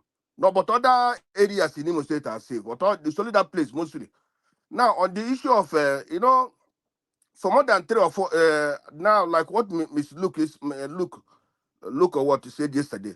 You see, this kidnapping is sometimes scamming is among it, because these people, when sometimes this ransom are not only paid by the people but also by the government, and where they're paying to this money is they're paying to the Fulanis. Because they are the one making this kidnapping, mostly in the north, everywhere in Nigeria, everywhere. You see, so they are the one that are giving this money to government officials. When Jonathan was there, he said, I have some of them in my government. Even up to now, even when Buhari was the head. So they are still paying this ransom to them. They are cutting away at the money of Nigerians, coming on Nigerians. Now they are making, which country must go fund for kidnappers? So that means after this now, they will come back again and they kidnap again. And people start making go fund again. But this military, this police, they know where these people are. They know them. But why can't they deal with them? When the when East was hot, what they did was to send all the whole military into the East. They were even going round to all houses. You see, taking families of people, telling them that we are members of IPOB, members of IPOB. But why can't they do the same thing to this side? Why can't they do the same thing? So that's the problem Nigeria have. Injustice. And that is why we cannot grow. Last year and last 2 years, some governors spend more than 2 trillion going abroad to look for investors. How can you, but at the end of the day, no investor came. How can you take money of your country going abroad to look for investors? Is it when you make your country good that investors will come? When everything is stable, there is electricity, there is security, that's when the investors will come. You can't just carry your money of your state going abroad, buying houses, and then you say you're looking for investors. Because we have failed to tell ourselves the truth. That is why we are where we are. We can't move forward with nothing. They know the people kidnapping people. They know where these people are. Go after them. Bring them down. Which country say that some people are repentant people? How can a terrorist be repentant? But other people, you can't kill them, fight them. If it's another region that is doing this, my brother, that region is supposed to be on fire. But today, nothing. I said this many times. The people who put Tinubu there as the one causing this thing, and Tinubu don't want to talk. Even none of them want to say anything, because they know the people that put there. They don't want to offend them. They don't want to offend the Fulanis. And when people say about the Fulanis, people are angry. And again today, I like what Elvis, what you said today. That thing, I used to quarrel with people about that. I tell people, the problem we have, the black people have, it's not the white people mostly. It's our own. We are our problems. When I don't like somebody from Calabar. Somebody from Calabar doesn't like somebody from Edo. Edo person doesn't like somebody from Para. How can the country move forward? If we do the right thing, these white people cannot dominate us. Okay, thank you. Thank you, sir. Thank you, Mr. Concern. Thanks for the full submission. Thanks for your time with us today. Mr. Elvis. Yes, sir. There is this interview, this video by Mr. Tinubu's Minister for Steel. I don't know if you will have broadcast time, to showcase it, where you can see another template of looting Nigerians' money. If you can forward it to me, if you have it, okay. Forward it to our WhatsApp so that I'll showcase it tomorrow. Okay, all right. Thank you. Thank you, Mr. Jonathan. Thank you, sir. All right, let me go to Oga F. Emmanuel. Sorry, Mr. Davis. That one I forwarded to your WhatsApp group. I don't know whether WhatsApp this. I don't know whether you saw it. Yes, That one I will forward showcase it. That's the first video I will play tomorrow, sir. Okay, that will be fine. Thank you. Yes. Thank you, sir. Mr. F. Emmanuel, sir, your 5 minutes, final submission. Thank you. Before you go to Mr. F. Emmanuel, Mr. F. Emmanuel, hold on. I beg. Go to the room for my time. No go keep quiet. This boy. Madam Rita, I will ask question. Say, Madam Rita, then I can't send us the minus degree come Texas, right? Don't be small everywhere. Eyes full when here. you information, you go tell us how to send that minus degree enter Texas. Thank you very much. Not only in Texas, even here, Maryland, everywhere, DC, everywhere is full. We are suffering here. We are inside. We didn't go out today. Schools, nothing. Even schools, nothing. Make una go Nigeria now. The cold, even hospitals, you can't go anywhere here. Nothing. Today is closed everywhere. Mr. Consign, go Nigeria now. My brother, maybe I'm not going to go that place again, no, because that place is hungry me. Honestly speaking, I'm not hungry me. Okay. To be honest with you, that place is not hungry me. I can do everything there. I can send money. I can do everything there, but to go there, I know they hungry me because you know why? I have lived in about 4 or 5 countries that are good. So when I go to Nigeria, it's like I'm going to hell. Honestly speaking, that's the truth. A no-go I area. listen to my brother whenever I wake up in the morning because my business is different. I don't work. My business is online business, so I have time to do everything I want to do. If I go out in the morning, I go and buy my things and I stock my storages. You see, I have time to live every day. I listen to even Philip television. Those boys that I comment, I listen to them. I have time to listen to Arise News. I have time to listen to our channels at least before I go out. So I have time. Even the night I have time. So And if you do my Nigeria, brother, Nigeria is not a place somebody can go. Okay. All right, Mr. F. Man, I beg. It be like say you go Nigeria because the code for Niger watch finish up. He say if you there Nigeria and so NEPA talk finish and finish. I went.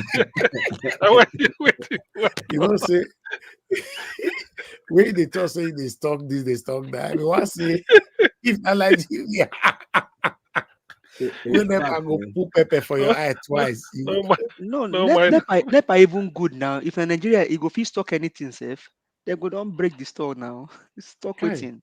My brother, you better make it stay here as the code they pitch you like they make it they pitch you, they go. So guy F. Emmanuel, you they tell me say you know they go Nigeria so. As the code bad reach, we still get light. What are you talking about? You turn on heater. You turn on heater now. Like okay, right now. Heater don't run since about how many days now? We don't run heater. It's still no light. As I'm talking about the office, heater is on.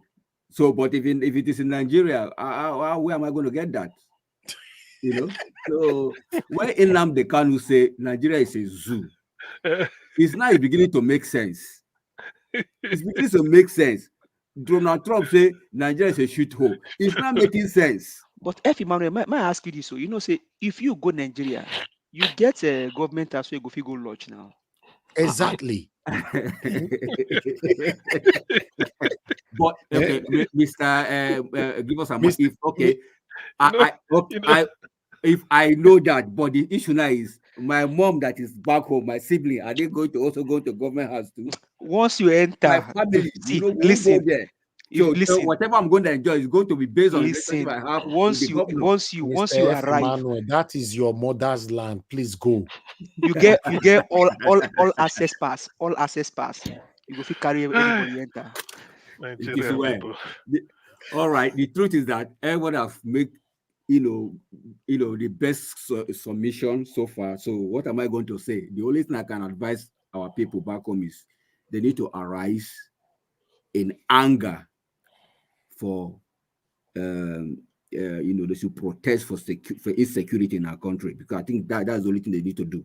Because everybody, if you're folding your hands sincerely, if it's not happening in Abuja today, tomorrow it might be Kaduna Town, next tomorrow it might be Jalingo, next another day it might be Kafanchan. So Nigerians have to put their heads together and come out in protest.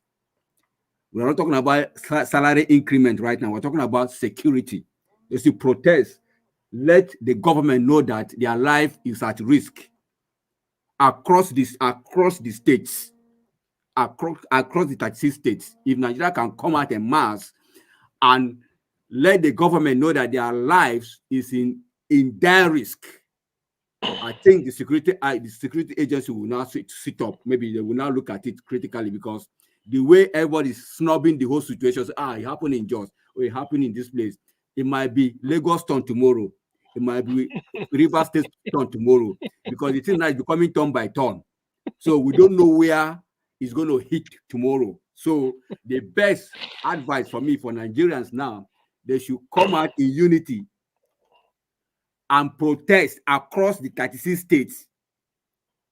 Protest, the purpose of the protest is insecurity in our land. That is for that. Then the last speaker talked about governors or state government going abroad looking for investors to come and invest. My brother, before you go out to look for investor, what are you producing, first of all? You have to have something you're producing, isn't it? And what you're producing must have probably saturated your own country, your own home economy, first of all. Then you say, okay, since we have it everywhere across board, let's go and look for external investors to come in and also invest. But you're not producing anything. You're looking for investors. Just tell us that you're using that as just let me use that one as a SPV, because when you go out, the money that go out with you doesn't come back. That's it. Whatever amount that you use to go out to look for those investors, those money don't come back. You go buy houses, go buy investors out there, and you come and tell us story that touches. It's unfortunate. Nigerians, one word again, everyone should come out en masse across board, the 36 states of the country. Please protest for insecurity in the land.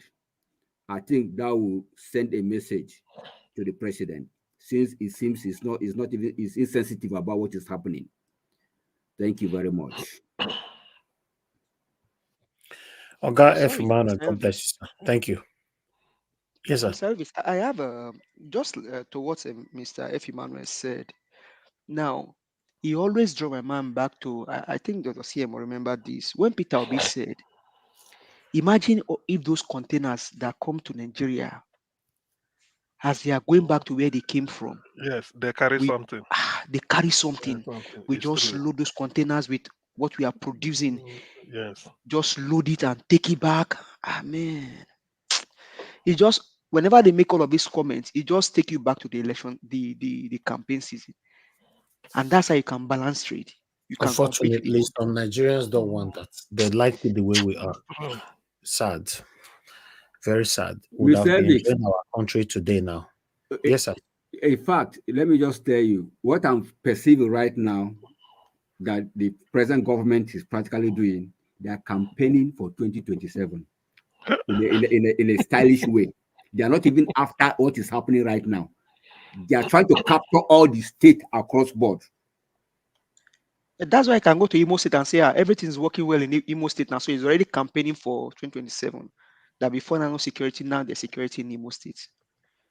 Very sad. Very sad. Thank you. Thank you anyway, everyone. Madam Rita, thank you very much for your patience. Please talk to us your final 5 minutes. Yeah, thank you, Mr. Elvis. Like I said, I'm not very happy. When I'm just thinking about the depth of what people are really going through in Nigeria. Yeah, surely there's no justice, there's no peace. And when there's no peace, there's no progress. Shell is leaving Nigeria. Next thing we hear, another major company is leaving Nigeria. I'm very sad. I'm not happy today. For the female cadet, for Sahara reporters, I know sometimes for some media houses, they like to put like a sensational title. When he said female soldier arrested, was she arrested or was she summoned? Because she didn't commit a crime, so they can't arrest her. She probably summoned and they took her to Abuja headquarters. You understand? So when they use that word arrested, they are trying to stir up what? I don't believe she was arrested. I believe she was. That is what you are saying there. That's as we take the sense, so the carrier I come here. know, I know. I'm just saying it, but some coming from Sahara reporters, it's not, to me, it's not the Sahara reporters of in 1999. It's not that, talking about Basanjo's daughter-in-law and all that. It's not the Sahara reporters of today. It's just when I see all this kind of thing, that is not even the point. Yeah, I think sometimes we just focus on things that we're not supposed to focus on. Right now, what Sahara reporters should be writing, I'm not a journalist, I don't know anything about media, but common sense is not really common. It's not really about money or because you want attention. You should be talking about, okay, let us call the GOC or call this person, call them out on your publication. They will know you are fighting for it. I don't know what state that girl's from, probably from the Middle Belt or from the Southeast. It sounds like a Southeastern, but I may be wrong. But at least she comes from a state. I believe the governor's wife of that state, or the women's society of that state, is because her father is not Dantata or somebody, and that's why there's kind of silence. Because if her father was somebody in the echelon of society, I don't think this nonsense will, in fact, it will not even occur. So all the women groups in Nigeria should rise up for this young lady, this brave young Nigerian soldier, and support her. So we should be hitting up the polity about this soldier, this brave soldier. There should be Nigerian new media should be hitting it up. It's not just the way Arise played it, okay, just like over to the next news, moving on to the next one. No, it's not how the country should be reacting. Apart from the Ministry of Women Affairs, I mean, let's not even go there. Ministry of Women Affairs just for another sensation. I'm talking about peer pressure groups, all the female pressure groups right now. For this young lady, she doesn't look like she's even up to 30 years old. It should be rise up now, even if it's and be screaming on top of their voices. That what nonsense is it? Because this will set as a precedent to upcoming female soldiers. Now, looking at that, any young girl seeing this now, or any parent that their daughter wants to be in the army, like, no, my daughter, you cannot. Look at what's going to happen. You're going to be, SA. You're going to be SA. And these things have been happening for a very long time. A lot of them have gotten away with it. A lot of young girls, women, grown women, married women, grown women have gone through SA. Constantly, as we speak, it's still happening. It's still happening. And there is some silence, like it's accepted. It has been accepted. That's why those wicked men, they did what they did. All the people that she was questioning and complaining to, nobody said anything. And you wonder why people commit suicide. Because they've put people to frustration, depression. That's what Sahara reporter should be talking about, not giving us a sensational news or she has been arrested. Okay, she has been arrested, then you moving along to the next news. Another one to just put out there. No. Let's talk about the important issues. This girl needs to be supported. The women group, if she needs a lawyer, they need to get a lawyer. You should call what's his name, Chief Michael Zekome. That's the name lawyer that I would think about right now. I can't think of any other so-called SAN right now. With all due respect to the good ones, so you understand. So I think that's what they should focus on, and they know very well that nothing will happen to this. Nothing should happen to this girl.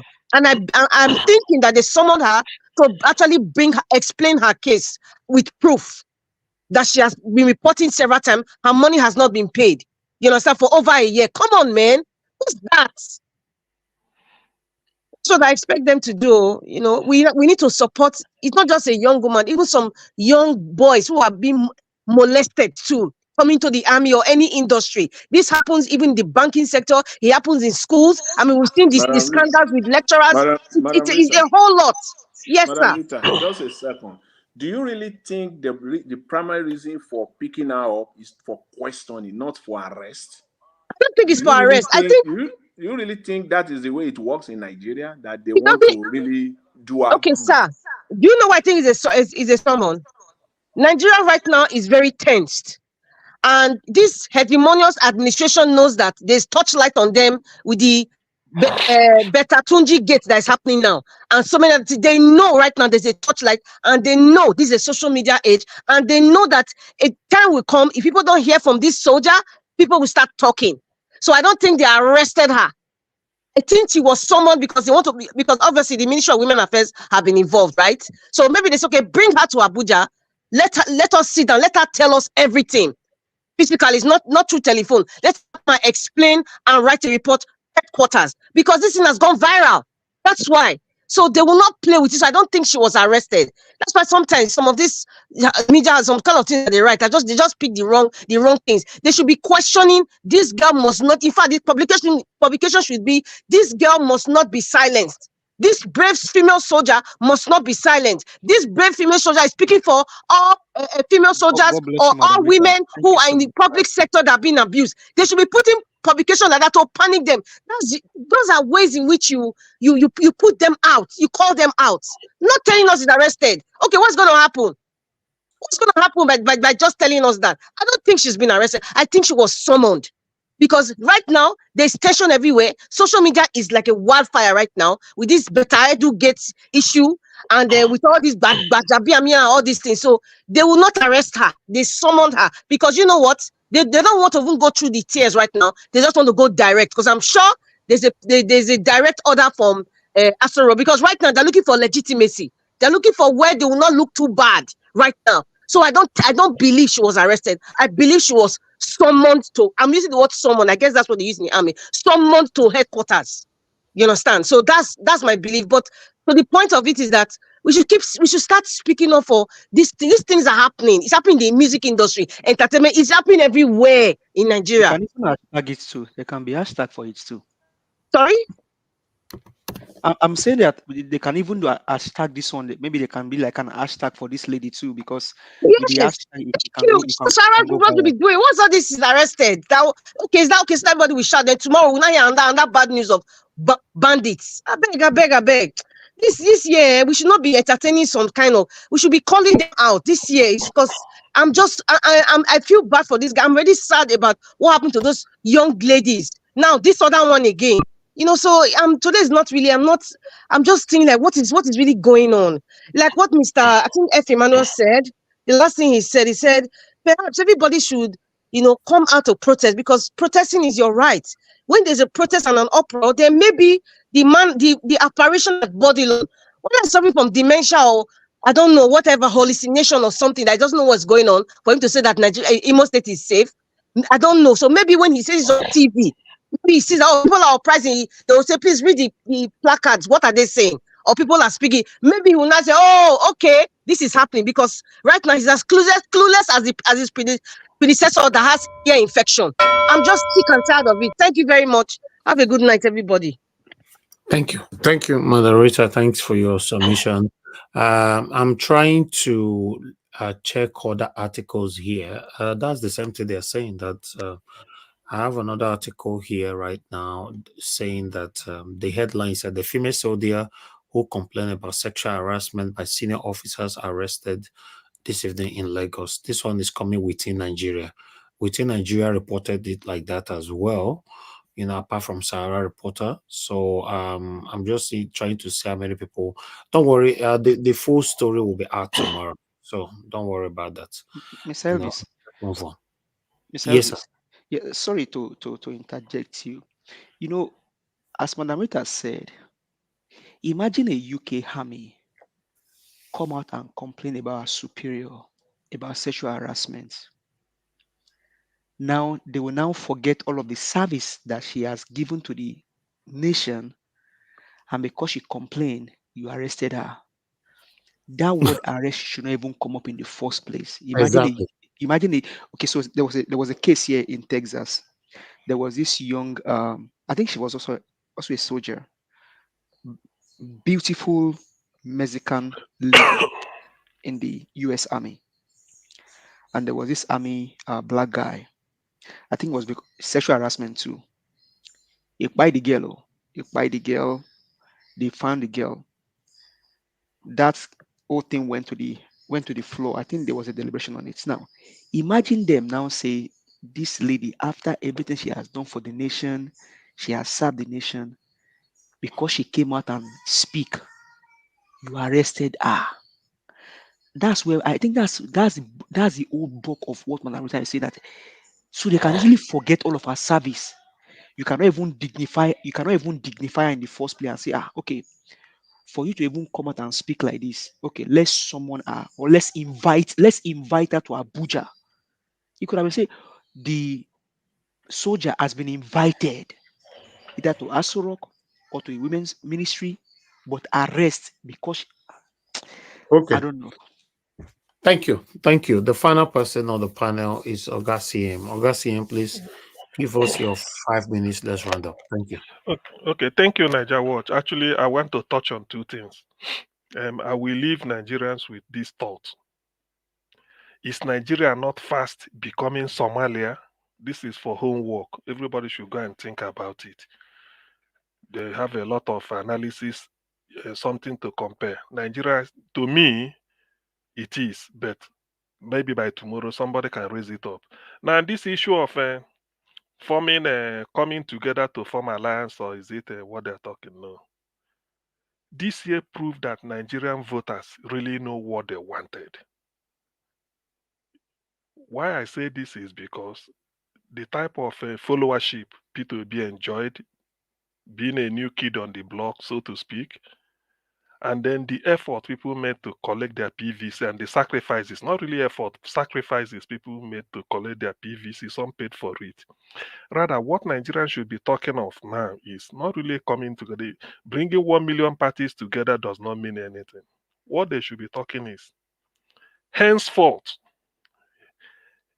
any election result that cannot be uploaded live from that primary school or that street corner where they did the voting, it is assumed that the election did not take place. Because the only thing people, Nigerian like to make analysis based on false premises. People will tell you why the thing happened this way. It's not. It's just because the beavers or IREV was switched off. In fact, there was instruction not to upload because they weren't given the password. We had the people that did the election, they say it. So Obi won the thing clear. They know. So it's just because of the fact that that was switched off. So that going forward, there's nothing wrong. If there's any electoral law to be amended, it is only this. Accreditation, the normal way, everything the normal, but any result that is not uploaded live, whereby you, people with their mobile phone at the polling unit, we maybe 5 minutes after uploading or 10 minutes, you go to IREV or the INEC website, the way they check it, you will see it there. As we are seeing it at the polling unit, somebody in Norway or Denmark or South Africa is also watching it, so that all this idea of collation and all these things won't happen. We know exactly what went wrong. So that's why I can never buy any idea that you need to do this. There's nothing like strategy. Just every election result that is not uploaded in real time is as good as it's a wasted. Just like the way they said, if there's snatched ballot box somewhere, you can snatch it and go. It is recorded that no election took place. So if they do it this way and they insist on it, I mean, hopefully with luck and then with vigilance, and by now we shouldn't be talking about it. We could have been marching forward, but it's unfortunate. So I want people not to forget, because sometimes when we are going forward, we tend to forget the lessons we ought to learn from behind. Yes, we cannot be detained by the past, but we have to learn from the past. The thing is, any election result not uploaded in real time, that should be the thing. It's as good as nothing happened. So, and it can be done the next day or any other time they like. So without it, is that they're sure there's nothing. It's like it didn't take place. We don't want to hear anything, TPEX, anything. What are you collating? Everything should be uploaded. Just like WhatsApp, you upload everything the way you want. PDF copy, upload it, upload. If you write application, fill online, upload your CV. That is what people do. The moment you put it there, is there. So that is what Nigeria should do. Every other thing is just I just want to bamboozle the people, but not somebody like me. So I leave you. So that is my final thought today. Thank you, Niger Watch, for the opportunity. Thank you.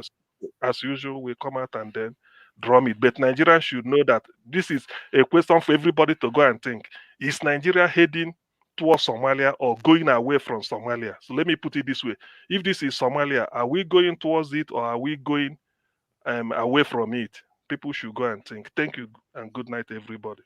Thank you, Gassiem. God bless you, sir. Ginger Breadman, please talk to us. Yeah, Mr. Elvis. 30 seconds. Thank you. Yeah. Take 30 seconds. Yeah. Miss Ruta. Yeah. You have a very good point about raising awareness that nothing must happen to that girl. But I think you still have to, be kind of professional, because there's another reporter is a media, and I don't think it's right to tell them how to report the news. Remember that it is their reportage right now that is making you raise your voice out. So I believe that as a media person, they have to report it in such a way that it will cause, the traffic, that will make us speak. But yes, you have a very good point by saying that, they could also make another report or a report in such a way that nothing must happen to that girl. But I feel that, it's not very nice for you to tell a media person how to do their job. Thank you. Can give suggestions on how. Thank you. Thank you, sir. Okay. Thank you. Somebody wanted to say something? Yeah, Mr. Elvis, I just Go want ahead. I want to say something regarding what Dr. CM said now. The first one, whether Nigeria is heading towards Somalia, I will leave that for another day. The second one about the issue of electoral reform, I support that in its entirety, and I believe that the only thing, one singular thing, that would drive Nigerians back to the poll with that enthusiasm of 2023, the only thing they will need to do is that item that you touched on. That is the only thing that they can now come out again to be selling to Nigerians, to move them, to motivate them to get back to the polls. Anything short of that, they should they are on their own. They can conduct their elections in their house there, announce their own result, go and celebrate the way they went to Imo State or Owerri to celebrate Uzodinma, who we all know that it was a lie. He didn't win any election. They can go ahead and be doing all those shenanigans. But I support that in its entirety. Thank you very much. Okay. Thank you very much, everybody. I appreciate every one of you who joined us today on the panel. God bless you all. Augustine, thank you. Give us a Monday. Thank you. Mr. Jonathan, Mr. Ike, Mr. F. Emmanuel, thank you very much. Mr. Consign, thank you very much. And thank you for the super chat earlier on as well. Thank you, Madam Luke. Thank you, Madam Rita. Thank you very much, every one of you that came into the panel. I appreciate you all. Those of you that called into the show as well, thank you very much. God bless you all. I appreciate you all, Madam Origin and Gija Breadma and Oga Chris and many others. Thank you very much. And those of you that called in that I could not pick your call, please understand with us. It happens like that sometimes. So tomorrow is another day where we'll have the opportunity to put in our voices out there. Mr. Elvis. Yes, sir. Can I make a request? Go ahead, sir. Okay, there is one music you played today. I requested for it. I don't know who the artist is. I don't mind if I can have the name. What music is that? The one Christian music you played today. Okay. I don't even know. I don't know. I just play it because they send this music to me. Please help us to play our music, and I don't know who's. I don't know.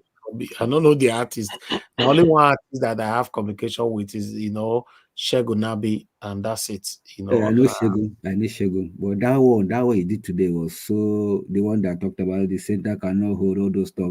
I think it's an Igbo music also. We shall win this battle, yes. We shall win the battle, yeah. It's a very interesting music. I'll play it again when we are ending now, but unfortunately I don't know the name. We only work with music that doesn't have copyright, and we just play them. That's all. Some people send us their musics. When we play it for some time, they'll go and put copyright to be making money from somewhere else, to which the copyright will not be affecting us here. So we'll throw it out. So that's what we do. So yeah. Thank you, sir. Okay, sir. Thank you. Yeah.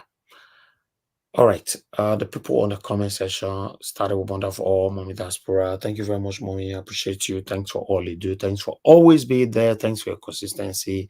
I appreciate you all the time. Thank you very much, Wanlele, Mr. Pansa. Thank you very much. Thank you very much, Madam Rita on the comment section as well. Thank you, Tony Africa. I can see you right there. Thank you, Ray Abua. I can see you. Thank you so much. And those of you that supported us today financially, Peggy Modi, Mr. Johnson Emmanuel, Benson Emmanuel, Papi. God bless you all.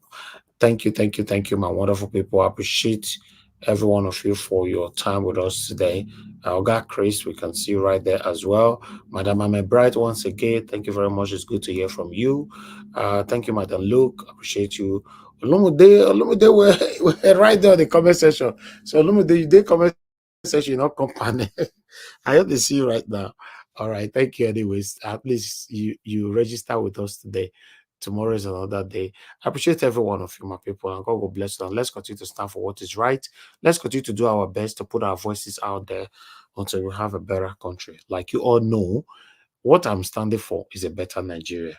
Everybody have right to whatever they're standing for. I'm not stepping on your toes. You cannot survive it.